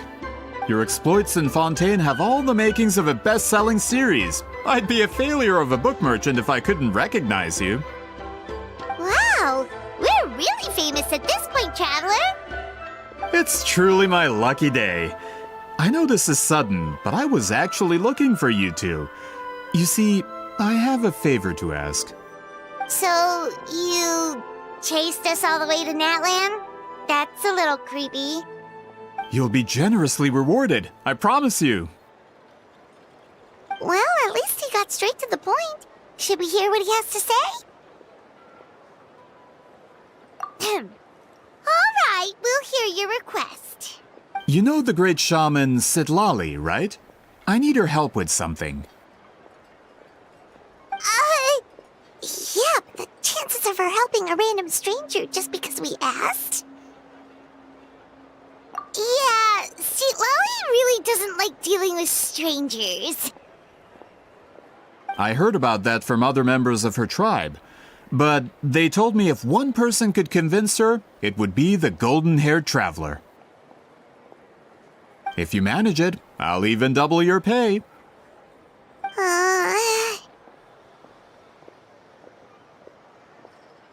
Oh yeah, we should definitely get to the bottom of that first. It's kind of a long story, and there's tribal history involved, so you should hear it from an expert. Alie, if you could. Of course. I don't often have an eager audience for this kind of thing. Nice to meet you. The name's Alie. I'm a researcher from the Fontaine Research Institute. Unlike most researchers, I have a keen interest in ancient ruins. That's why I was invited to join Monsieur Montluçon's team. Have you heard of the legend of the great shaman Huitzilin? Yes, according to local records, she was a color mystic who lived over 200 years ago, and the most adept in her tribe at using that particular technique. Out of all of her exploits, her most celebrated is the Battle of Seven Colors. According to legend, the battle was triggered by an abyss invasion, one of the most brutal in Natlan's history, even from a greater historical perspective. Amazingly, Natlan was able to turn the tide despite being at an extreme disadvantage. The key to victory was none other than a color Huitziline created on the battlefield. The color was extraordinary, illusory in appearance while also seeming to possess physical form. Legend has it that Huitziline used the color to construct a magnificent maze on the battlefield and trap all the enemies inside. This allowed her allies to launch a counterattack and ultimately secure victory. Anyway, that's the gist of it. We don't want to take up too much of your time. That story is the reason I came to Natlan. I often publish books about the history of other nations. They always end up faring well on the market. When I heard this story for the first time, I wanted to include it in my next collection, but historical records about Natlan aren't very detailed. We haven't been able to determine where the battle took place, or find any definitive evidence that it occurred at all. Even within the Masters of the Nightwind, people dispute the legitimacy of the story. Some believe it to be a myth. If that were the case, the story would not be fit for publication. But if you're just including it in a story collection, why does it matter if it never happened? Well, you see, the slogan for the collection is Restoring the Truth of History. Naturally, I needed to be factual. That's why I'm here. The Masters of the Nightwind are said to have a tradition of recording past events, so I wanted to consult their records. But I was refused access to the Obsidian Altar. Application after application, and all I received were a few ordinary woven scrolls with nothing to offer. Honestly, I'm just trying to promote their history, and they make such a fuss. According to my research, their scrolls are considered sacred relics in addition to historical records. Naturally, outsiders are rarely granted access. Not to mention, the scrolls we did get to review actually contain a huge amount of information. I just need more time, and I could... We've been over this, Alier. There's no need to waste time on those scrolls when we have a better way.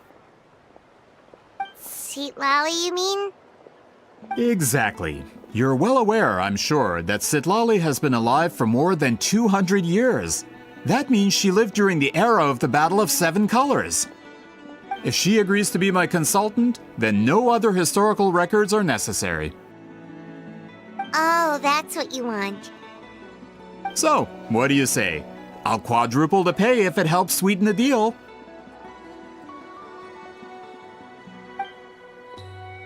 Well, it's not that we don't want to help you.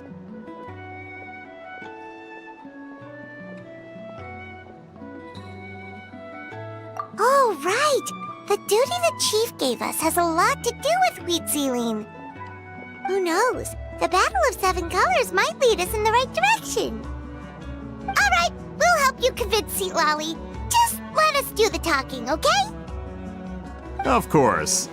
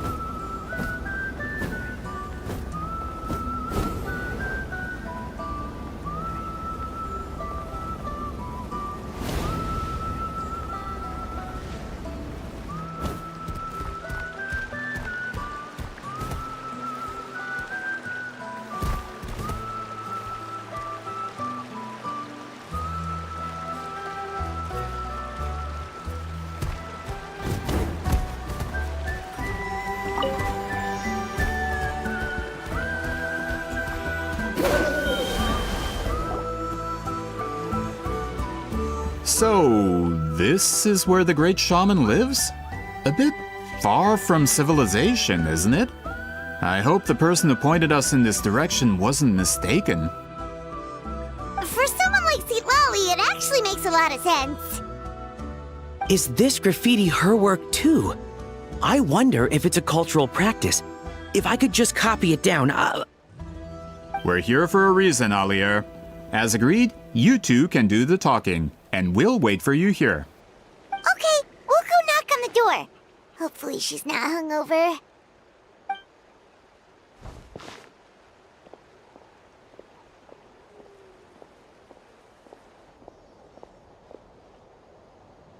Sitlawi? Are you there? We need your help with something! Oh, no response. Maybe she's not home. Oh, Granny Eatsley? Are you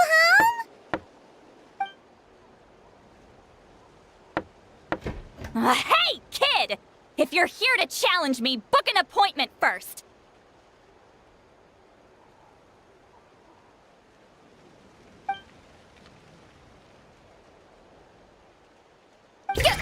Traveler!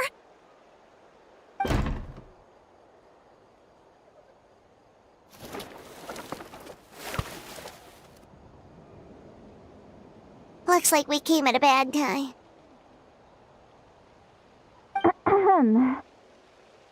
Are you still there? Just come in. We can talk inside. Well, at least we didn't get turned away.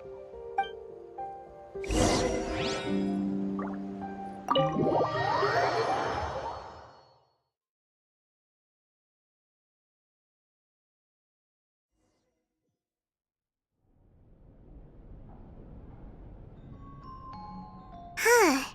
So this is where Sitlawi lives. I didn't have time to fully clean up the place. Complain if you want. Menial housework means nothing to a great shaman like myself. Besides, in light novels, people who keep everything neat and tidy are always too boring to be the protagonists. Also, I'm not a hermit. I'm just above superficial rules of societal etiquette.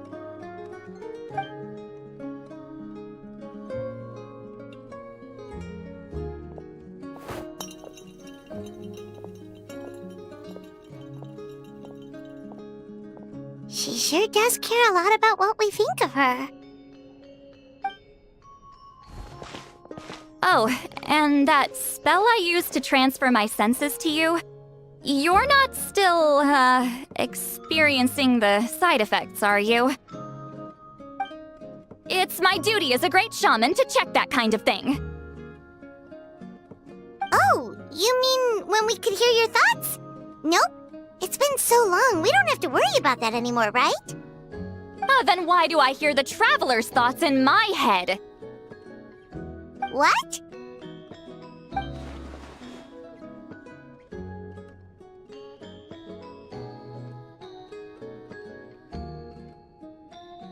I can still hear you, you know.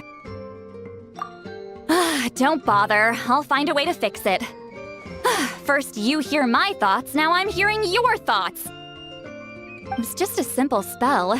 I use it on you, and now it's on the Fritz. Forget it. Just tell me why you're here. Well, someone asked us to ask you to be their consultant. They have questions about the history of Natlan. So they asked the hero of Natlan to put in a good word?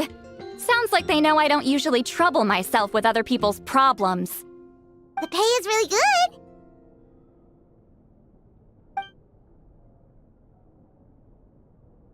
Doesn't matter. I'm busy. She sure doesn't look busy. Paimon knew this wouldn't get us anywhere. From you? Yeah, we were given a sacred duty to help your tribe weave a special scroll. Huh? So, you're the appointed ones this time? We were surprised too. After all, we have no idea how to weave a scroll like that. But with Chef Biram's help, we were able to make some progress.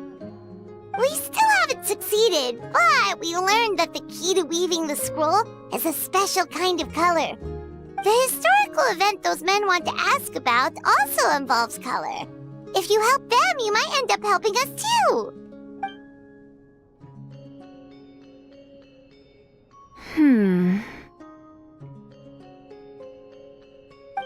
She's giving us that face again. Did Paimon not explain things clearly?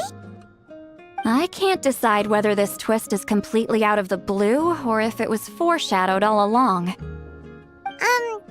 Does that mean you won't help us? I need to think about it. Then there's still hope! Hey! What's the holdup? Just give us an answer already! You agreed to let us do the talking!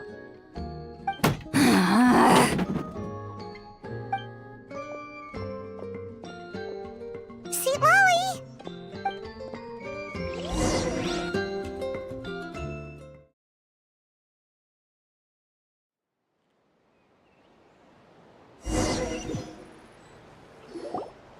Stand down, Grudok! As your employer, if I tell you to wait, then you wait. Understood.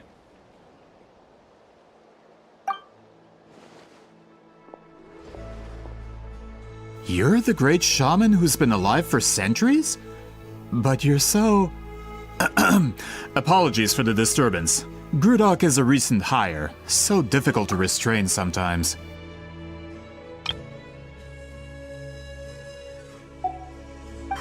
You're lucky you didn't force Sweet Lolly's hand. Well, since you're here, how about a discussion? Do you have any idea who I am? Did you think Granny Eatsley would be fooled by your little performance? I have no intention of speaking to you. Your recent hire interrupted me right as I was about to make an important decision. Pull a trick like that again, and I'll make your lives a living horror novel, except 10 times worse. That's all I came out here to say. Whoa. Traveler, we have a discussion to finish. You live up to your name, Granny Itztli. I apologize for the offense. I'm just surprised the Battle of Seven Colors didn't pique your interest. You're investigating the Battle of Seven Colors? Ah, the Traveler didn't get to that part? Yes, I thought the Traveler could help me convince you. But, if I'm not mistaken, you have a personal interest in this matter, don't you? I heard that the great shaman Huitzilin was a friend of yours. You two must have been close. If I can resolve the controversy and prove the battle took place, I'll include it in my next collection. Then, all of Teyvat will learn the truth. With your support, your friend's heroic deeds will once again be known throughout the land. Inspiring, don't you think? If this is really about that duty, then... fine. I'll help you. I'm honored. Save it. I agreed to help the Traveler, not you. You'll just have to leech what you can. Well, at least she agreed to help.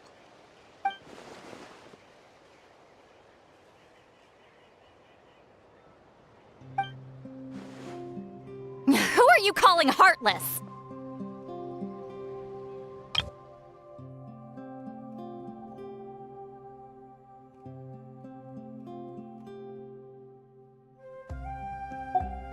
Not a problem. I always planned to work with the Traveler.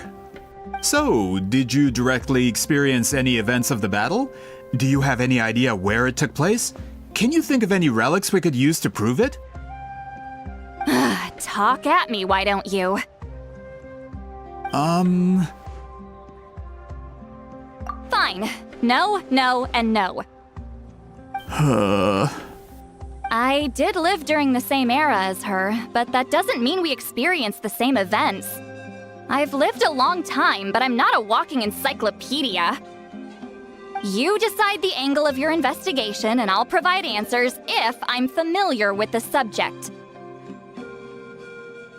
All right. Even if you didn't witness the battle yourself, you still lived through that era. Your insights are very valuable. Alier, you had an idea about where to start, yes? Oh, well, My plan was to consult the members of the tribe in charge of recording history. Then, let's start there. Traveler, what do you say to officially working together? After all, it appears I can only get Miss Sitlali's help through you.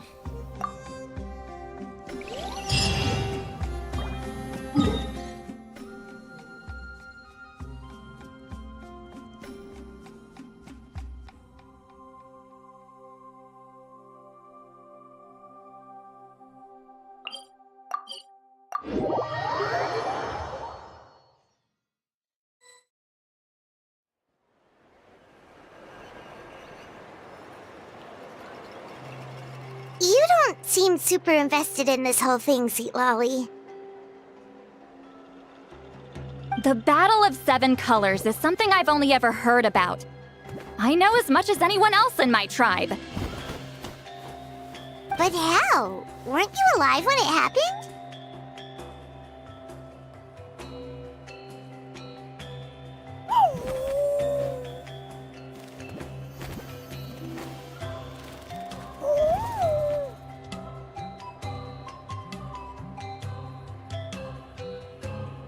I wasn't there when it took place, and she never told me about it.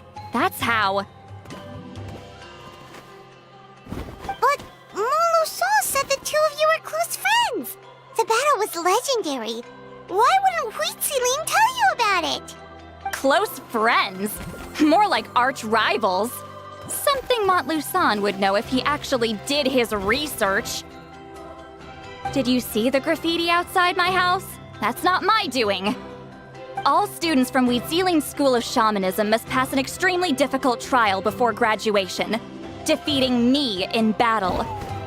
Those graffiti drawings are how they challenge me. Of course, none of them ever succeeded. So, after Huitziling's death, her students had no choice but to modify the requirement. Instead of defeating me, all they have to do now is last long enough. As my rival, Huitziling only had one achievement that surpassed my own, and that was the Battle of Seven Colors. I can only assume she had some kind of secret technique at her disposal.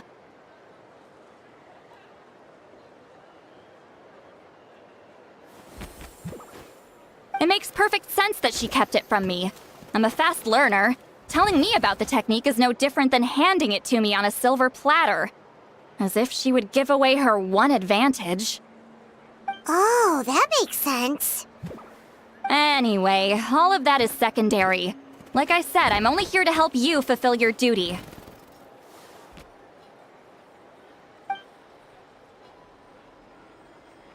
Don't misunderstand. This duty is important for my tribe, too. A great shaman should do her part to see it done.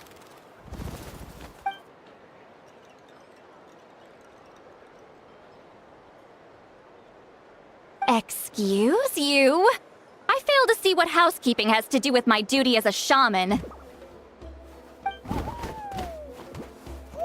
Why is it that you're the one whose thoughts are exposed, but I'm still the one suffering? I need to get to the bottom of this. Excuse me, Great Shaman, but we have a situation over here. We could really use your help. Okay.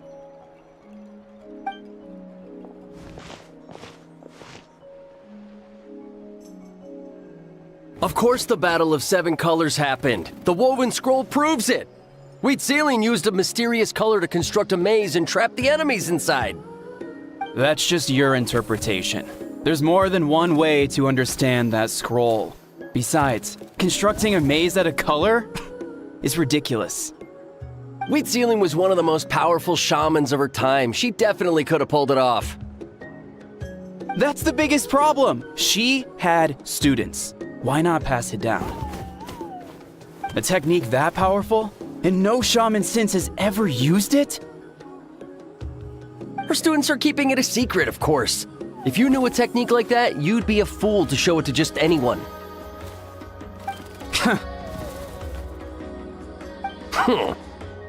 Oh, I didn't mean to cause an argument. I just wanted to ask, is there anything we can use to prove the battle took place? Of course it took place. Why would you need to prove it? You'll have to excuse him. Some people in our tribe insist on clinging to outdated views of history. I'd give up now if I were you. It only gets more ridiculous from here. Please don't fight. Wow, so the battle really is controversial. Am I the outdated one? Kids these days can't find anything better to argue about? These arguments are precisely why I hesitate to include this story in my collection. Neither side was able to offer anything useful. What should we do? Wheatzealing was a passionate teacher. We were opposites in that sense. The technique she used in the battle must have been her masterpiece. There's every reason to pass it on. Still, if the technique is powerful enough to single-handedly stop an invasion, it also makes sense that her disciples would keep it a secret. We should check with the students from her school. If we can confirm the technique exists, we can deduce certain things about the battle. But as far as I know, most of the shamans from her school occupy high positions in the tribe. Not the type of people outsiders like us can speak to on a whim. Right. The obsidian altar is off limits to you. But, if I go... Is there a problem? Most of Wheatzealing's students are respected priests in the tribe. But that means they had to go through me. Or try, at least.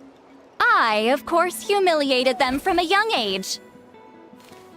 Those who hold the position now are the ones who lasted long enough before I wiped the floor with them. If I show up without warning, they'll run for dear life. That's not gonna get us any answers. Yeah, Paimon can see it now.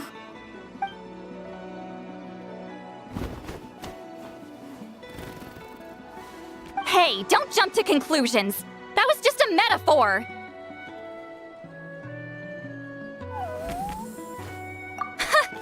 Only you have the guts to joke like that with me, Traveler. Fine, I said I'd help, so I'll help. But don't blame me if it goes wrong. Alright, the rest of you can wait for us here. We appreciate the help.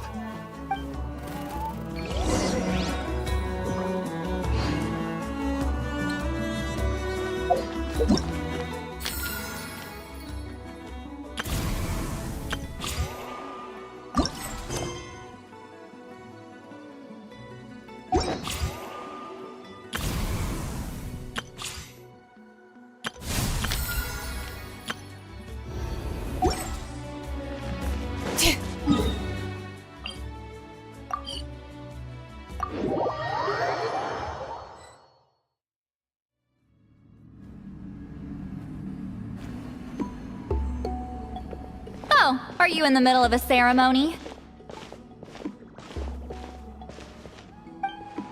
Granny Eatsley?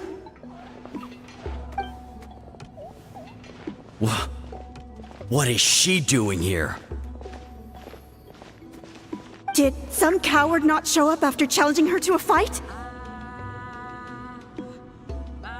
Or is she here to officially take over the tribe?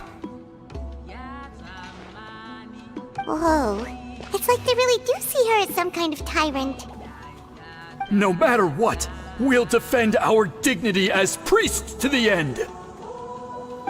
You talk a big game for someone who lost to me the most out of the entire priesthood. What? All I want is to ask some questions. So, you're here to interrogate us? Someone didn't sit pretty for their beating? Is that it? You want their name, don't you? We should just run! Yeah, with the hero of Natlan here, Granny Eatsley will be on her best behavior. Sure, whatever you say. Oh, it's the Traveler and his companion. That does make me feel better. How can we help you? We wanted to ask about the technique you inherited from Wheatzealing. Huh. So you can eradicate our school once and for all? Disciples of our school have challenged her year after year. just as our master instructed. Sounds like she's finally had enough. Well, you're not wrong.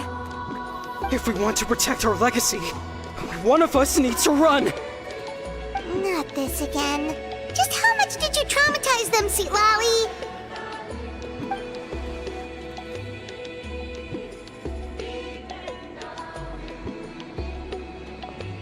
Hey! You can't just say whatever you want just because it's in your head. I'm Granny Eatsley. A mere mention of my name and kids burst into tears. Love and respect? No one has the guts for that. You know what? Forget about your duty. We really need to fix this mind-reading situation. Sorry to disappoint, but if you're here to question whether we're qualified to inherit our master's legacy, we're not going down without a fight.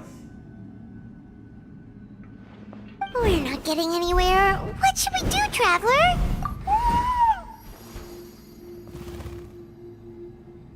Huh? Oh, it's you. Elder Tlapo! Oh, we must have disturbed your meditation. Our deepest apologies. Please forgive us.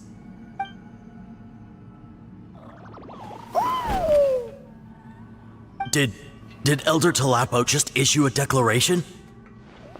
From what I can tell, in a single word, the message was... friend? Is Elder Tlapo telling us to treat Granny Eatsley as a friend? That's not possible, is it? Oh, you forget yourselves, my friends. You are esteemed priests of our tribe. Where are your manners? But Chief! I didn't expect to see you here, great shaman. My sincere apologies for the lack of hospitality. Well, I wasn't exactly planning to come to this crowded place. So you can save the pleasantries, Chief. I'd rather get this over with. Understood. Now, as successors of Huitzilin, I understand your friction with Granny Eatsley. However, Elder Tlapo's declarations have always showed us the correct path. You would do well to respect his counsel. So, mind your manners and allow Granny Eatsley to ask her questions. Good thing Elder Tlapo and Chief Biram are on our side.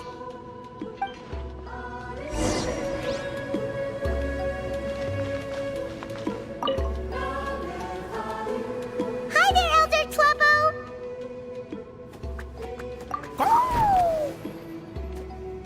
Hey, he seems pretty happy to see us. He's the one who put you in charge of the scroll, right? Yeah, Elder Tlapo appointed us to the task. Elder Tlapo, huh? He's still Claw to me.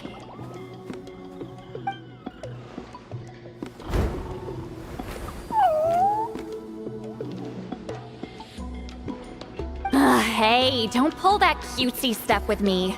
You're an Iktomisaur Elder now. You occupy an eminent and important position within the tribe. So, you already know each other? Claw was only this big when we first met. He was Huitzilim's Saurian companion back then. She kept dragging him to my place, so over time, we got to know each other.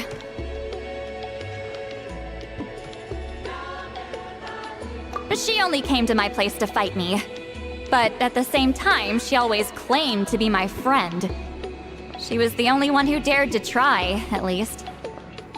Well, you've lived a long time. You've probably made a bunch of friends over the years, right? The more time you have, the more friends you lose. Oh, Anyway, let's get back to business. I hate talking about the past.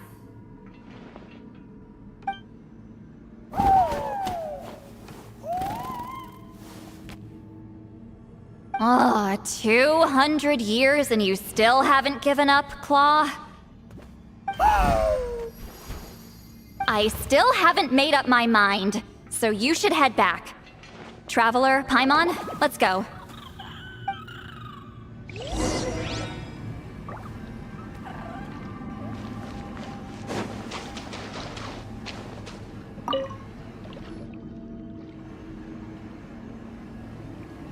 Hey there, Chief Biram!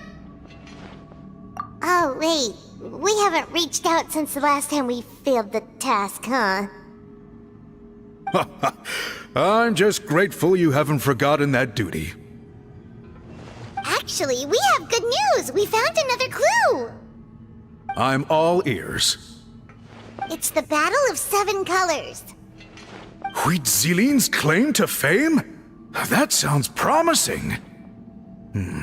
But the battle took place hundreds of years ago. An investigation is bound to be difficult. True, but Granny Easterly promised to help.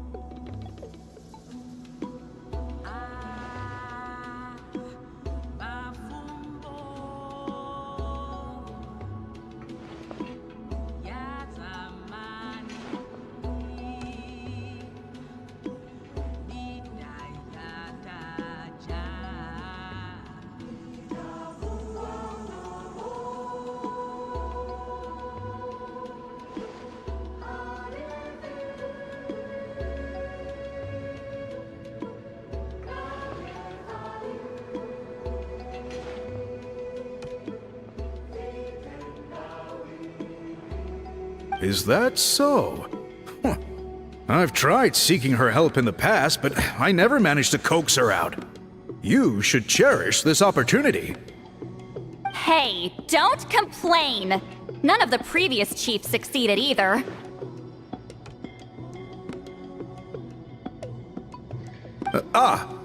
Forgive me.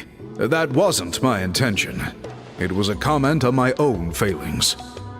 Paimon said you've been trying to figure out how to weave the special scroll.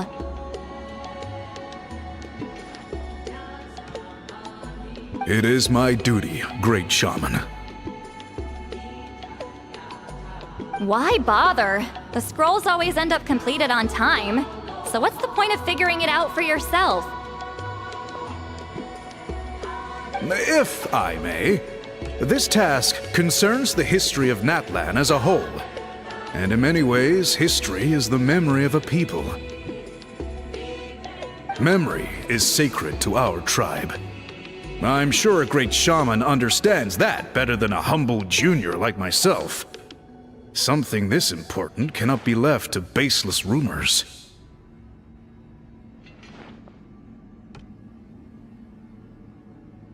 I know you don't concern yourself with the daily affairs of the tribe, Granny Easterly. Even so, as a priestess, I trust you wouldn't leave something like that to chance. I get your point. Of course, the one time I wish you could read my mind, it doesn't work.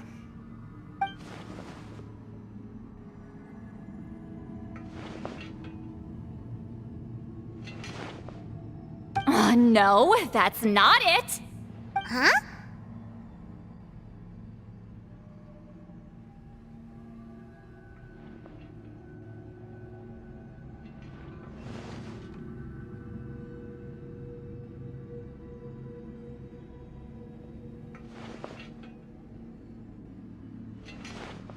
It's not important. Rest assured, Biram, with my help, the Traveler and Paimon will definitely be able to complete the task.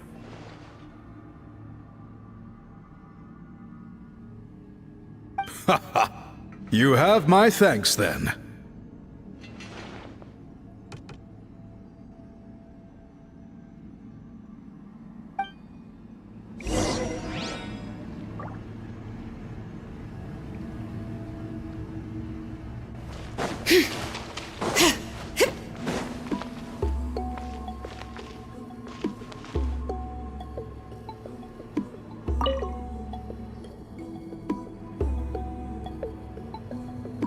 Huh.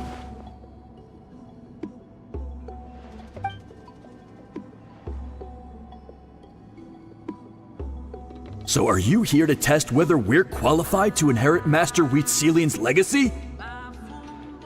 You've already been tested, haven't you? Well, frankly speaking, I don't think any of you are qualified. But that's not why I'm here. All you need to do is be good and answer my questions.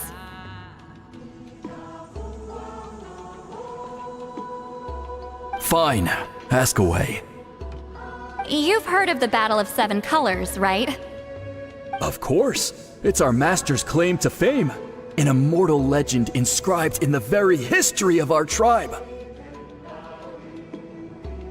Then I'm sure you know there are those who question whether it actually occurred. I did hear people arguing about that the other day. It's disgraceful. How can they question something like that? It doesn't surprise me. Natlan has had more tourism lately. A lot of people have started getting strange ideas after interacting with Outlanders. After all, everyone who took part in the battle has returned to the ley lines. Without witnesses, it's hard to refute detractors. Well, it just so happens the questions I want to ask are directly related to the legitimacy of this battle. Listen, we know you are rivals, but do you really have to question her legacy?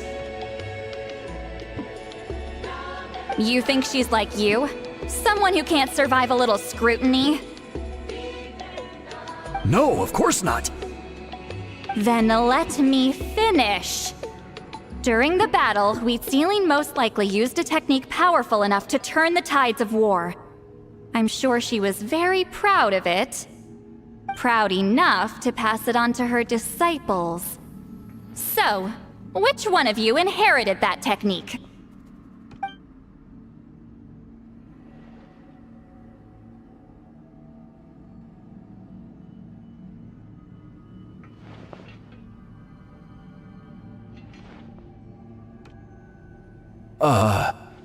I don't think any of us have heard of it. Listen, I'm not trying to take it for myself, so be honest. With or without it, I can wipe the floor with any of you. Yeah, no objections there. But I'm telling the truth. None of us have ever heard of that technique. Gah, what's wrong with her? Why would she let it go extinct? Master's body of work is massive. No one student could hope to learn all her techniques. Mastering just a few already takes a lot of effort. Master had no choice but to recruit many students, split up what she knew into different portions, and pass it down through various individuals. So even though we see ourselves as representatives of Wheatsealing's school of shamanism, what we know isn't the sum of her legacy.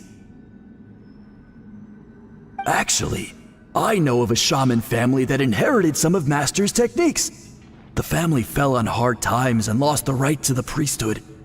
Still could be worth a shot.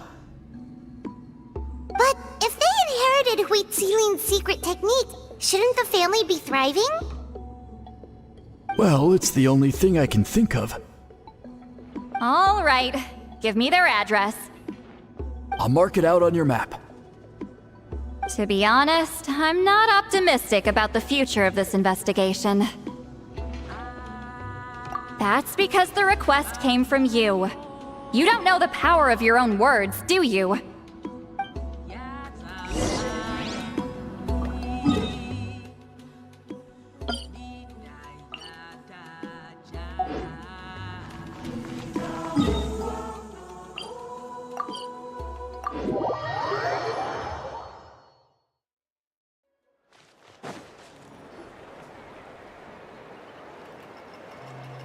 Proving the legitimacy of this battle seems more hopeless by the second.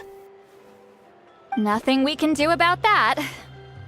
Well, even if our investigation ultimately proves the legend to be false, that's still a worthwhile result.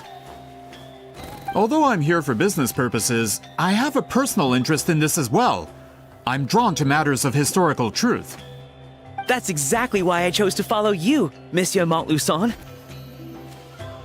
Listen, I'm just updating you on the situation, not asking for your opinion. I don't really care whether you continue your investigation. And Traveler, you came to me for help with your scroll weaving duty, right? You thought looking into the Battle of Seven Colors could give you answers. That's understandable. But based on our progress, I'd say this is a dead end. Instead of wasting time, you might consider taking a different approach. I'll try to think of another way to help you. Respected traveler, let's not forget about the compensation I promised. You shall have it in full. Extra, if that's what it takes.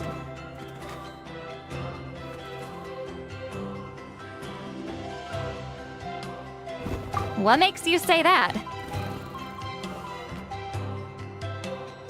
Yeah, based on what you've told us so far, it kinda seems like there's unresolved tension between you two. You think so? She claimed to be your friend, but picked fights with you non-stop, and never told you about her biggest accomplishment. By figuring out the truth behind the battle, maybe we can finally help you get closure. Closure? I'd say we're 200 years too late. But fine, if you want to keep investigating, be my guest. Ah, that's wonderful news.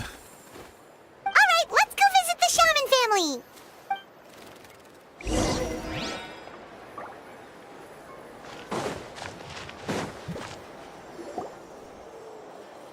Hello, are you Asia Man? Yep, that's me. Huh? Granny Eastly? Get up! In a crowded market like this, the only person who should be trying to hide is me. My apologies. Ever since my grandfather's generation, the shamans of my family have given up on passing your trial, Granny Eastly. Have we offended you in some other capacity? Man, this is generational trauma at this point! Whenever I misbehaved as a kid, Grandpa would tell me about the thrashing he received from Granny Eastly. I still get nightmares about it sometimes.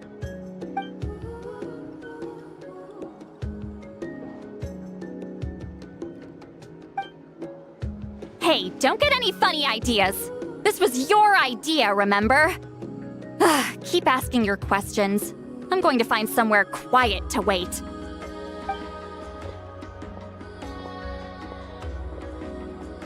Okay, so your family studied under Huitziling, right? Yes, although that pretty much ended with my grandfather's generation, unfortunately.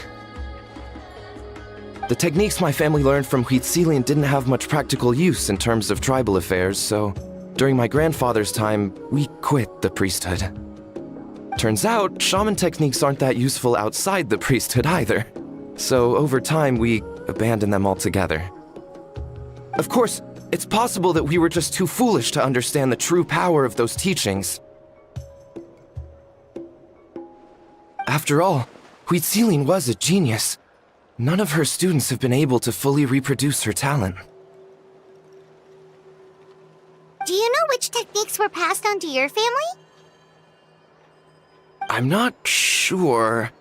As a kid, I remember hearing my grandfather talk about them, but it's not like I can use them myself. Just think about it for a sec. Do you remember anything about a technique that can decide the outcome of a battle? Decide the outcome of a battle? No, I don't remember anything like that. Besides, my family wasn't really known for our talent. If a technique like that exists, I doubt Huitziling would pass it on to us. You might have better luck asking one of the priests. They're descendants of Huitziling's most gifted students. Well, looks like we're back where we started. Still no definitive evidence the Battle of Seven Colors took place. Alier, do you think we have enough to draw a conclusion? All we have are non-witness accounts. We could put together an interview, but that's not going to hold up in academic circles. Then we have to keep going.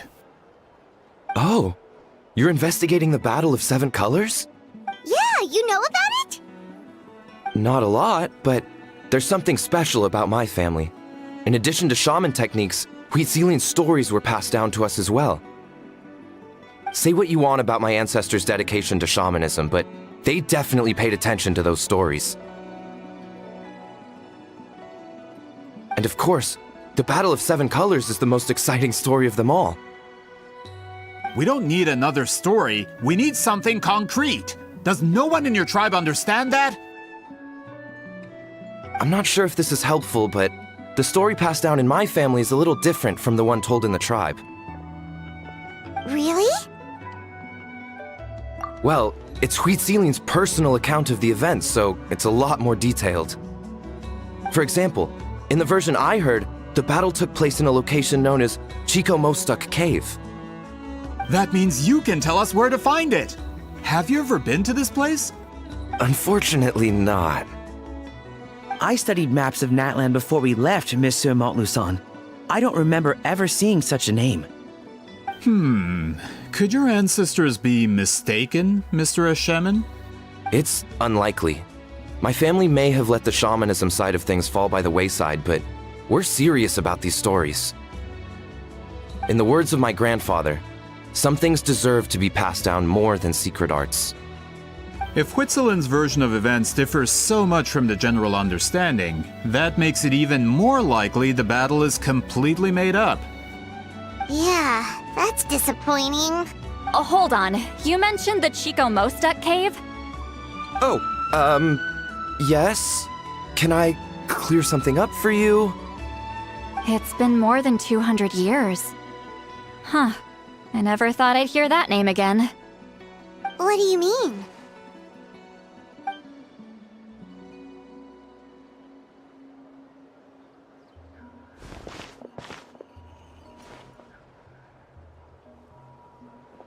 That location is now known as the Valley of Fog.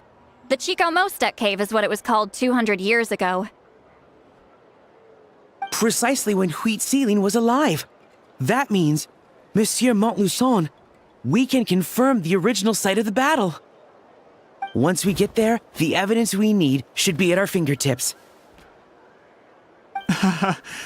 Just when we thought all hope was lost. I never doubted you, great shaman. Allow me to present you with a gift as thanks. Save it. Flattery won't get you anywhere with me. Wait, Mr. Montluçon works in publishing. You're a huge fan of light novels, right, Sweet Lolly? Maybe he could get you some that are out of print. Really?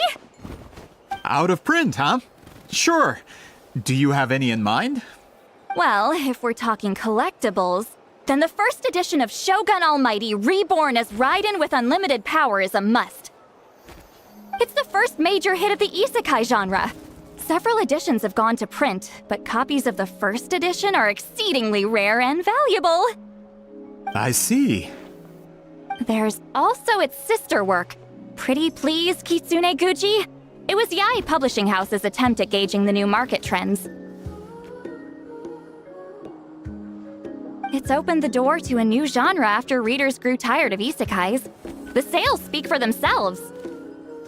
Actually, Yae Publishing House released a limited edition not too long ago, but it's almost impossible to get. Anyway, I'll take those two. Sorry, I'm not sure I caught all that. What were the titles again? Reborn as Kitsune Guji?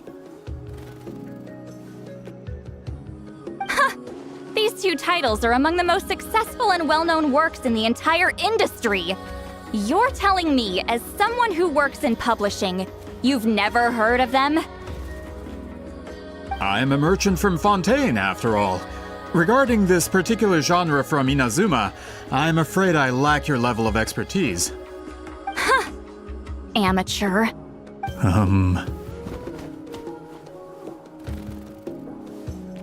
Of course. Sounds like a perfect arrangement. Now there's no time to waste. We should head to the site of the battle right away. Once we get there, it'll take a bit more work to determine the actual location. Right now, all we have is a general idea. Well, I'm sure Miss Sitlali can help us with that. Have you even looked at the time? It's already evening, and I have important plans tonight. You expect me to work through the night? Well, what do you think, Traveler? Okay, we'll find a place to rest for the night. When should we meet tomorrow? He's persistent, huh? How about noon? Do we have to wait that long?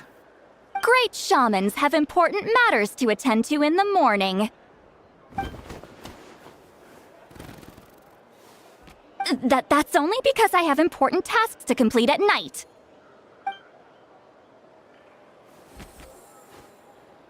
All right, as Miss Setlali instructed. Let's meet back up tomorrow at noon. We'll be waiting at the exit of the tribal settlement.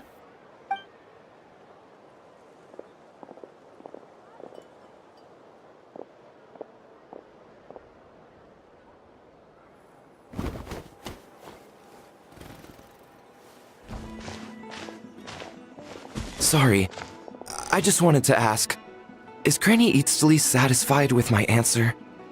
Yeah, of course. You really helped us out. Oh, good. I'm glad I didn't offend her somehow. You're really that scared of her?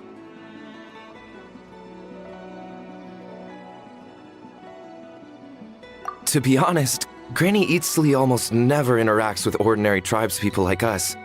Everything we know about her comes from rumors. She's a powerful shaman who's lived for over 200 years. As a great hero, you're probably the only one who isn't intimidated by her.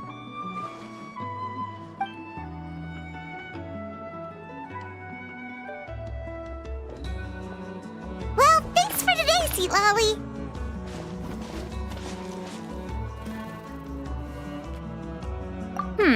That's quite considerate of you. All right, let's grab a few drinks. Just like last time. Wait, didn't you say you had important plans tonight?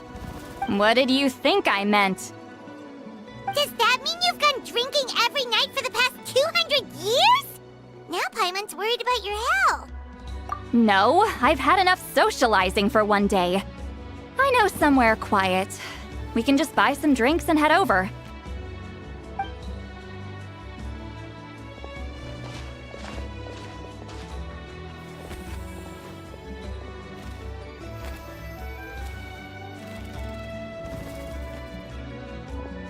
Which will also give us a chance to solve the mind reading issue. Considering the necessary spell work, I'd rather do it in private.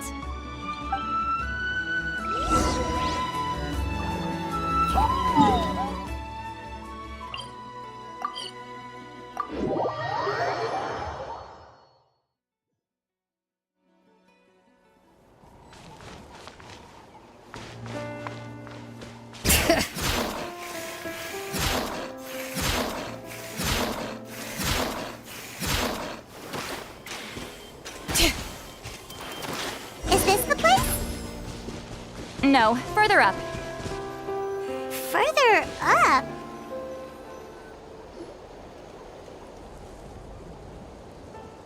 Whoa, this is like a secret base! Sometimes I want the fresh air, but not the company. So I come here. Let's see if my stash is still here. Ah, great! The halberd crest birds didn't eat my snacks.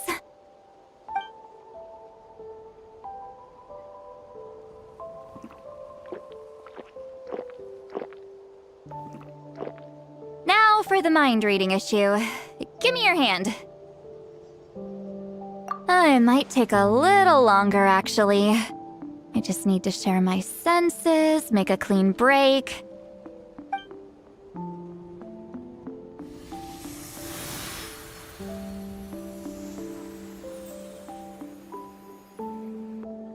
And that should do it.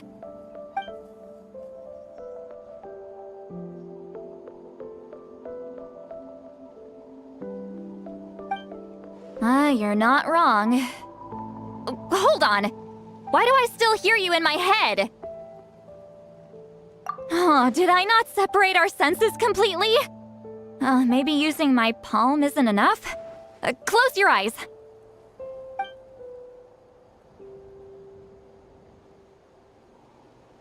Oh, Please work, please work. A great shaman should be able to handle this. Okay, what about now?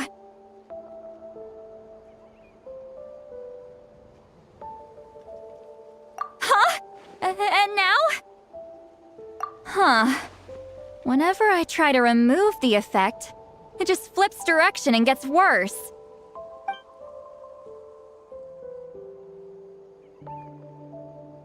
That was just to help with the spell. Ah, shoot. I still hear you.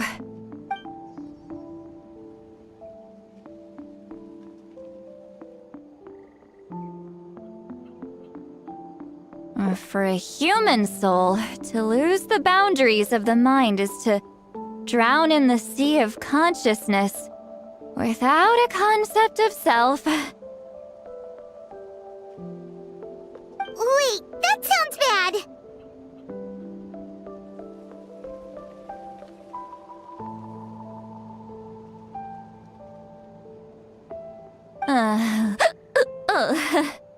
I read that in a light novel.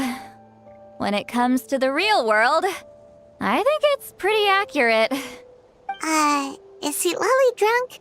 She's not making much sense. Anyway, we'll just have to leave it for now. Hearing the Traveler's thoughts isn't that bad, right? You should just tease him. That's what Paimon would do. It's just... I'm not good at this. I'm not used to being close to people. Sorry, I said we could be friends, but I guess I'm not ready. I'm used to being Granny Eatsley. Someone intimidating, someone people are scared to approach. I don't have to deal with people that way. Yeah, Paimon's been wondering. Why do you insist on living so far away? You could easily become a leader of your tribe, someone everyone loves and respects.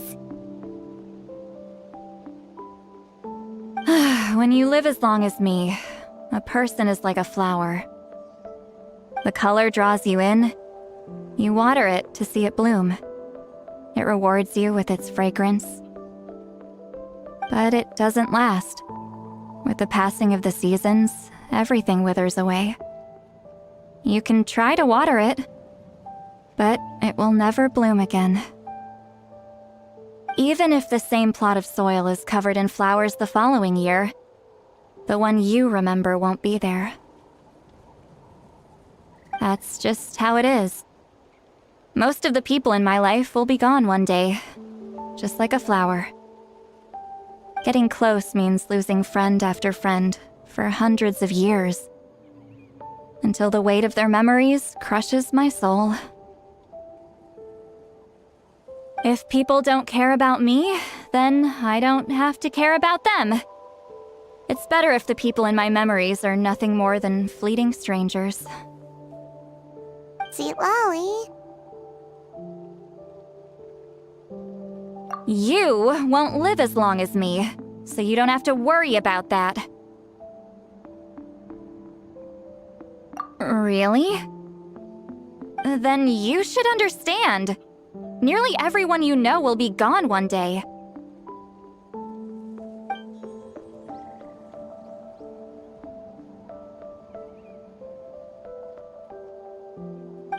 Traveler?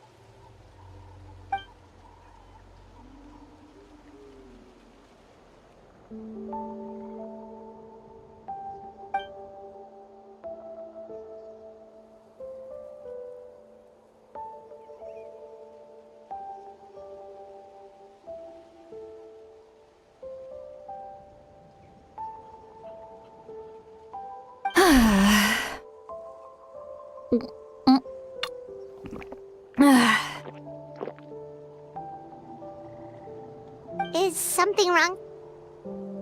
Ugh, stupid mind-reading side effect won't go away. It's not like I want to hear you complain about me all the time. Ugh. Okay, she's definitely drunk.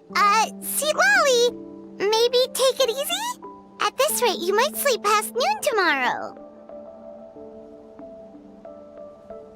I'm not drunk. I remember everything the Traveler said. Just gotta think of a response. I'll think of something. Uh-oh, not this again. Is she asleep? I'm fine. Can get home by myself. Is she talking in her sleep or talking to us? She seems kind of out of it. Bye. Gonna walk back alone. Need some time to think. All right.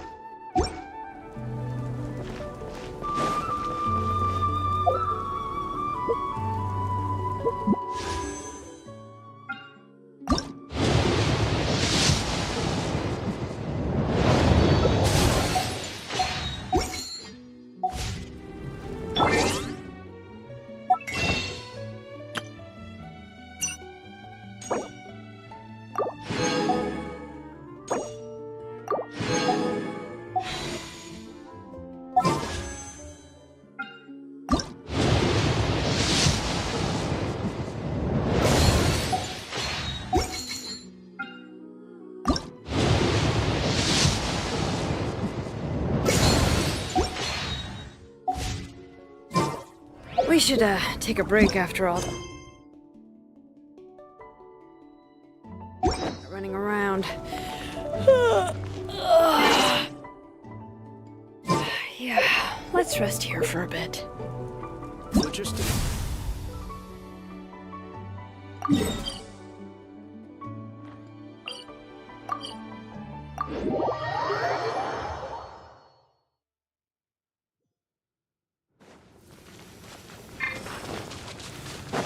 Bring it!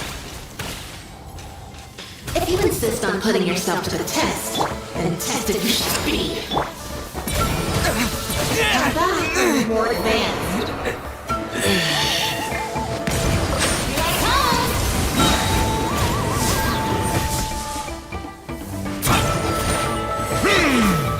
Be sanctified.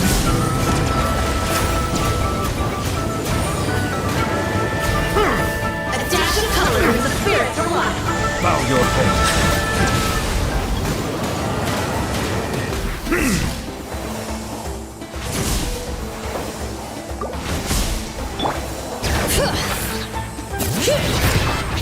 Letting great names echo! Rah!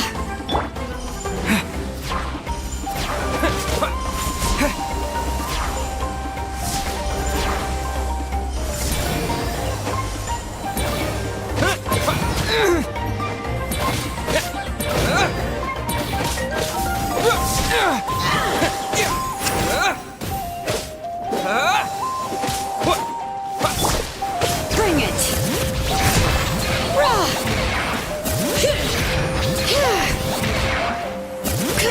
Settle down.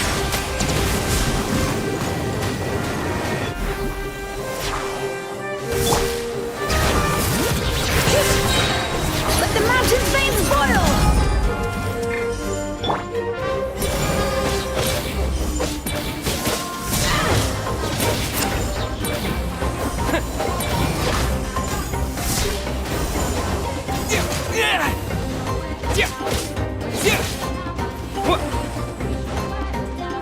All right. Chop!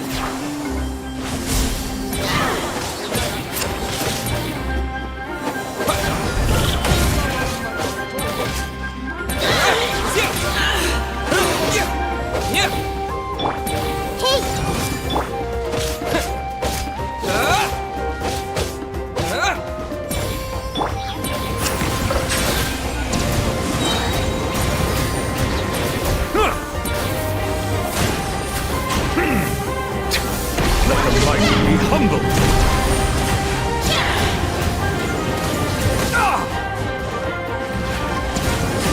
Here I come! Very well! Consider your strength acknowledged.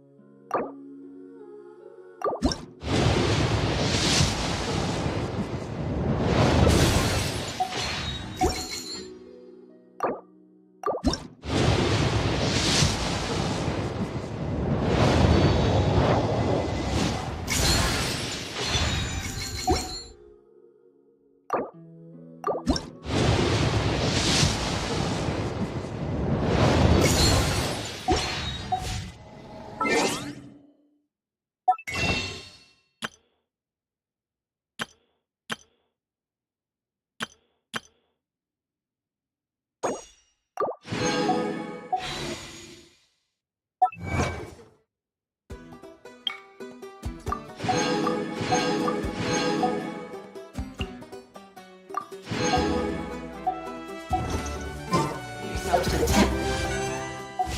Then tested you should